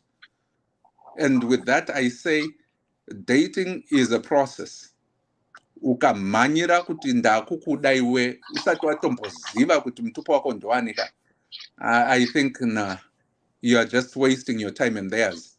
In the end, you are going to live a very, very painful life while you made a mistake. If you are lucky, unenge watojoberako, but ndakuti mudzimu wako unenge wakutungamira. But in my case, ndimwari wako anenge akutungamira ipapo. Ndapedza. Thanks, Dr. Love. Mirai Makadaron. Auntie Muripa call, how are you? Ready, Murisei. Muri kuvanzwa here? Because phone pana ndifuna volume yangu sakadzikira. Muri kuvanzwa? Hello. Muri kuvanzwa here marutaura? Yes, I can hear you. Okay, and go ahead. Ndinoda kucontribute hangu panyaya yatanga kupinda mudarure yemukadzi uyo. Maonero angu shamwari yake inotoziva kuti pane zviri kutoitika, saka akangotongochitiwawo zvakadaro. And kazhinji zvambotaurwa kuti umwe munhu unenge usina kugara pasi ukaongorora kuti munhu uyu mukati mepfungwa dzedu isusu sevakadzi anje pamwe unofunga kuti munhu munhu wechikuru, pamwe ari kutaura chokwadi, ndipo zvatosiyana. Pamwe anenge achitokunyeberawo, ari kutokunyeberawo kuti akuise kwaari kuda kungokuisa kana kuda kuromba kana kuda sei, I don't know. Then panyaya yedating ndinoda kutaura kuti dating yemazuva ano dzasiyana nekudhara, nokuti dzasiyana. Why? People are dating for fun. And that's half of fun. They are just dating for fun because of new era yatava mairi kuti munhu unogona kungodata as many people as you want. Kuri kare waitotora nguva uchidetana nemunhu wani uchitanga kumudzidza kuona kuti ndewe kupi zvese mafanana nduma and the like. But ike zvino umwe munhu anongodata for fun, just for fun, kungotiko toda kungowana munhu kungoenda naye out, then umsiya uenda panext, umsiya uenda panext. Saka zvasangana manje mukati umu kuti umwe munhu uri kugona uri kusangana nemunhu ari kuda fun, iwe uri serious. Hauchazivi kuti uyu munhu ari serious kana kuti ndewe fun, because zvangosangana mukatimo. Kana kuti uende kuchechi, nganya uende kuchechi, kana kuti uende papi, zvangoko kuti kuchechi kwacho pamwe wacho vakungoita dating for fun. But kuchechi was the safest place. Kukatomboita nguva kuri nzvimbo yakaita kunge iri safe yekuti kuda ukadiwa muchechi sedzimwe chechi dzinoti munopinda mumacourtship and the like. But ikoko ndokwakutoburwa nyowani manje kuchechi kwacho, kwekuti mukomana anogona kudanana nemusikana muchechi 3 years, voramba nazvo week this week, next week wotoona pamastatus patonyorwa kuti roora date. Saka people are dating for fun. Because yazvachitaurwa naantikoni zvekuti kwanzi ndoda kudhita munhu anoenderana neni zvatinotaura kuti ane speech dzake dzinoenderana. Birds of the same feather flock together. Chokwadi pari papa pokuti mukomadhe wemimi mune madegree enyu ndohobho ari muchikwama, motorana nemunhu akwabhukuru grade 7, modheta, modaidzwa kudhina, rinonzi dhina rine ma-NGO nei pakazara vanhu, uya maenda naye, handiti ndiye wamuri kuda. Language dzeya dzasiyana. muchataura kuti kudhara tichikura vana baba vedu isusu vaidaidzwa kumadhina kwavaienda nana mama. Vana tosara kune varungurungu vachinoita dhinani. Dzimwe nguva wotonzwa mama wati arega ndisare. Zvinhu izvezvi zvazvaakutaurwa paya zvazvaakudyiwa ichi chimongoziya kuti pamwe pacho pane pagoda kupinda vashandi vekambani iyoyo chete. Kana kuti vanoziya zvichadhiskaswa ikoko hamungatori munhu wakabvukura mukamumisa mukati mevanhu vakaita zveinjiniyaring anotaura kuti saka yes, some people can want to date munhu anoenderana naye language dzofanana. Umwe ari kutaura zvedhata, umwe ari kutaura zvewhatsapp, inonzi whatsapp bundle, umwe ari kutaura zvedhata rekutoti anoenda pafacebook nei zvatosiyana, zvatopesana mafield atosiyana. Saka yes, kana wakangwara unodhete munhu unoziva kuti ukaenda naye kunana Las Vegas chero akaona vanhu asina kupfeka hati avamba kuvhura muromo ichi chatakuchikwatauya kuno ndekuti kozi kune dzimwe nzvimbo dzaunoona kuti uyu munhu haakwanisi kutosvikako. Kana kuti modheta munhu moenda naye kubhichi iye munhu haazivi zvebhichi mosvika kubhichi kuya. Give an example of myself. Rimwe gore ndatravela nemasisters angu. Upenyu hwangu ndasingagoni kupfeka trousers inini ndichiti handibati. Ndaenda kuCape Town, ndaenda kubhichi, dress raakumeso. Anasisi vakati aiwa batai mega dress renyu mhai. Handiti makati hamupfeki trousers. Batai apa kune mhepo apa dress riri kuya kumeso apa ndikuti ukubata dress ukufoni ichawira mvura uko zvasangana kubva musoro ndo pandakatanga kuona kuti at least ngandiwe nepamwe paninopfekawo trousers pari pamwe kuti rinopfekwawo zvepamwe pakuti haripfekwi. Wozoda kuti pamwe uri munhu wechechi yemadress marefu woda unodhitana nemunhu anopfeka trousers wozoti handi muchechi madress marefu rinopfekeka papi. Saka yes, date munhu waunoenderana naye. Kana uchida mabharubharu upfeka mabharubharu achimokuda muende. Kana achimwa munomwa. Ukadheta munhu asingamwe mosvika paya magara paya geba. Izvezvi vanhu vakawanda yaimbotaurwa last time pekuti mnanoda zvebhora. Zvinopedzisira zvakubhuwa munhu kuti munhu ari kuri pabhora ari kuona bhora. Bhora Liverpool chichi umwako haridi. Zvinopedzisira zvakuti zvakutobhuwa. Saka vanhu vanobva vadheta navanhu vanoenderana pfungwa vanenge vachiti kana kuri kuti tikuenda kwaJapril handi tenda tese uyo ari kunzwisisa zvekwaJapril. Kana muchimwa monwa mese. Kana muchimwa tomwa tese. Todhakwa kana tidzokera kumba todzokera kumba.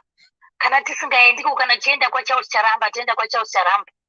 Tunosvika tononamata todzoka. Saka yes, pakudheta apa, if you are not dating for fun, if you are dating for fun, yes.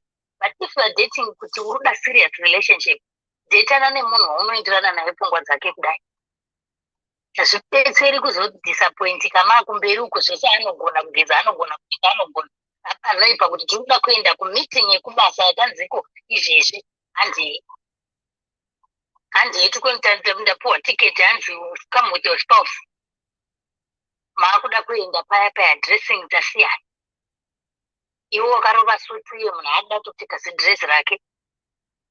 Aiwa chipfeka iwo akakaka tumatupisi chipinda imaedhigasi chinhonga ikatoyatoya zvinoenderanawo zvakadai kuti ndikagugu kenyuwo chero kasiri kapoint kakangoitawo zvakaita iti. Havagoni vanogona mapamps. Saka you get disappointed nezvimwe zvinhu. Saka yes, if you are dating for fun, you can do anything chaunoda. But if you are dating kuti wakuda serious relationship, and my relationship acho iwo efani wayayo ndiye kungoti kuperwa kupasi petebhu mototanga kutogumana. Ndopaya pamunotestana nemaziso zvamambobva kutaura kuti kwetongotoita HIV test yemaziso zvinhu zvobva zvatoshaya basa. Like mukadzi wewe anenge akangoona kuti ababa vavo vechikuru havangandirasisi zvekuchafunga zvemakondomu tsve ndobva aita nhumbu. But down the line obva afunga. Ati mukadhetana veve vanonyatsa kuzivana chaiko. Munhu anotogona kutodaidza munhu kuti uya tirare tisina kondomu. Achitoziva kuti iye akadzivirira. Ariko vakatozvingwarira ka. Kozouya vakatozvipusira ari innocent uya kuti anotongoredzwawo. Kungoti kwashwa tiri kudheta iye ari serious mukomana asi serious. Ndopaanobva apuwa. koitawo vari clever, vana clever vanoti anotonyatsobayiwa madhepo ake 6-7 utoziva kuti kana ndiri kutoenda kutonodheta apa it's just for fun nombaimati. Saka people are different. Even tikataura nyaya yekupataurwa nyaya yekuti munhu tsvaga information yemunhu unogona kuishayiwa information yacho depending kuti unoziva sei internet yacho. How good do you know the internet? Amwe munhu anonyora kuti iko divorced apa kutori kunyeba because ane mukadzi asingazoendi kufacebook. Mukadzi wake hatoendi kufacebook, hatorina foni yacho yefacebook, anongori nechiacho chaanongogona kuti kana achitengesa huku ongoti huku pano uchinyorera mashamwari kuwhatsapp. zvefacebook hatombotengi data refacebook, anongotenga bhandle rewhatsapp. Saka anonyora ikoko kuti divorced, achiziva kuti hakuna chero hama dzake hakuna achambosvika kufacebook akanozviona kuti iko munhu ari kuti divorced. Ende paanozozvibata mukadzi iyeye murume uyo anenge atoenda nenyika. Saka yes, we all fall in traps.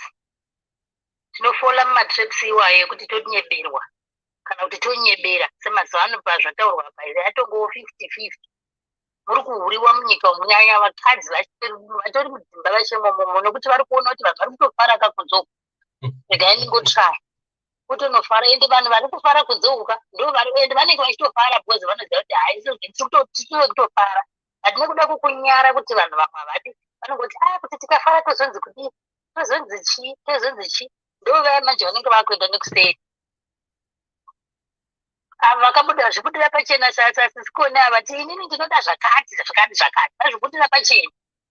Kouya vasiri kuda kubuda pachena vanenge vachiita maholi. Ndovaya vanozopedzisira vabuda zvaakubuda mumapepa. Ava vachitaurira zvinhu zvavo pagroup kuti ndoda zvakati vanenge vari right. Saka yes, dating, let's watch out. Dating, there is dating for fun and there is dating yemashichokwadi ekuti ndoda kuroorwa, ndoda kupinda mumba.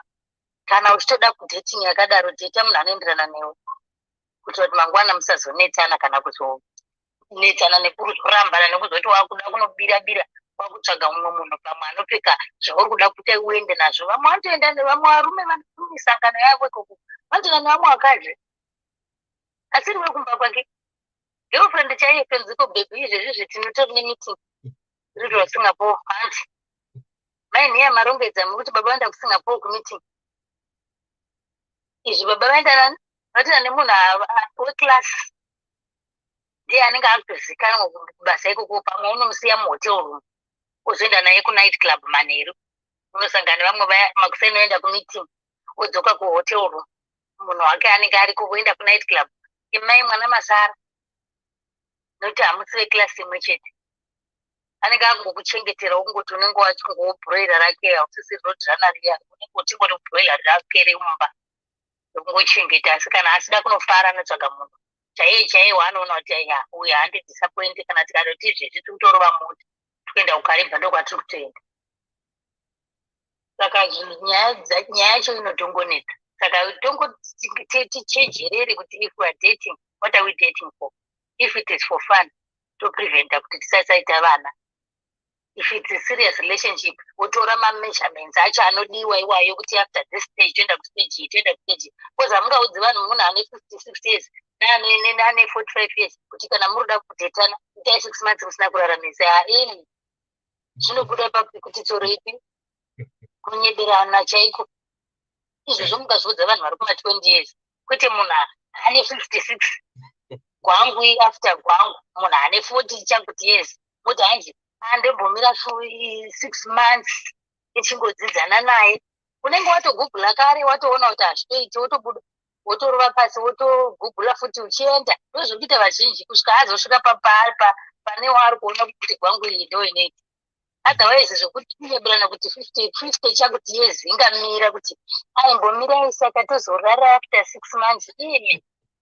Kupikwa zvinoitika izvozvo kunyika yedu kana chero ndimiwo imi mukomadhewa makuru akati mukoma gwangu wa 59 years chokwadi vonyatsa kuudzwa nemunhu ane 50 kuti ngatimbomira 6 months tichidzidzana tozogwangura hazve ndazoseka dzikatopera 2 weeks kana dzikatopera inyasha dzamwari asi otherwise nyaya ndozvamuri yeeji kudheterana nazvo zvekugwangurana chii chimwe chamuda kudheterana muri pamafotilaitesi kunze kwegwangu kuza muchaiti vana kaanti ato maoflayers kwakungofara kamutsokocho vanhu muchienda hapana kuchazvara vana kwakungofara saka hakuna kunyeba hakuna munhu angati hanzi ane 40 chakutezi odheterana nemunhu ane 50 chakuti momira 6 months muchiti tichazokupangura papaya hazviti ivavo vanhu ndingatovapa $100 yataura mukumachochi kana ndikavaona and ndichitogara noumwe wacho 6 months umwe wacho ari kwaari kuti munyatse kuona kuti hapana chaitika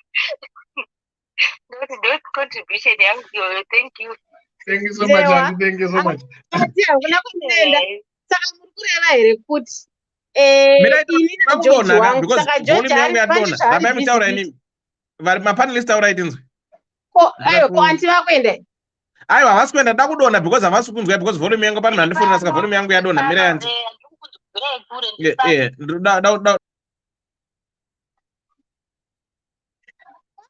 mwaizwa here nyaya ye6 months taizwa ingaisonakidza chokuti pano vanonakidza kuti saka koni orit koni George nyakungatonyatsoona uri kundiudza kuti saka vaya vasiri kugwangura pane paari kutogwangura zvake ani manje George right andivai vari kuchitaura inawo volume yangu yadonha ndati kuna anti azviite kana wakumaage kwedu kumaoflayer kunana koni kwatawe kwanditika kuti hanzi munhu ngapedze nguva musingagwangurani kana mafunga zvekudanana handisi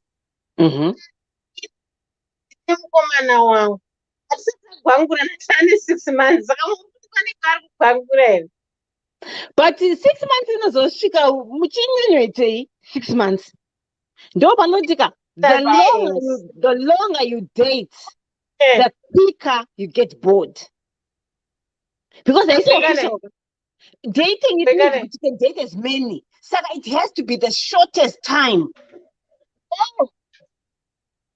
zvakanota 6 months ndinonona vamwe ka ndotoapprova vamwe saka iwe wakangomitira 6 months idzodzo nai mwari saka ndotonomupa aiwa asi vanhu mimi you are inflating and conflicting zvinhu.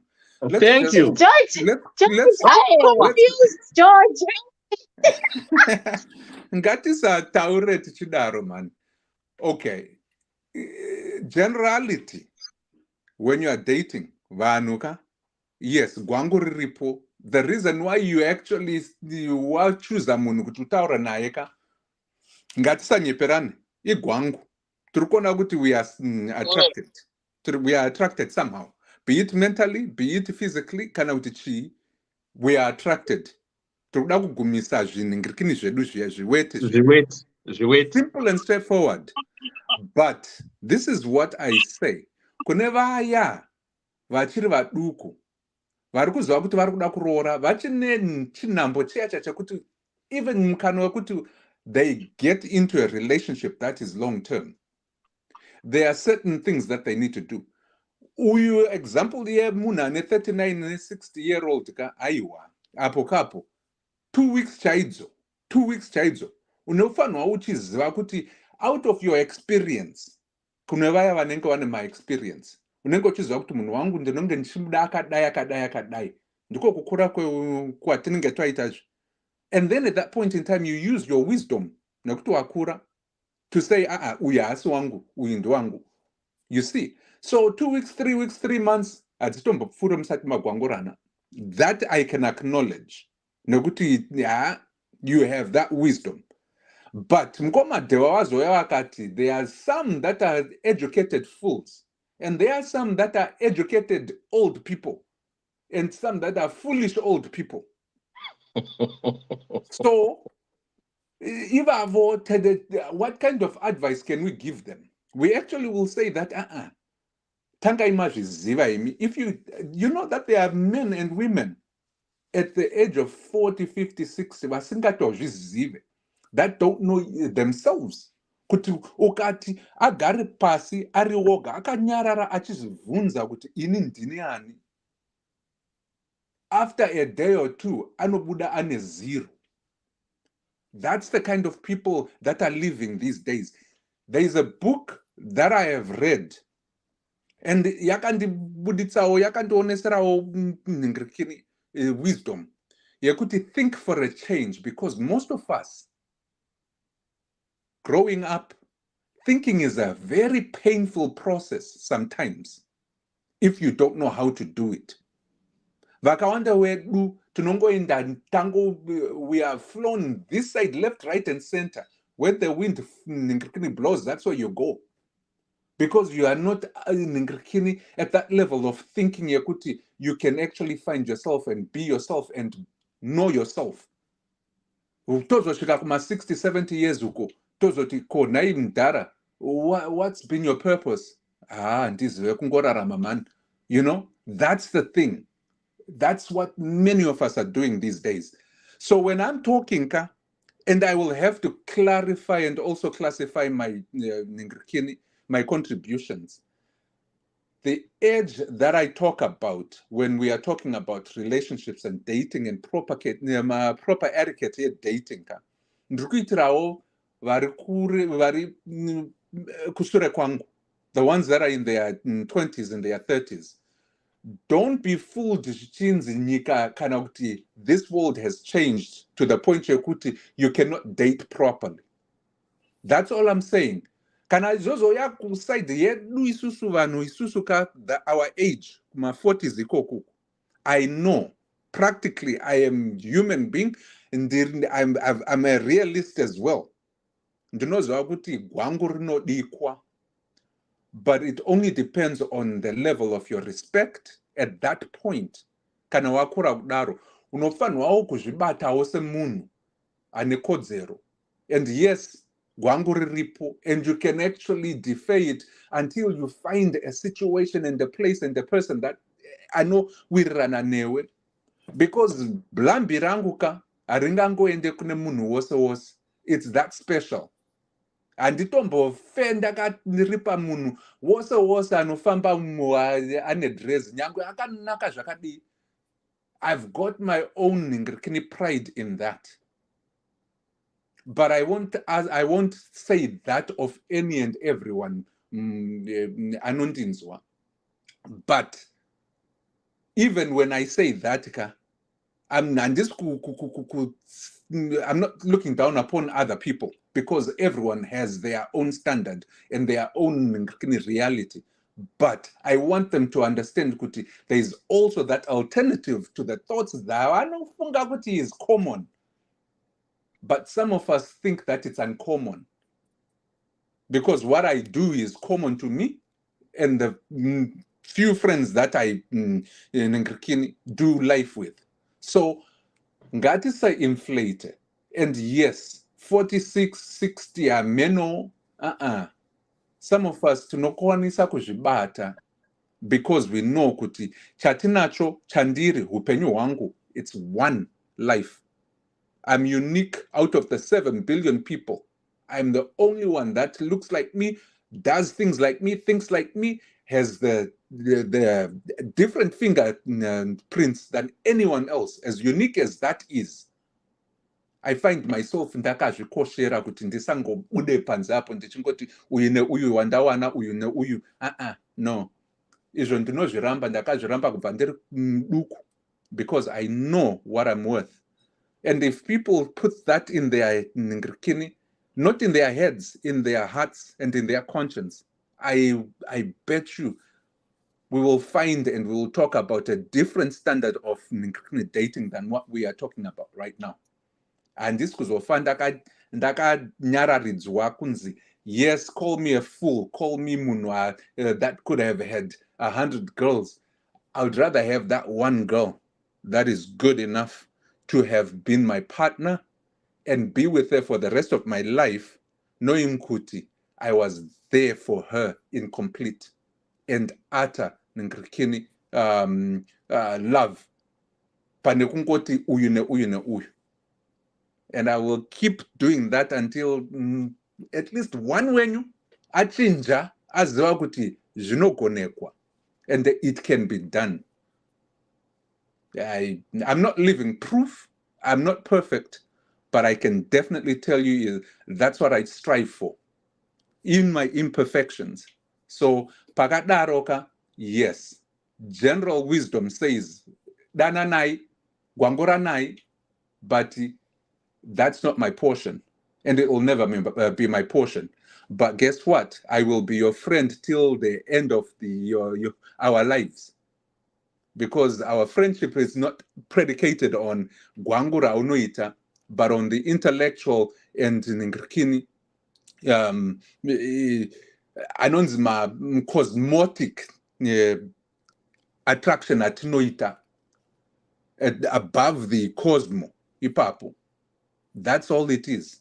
And I am not elitist.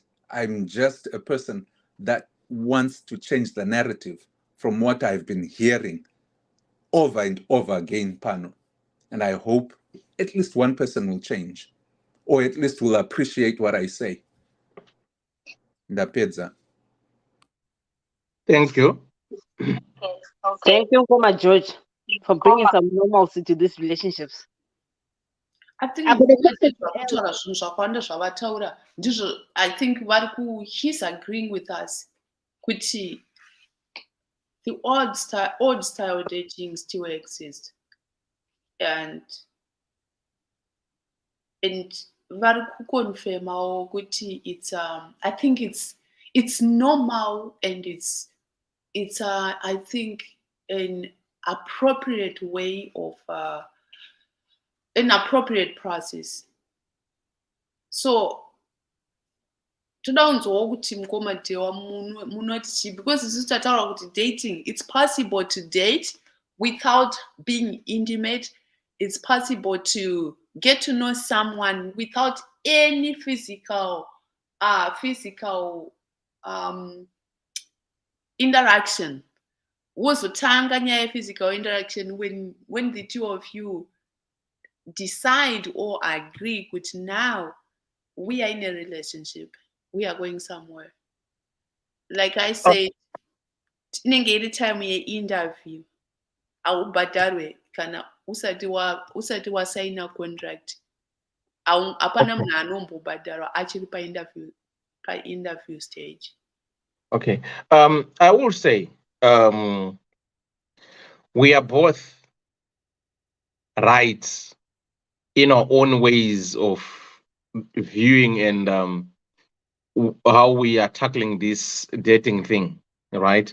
And I totally agree, Namkoma George, because Vatipa two sides of the dating, the old version, and he touched about the 20s and 30s, and even said kuti kana uri 50s, 60s, 45 going up, I don't think you will stay 6 months on a date with somebody, and you know exactly, even Ngoma George said kuti, when you ask someone out, or if you say want to go out with somebody, already there's a chemistry that is developed in you, which you know that at the end of the day, that's you are going to have sex, right? I agree kuti, yes, maybe in Inango, because I deal with young people, saka pani pekuti the world that I live might be different from the majority of the people. Ndakuya kwakone kuya kwe your career, right?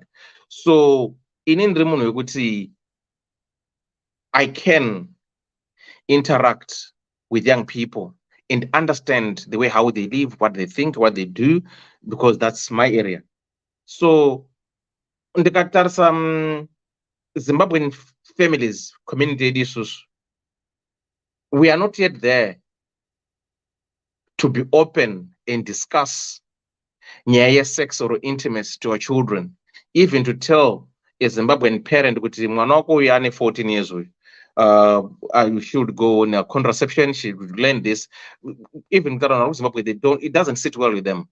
But what people tend to forget and understand is that these kids, they are being taught sex education at a very, very, very young age.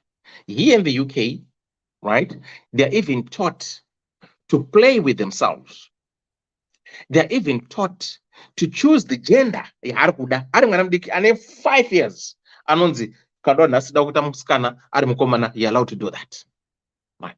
So hapana sex or the intimacy that you might think they don't know.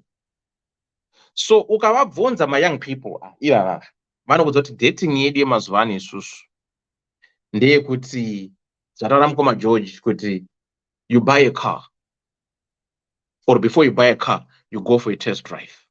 Or not, is it the car that I want? Saka both angave mukomana kana angave musikana anokudza kuti I want to do and see kuti am I marrying, or am I going to date, or am I going to get into a relationship with this person? Are they right for me? So what do? When did that test drive? Saka, in an ideal world that we are living, as much as isusu, our generation, that the old stereotypes that you want, you have to date, courtship, then you relationship, then you have intimacy. My stages ataita kudhara they've been now reversed. Vakutanga niko kuku front uku, then they will come back. It's the opposite now. Vandanga sex, then a relationship, courtship, dating. Vanosto engage vato gara vese. Oh, you see. Saka zvinodependa kuti iwewe as a person, what makes you comfortable. But kana uri age yangu ine ye 50s and above, if I'm to date you, don't expect that I'm gonna wait for 6 months. No, I'm not gonna wait for 6 months. It's not gonna work. Relationship. No. Ndozandara even kuti ndizogara neweka handingamire 6 months, my dear. No, I can't. I want to date 6 months. You date maybe for weeks or a month. All right. Can I ask you a simple question? So ndakuona nasi wewe, then we had sex today. Fine with me. Then ndakuona nasi wobva wandirambira sex nasi, wozoda kundipa sex after a month or so. What guarantees you kuti because wandipa sex after a month that relationship is going to work? It's not about the fact that the relationship is going to work, and it's also neither is it about the time frame. It's about what? To put out a time frame, because we are just basing on a typical dating process, which maybe within 3 weeks unenge wamboziva zvinhu zvakawanda about someone. 3 weeks to a month, it's just an estimate, but hapana a specified time frame yekuti it has to be 3 weeks, it has to be specifically like a month. Tiri kungoti ndiyo period yekuti munhu kana uri kudata intentionally unenge watombozivawo a little bit about the person. Then coming to the issue yekuti why wait? I'm waiting because I want to know if you are worthy, right? Should I commit my emotions, and is it something? Do I see you as someone whom I can trust with my emotions? Number one, can I be intimate with you? Because remember, I know for women, we don't just become intimate with someone. Casual. I hear some guys saying we can just have sex with anyone and just walk away, no connection whatsoever. So if I'm dating you, I want to in the end, the goal is to become emotionally connected to you, and then physically connected to you. So I need to build that connection over like a period of time. It's not something that you can just build instantly. Kaona munhu anenge achimhanya achida kuskipa mastages, especially with men. that's a red flag. So No. in my emotions and that connection, I see your time period. This is my question that I'm asking you, Anede. Could see if we are talking of connection and emotions, like what you're saying, I feel as if women, you've got this thing of thinking, Kuti, you are the only people who can love, and you are the only people who can get hurt in a relationship. I think pane this perception wakadzi vazhinji vanofunga kuti varume, they don't get hurt when they're in a relationship. Munofunga kuti varume, they don't have feelings, they don't invest emotions. So I don't know where you guys got that impression, but in all fairness, the same ways that you go through, in the same ways that I go through as well. Because like what Mkoma George says, it's not a matter of why is a dipstick yako with every man that you come across. No, it's not like that. You, like myself, I always tell people, in Muslim buddies, right? That's attracts me. Saga, I cannot just go around dipping my dipstick everywhere. No. No. And this could I've been saying this year, Panabuti, say all this kind of stuff. Saka, equally, the way you guys feel, we also feel the same. And that's why Ndapunzabuti does, because your emotions, I need time to understand the person, I need time to know this person.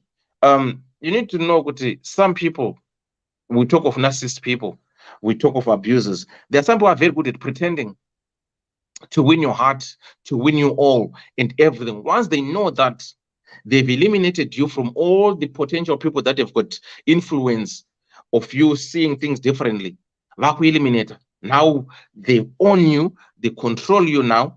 That's when they start abusing you. And you can't even see that they're being abused. Because why? Trust because I need to study this person, I need to know much about this person. I think for you to know someone can already intelligent enough to see and understand a person, you don't need that much 3 months to know somebody. Can I quickly respond to that? Let me answer if you are intelligent enough, you won't end up with that narcissist. Not this is a narcissist. Then you I mean, anyway, Mira, hold on. Let me help you. Mira, a second. Do you know what everyone is a narcissist? Some. To some extent, yes. No. Not everyone. No. Some people. No. Yep. Some. Mira, let me be honest with you.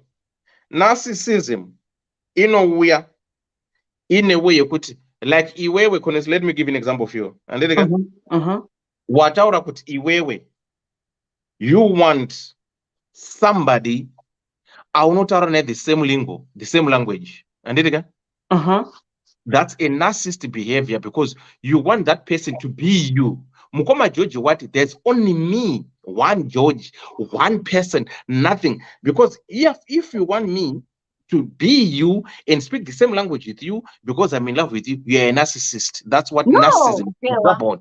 Yes. I'm not saying it, but I am saying that's how I eliminate from stage one. I will not even date you that I never interest now. I will not even give you that 1 hour of meeting me. Don't want to only people. For me to date somebody, then I told not 1, 2, 3 things that did not kids about you. So then but you hello, my name is Dewa.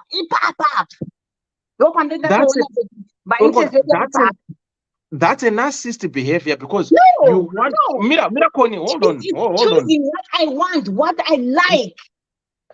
You see now, a narcissist, Connie, hold on. Connie, let me explain to you. A narcissist person is about I what I want. You don't consider what the other person wants. But do you So understand? Mira, hold on. That's If you different want because what I'm just at that time. So I'm not Connie, controlling anyone. I'm only eliminating the people that I'll actually, give my time to. I'm eliminating. And no. Connie, Introduce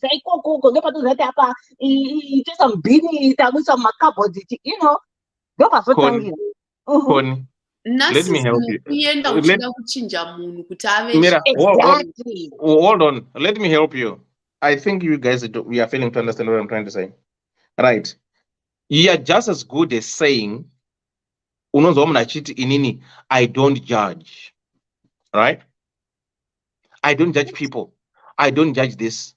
You judge. For you to come with that conclusion, you have judged. Good, okay, if I'm going to say this is what's going to happen. So you have to distinguish by judging. But No, people, they they say, were. hold You're on. using the wrong terms. If you say DJ, DJ. I did not judge.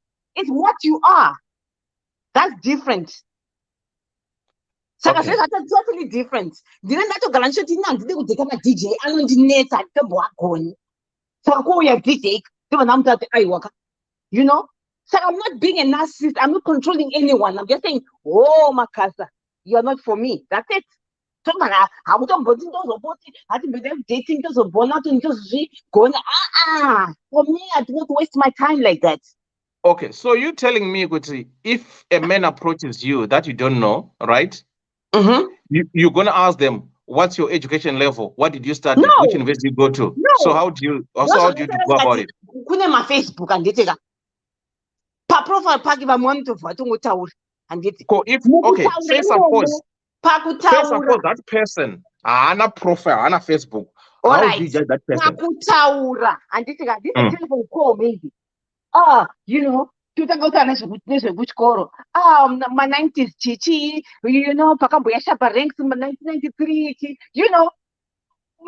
connect as you are talking. Then after that, you are such an interesting woman. I would like to date you or whatever, and then mine are not okay, fine, date Friday night, 7 p.m. Pakati. And this is you continue again talking you also pick up some things about that person. But the first time I'm in my conversation, also what was the about that person. You know what is a cut off already? But you're not, well, people don't like the way you say you're not my type. But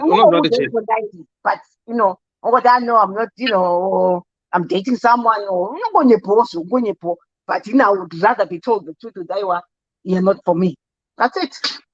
As much as they're trying to convince me, I'm not convinced because I don't think, Kuti, if you're going for a date with somebody, right? Even Mukatara Shokuma 90s, it's not everyone maybe anofarra music. It's not everyone maybe akakura within that vicinity that you grew up. Because like I'm here in the diaspora, right? I'm gonna meet somebody from Ghana. Right. Well, 90s age in 70s. Why my experience in Zimbabwe, my experience in Ghana is completely different. I don't think I will stop dating or knowing that person because because so then I need to ask them what degree did you do? Have you done this? I'm just saying, Kuti, even if you want to go on Facebook and dig, I don't think Facebook might give you all the information of what you want to hear or what you want to know about that person until maybe when that person divulges themselves and tell you, you know what, this is what happened, this is me, So I found the Facebook page by Google, what is going to tell you, but that's limited information than wazogara pasinini. That's the purpose of dating. Dating is digging information about the person And then you make up that your decision about it once kwakuti ari kutaura nezvekuti chii.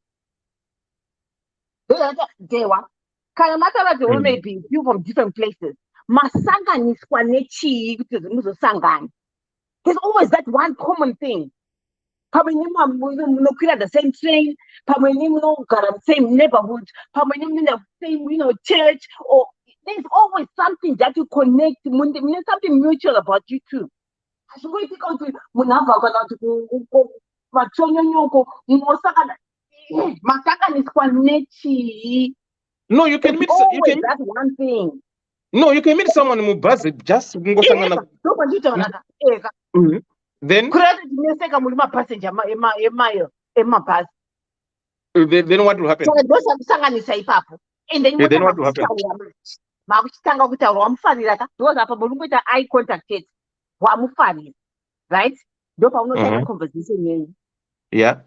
Right? Paconversation ipapapo kana mafarirana, then you organize a date yekuti alright takumboenda unocho, because there's no point kakuti uchatospenda 200 pounds pane munhu asina interest newe, ndosaka muzodyiwa. Okay, let's go step by step. Organize a date, then itaenda kudate, then taenda kudate ka charamba chingotaura ndakupika manje zvimwe zvinhu zvandisingadi, munhu anochiwa atiridza mukanwa, or just pamwe hagoni fuke knife, those are like small little bits and pieces. But people ignore a small little thing, but those are one with relationship. Saka dating ipapo ya screening munhu. It's screening. Besa munhu screenana, uya screenana wake. Kana mazofarirana, you go to the next stage, man. You're now official. Oh yeah, now we're in a relationship. Is it open or closed? Zvatopera. Kana mafarirana fedha, marriage material muzotanga kutaura iyoyo, then makutonoroorana. Simple. After after 3 months. Because remember, it's that interest get overwhelming. And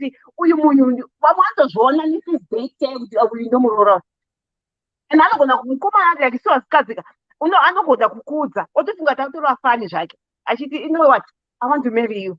But can also no, I don't see it. They've got that thing to and what was what? I'm supposed that after maybe 2 years. I told you that I was gonna marry you. After 10 years, I told you first day, I mean, I'm going. Another answer question in the one. What's the difference between first day Gwangu and then after a month? First day kwakati. I don't know if it happens to everyone. First day. Unonzi wakameka kuti warara na day wa first day amango sangana. You feel pamnozo separate, you feel like kameka udeti, kameka kungozvi shora kanongoitika in your mind. But ndazompire chichi, But after a month, paneka weka kupawa but ndomuziva ndide wanoera chakati sister yake ndakambodza naye, saka mangozwawo kameka kanongopoka happy so kekuti aiwa uyu ndomuziva. Saka that's the only difference. Okay, so the more you prolong the days, it gives a validation. It's like, yeah, mentally and everything, like, I don't know, maybe emotionally. Would you feel attached to that person? This was another thing, you can have a heartbreak. There's a group after a month and this is a Monday ghost. What do but they can go to after 1 day. Wow. This is wow, people. Okay, so can we we're already emotionally attached. Okay, so which is better? Ku gospa mangweta once than will quit heartbreak. It's not a heartbreak as such. So after like a month, pani mama uti nogona like ndogona uti ndawo yakumba kwenyu day one ndisika ndona pane mahembe pasi chichi, after a month ndogona uti but dewa munhu po, but ndikazviona first day ndogona kuramba because handiti munhu anouchapa waona. Saka ngati bukuta mama dzinonzi njuga birthday inonetsa haisimenti zvinhu but asemanzi unongoti but kona nitaurisa but munhu bo but gwangu anogona pane zvimwe zvinhu zvozongoti unozongoita vakawanda vari mumarriages ka but kukuti taisa pascale anoti ndikada isina kumbomuroora munhu but pane chinhu chakazongoti unongoti no ndanda kutomuziva ungoti hold on to. You overlook a lot of things. Okay. Titsongora kuti mira timunzotsi amene zvangada kutaura. Mwoko, then masibanda, then mukoma George tiyobva tangoda ichizoenda takadai. Inini, not now. Not at the moment. Masibanda. Matiko deo. Matiti sei. Ndakanyatsogara ndakanyarara nditi mandiseka kuti 6 months here saka ndiri kutoedza kutoplana kuti right rega ndifone ndimudze kuti zvanzi nakoni tionane paweekend. Masanda nakoni, where are you guys? Masanda kari kuUK. Oh, Masanda.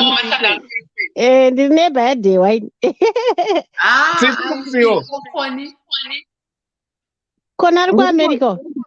Manje Dewa. Oh, panyu talk about Saka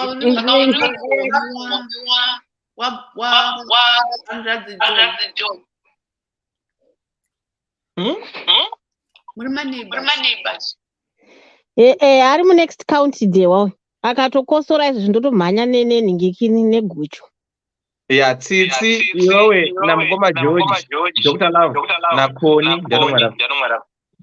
Na CSP. CSP wari pa Birmingham. Koni, Dr. Love, na Tsitsi mise muri kwa America. I see. Feedback. Kwako iko.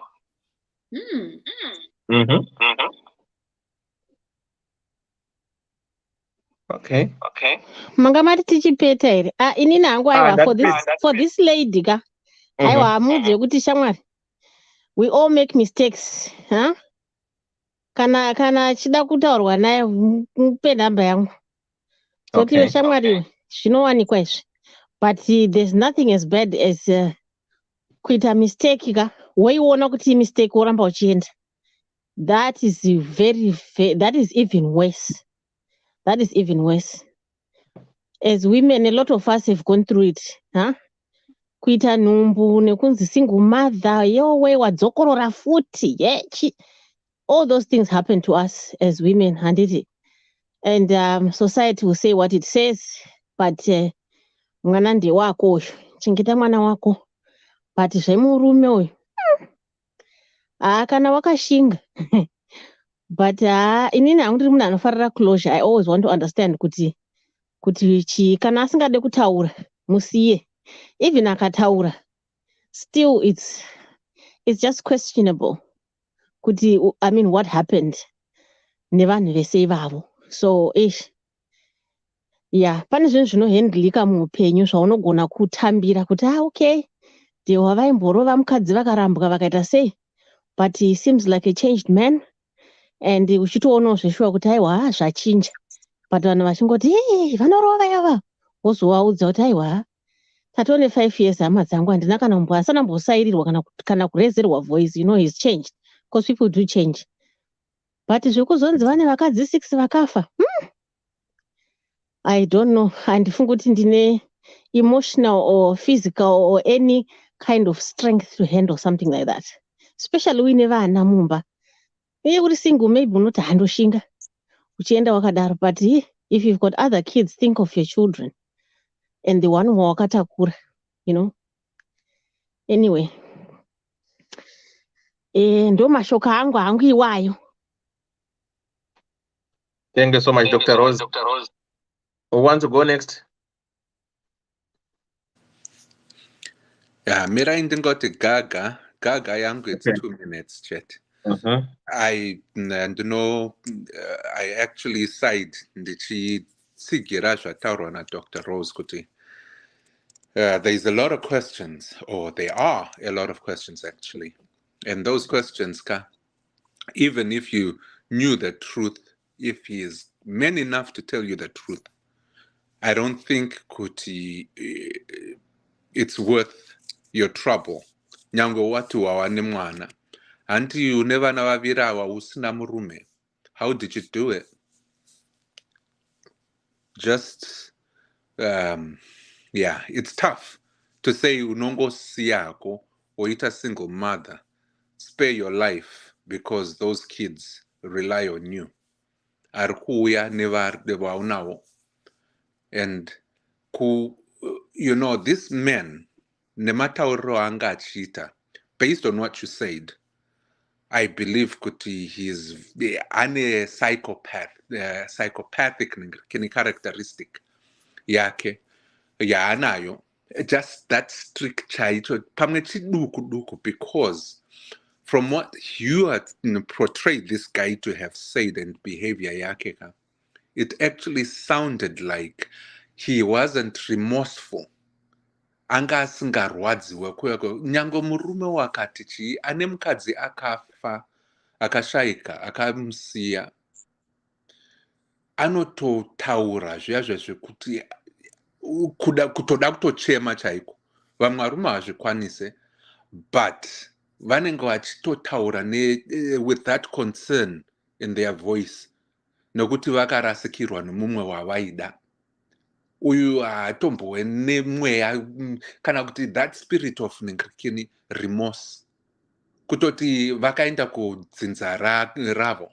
That to me is a joking and disrespectful way of describing a very, very, very somber and tragic situation. Saka, based on just that, his way, his tone, yama portrayal in your letter, he's a narcissist, a psychopath. Toto enderambere kuti that he might as well be someone without a conscience. Because per one, kuzoti two, kuzoti three, kuzoti 4, 5, 6 footy, and he doesn't show any remorse no concern about it to actually share his heart out. Why can't he open his heart? Pakadaro. Naguti, you are going to be the next wife, and the concerns are very valid. So with that, inini ndinongoti hangu wakato komborerwa na mwari wako, and people are actually saying what they are saying not because of anything kwete majeras, but because they want you to know kuti kwauri kuenda kauko kune rima. This guy is dark. Nyango yake pamwe asiri akakonzeresa asi the way he said it about his past wives that have passed, it doesn't make sense, and it doesn't give me a peace of mind. It was a tragic. He needs or deserves a seventh chance in life. I don't think he does. And your best bet is to just walk away. Know the truth if you want it, but the truth has already been said to you. Vakafa, they are dead. And I'm sorry to say it that flat out. And you might be next, might with a capital M. So please spare your life and for the sake of your kids. Thank you. Thanks, Dr. Love. Thank you so much. Tsitsi or Sister P, whoever wants to go first, or Manit. Right, guys. Thanks for the stars. Thanks for everything. I've got not much to say because everyone has said, and the lady has been given good advice. The only way for you to survive is to do your investigations, but the handwriting is on the wall. If you're my daughter, if you're my sister or my nephew or my whatever, my cousin, I'll just tell you leave. Because at the end of the day, you are the 7th wife. 6 are deceased. You have to ask yourself a question. With them 6 mysterious, if it's called a mysterious death, that means the unknown deaths. So what makes you think you were out of the 6? What makes you think you're going to survive? At times, some things you don't need to be told. Common sense, even though they say it's not common to everyone, but on this one, my sister, this is pure common sense that you need to use. 6 deaths from one person, and you're the 7th one. So if you just feel and think with all these other 6 people, they came with the same mindset that you have of saying, oh, you know what, I don't care about the other one, I will make it. Then boom, the other one comes, third one said, oh okay, I'll turn a blind eye, boom. 4th one comes, oh, I know I'm different, boom. The 5th one say, oh, I'm better than the rest, boom. The 6th one comes, say, no, me, nini, I'm not gonna be touched, untouchable, boom. Now we are the 7th one, having the same mindset. They say, oh, I'm untouchable, so I will survive. Then boom, no, my dear lady, call it quits. Stop this Aurora thing. Be open with your people. Tell them exactly what you've been told. Tell them this man has been married 6 times. I'm the 7th wife. Out of the 7 women, I'm the only surviving one. The other 6 are dead. And I'm telling you, your parents, they will tell you, my daughter, run with your life. Marriage is not for everyone. Some people, they are meant to be married. Others, they are meant not to be married. So do not compete with anyone. Be you. Be yourself. It's life. Ask yourself, why am I still surviving? You know your friends, some people that you know that they've died and they're still there. So if you ask those people, do you want to die? No. So the same thing. If you are not meant to be married, then my dear, it doesn't matter. The same way of raising your 2 kids, look after the third one. They need their mother. That's all I can say. So I just want to say, guys, thank you so much for the stars. Thanks for everything. Thanks for the support. And again, I've got information that I have. I'm not quite sure, but you might be lucky to be taken. A friend of mine gave me link here, this organization in New Palmas, US. I called them and they are legit. I'm not going to give you the number, but I did what I did, and they're taking people from Zimbabwe. So free COS. So you're lucky, fingers crossed. You apply there.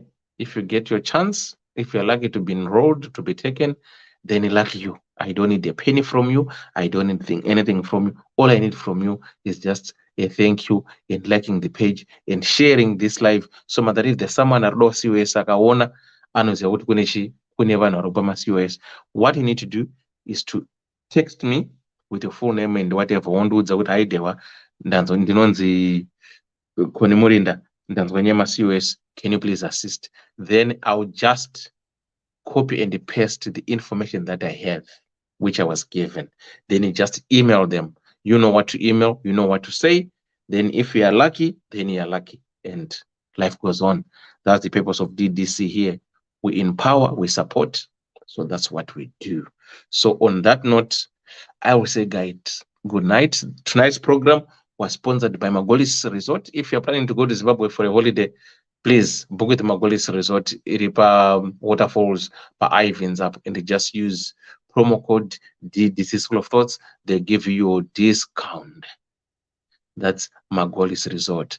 If you're an artist or if you're listening to music, Spotify or made up of Spotify, iTunes, go to Myozika Music, where you can listen to music, play music, and you get paid to listen to music.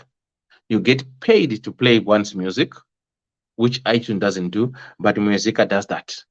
So look for Musica, go and listen. At the end of the month, you might be getting some few bucks to your pocket by listening and playing people's music. So those were the sponsors for tonight's program. So on that note, I will say, guys, good night. Tobatanam Swe Friday. What I post on my personal page, don't take it personal. It's not meant for anyone. I just put it out there just to have fun and talk. So whatever I write, don't take it like it's directed to you. It's not directed to anyone.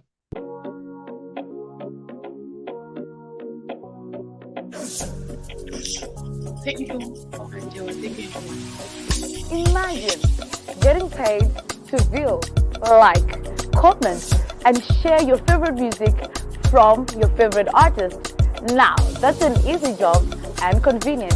All you have to do is to visit us at www.musica.online, which is an amazing platform that allows you to get the amazing music that you need. So we're calling upon even the listeners, and most likely the artists, to upload their music, and listeners to get paid for listening to the music.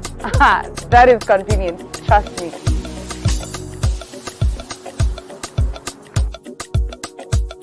Which is Marabino one time. Ungabe udinga indawo yokuchadela kumbe udinga indawo yemhlangano esikubiza sithi ngama conference space. Ikulu indawo ema-Goddess Resort. Loba uthanda ukwenza imidlalo enjengokugada escape, ukugada amabhizi kumbe ikanu. Woza uzobona ubuhle bemvelo. Ikhona njalo izipline ema-Goddess Resort. Kumnandi labantwana asibakhohlwanga. Ikhona imjingo emihle emangalisayo emkhulu futhi. Ama-virtual reality lama TV amakhulu atholakala ngaphandle. Hawu wakuhle ema-Goddess Resort.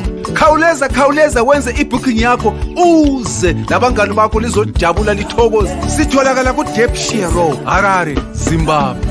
Ma-Goddess Resort, an adventure and a leisure paradise. Ddc Skool of Thoughts, yeah. Kubatirana, sana, yambutana, fila, kuona sana, simutirana, ya. Panondo pato sangana, batirana, panondo pato kumana, sana, Ddc Skool of Thoughts, Ddc Skool of Thoughts. Yautete wachimonyo fila icho kwadi upenyu uyu unoda kupana na miwono, yeah. Kubatirana, sana, yambutana, fila kuone sana, kusimutirana, nekukurutirana, yeah. Panondo pato sangana, batirana, panondo pato kumana, batirana. Ddc Skool of Thoughts, Ddc Skool of Thoughts. But Ddc Skool of Thoughts. Real life matters now. Mondays and Fridays, 8:30 p.m. UK time. Live here on Facebook. Ddc Skool of Thoughts.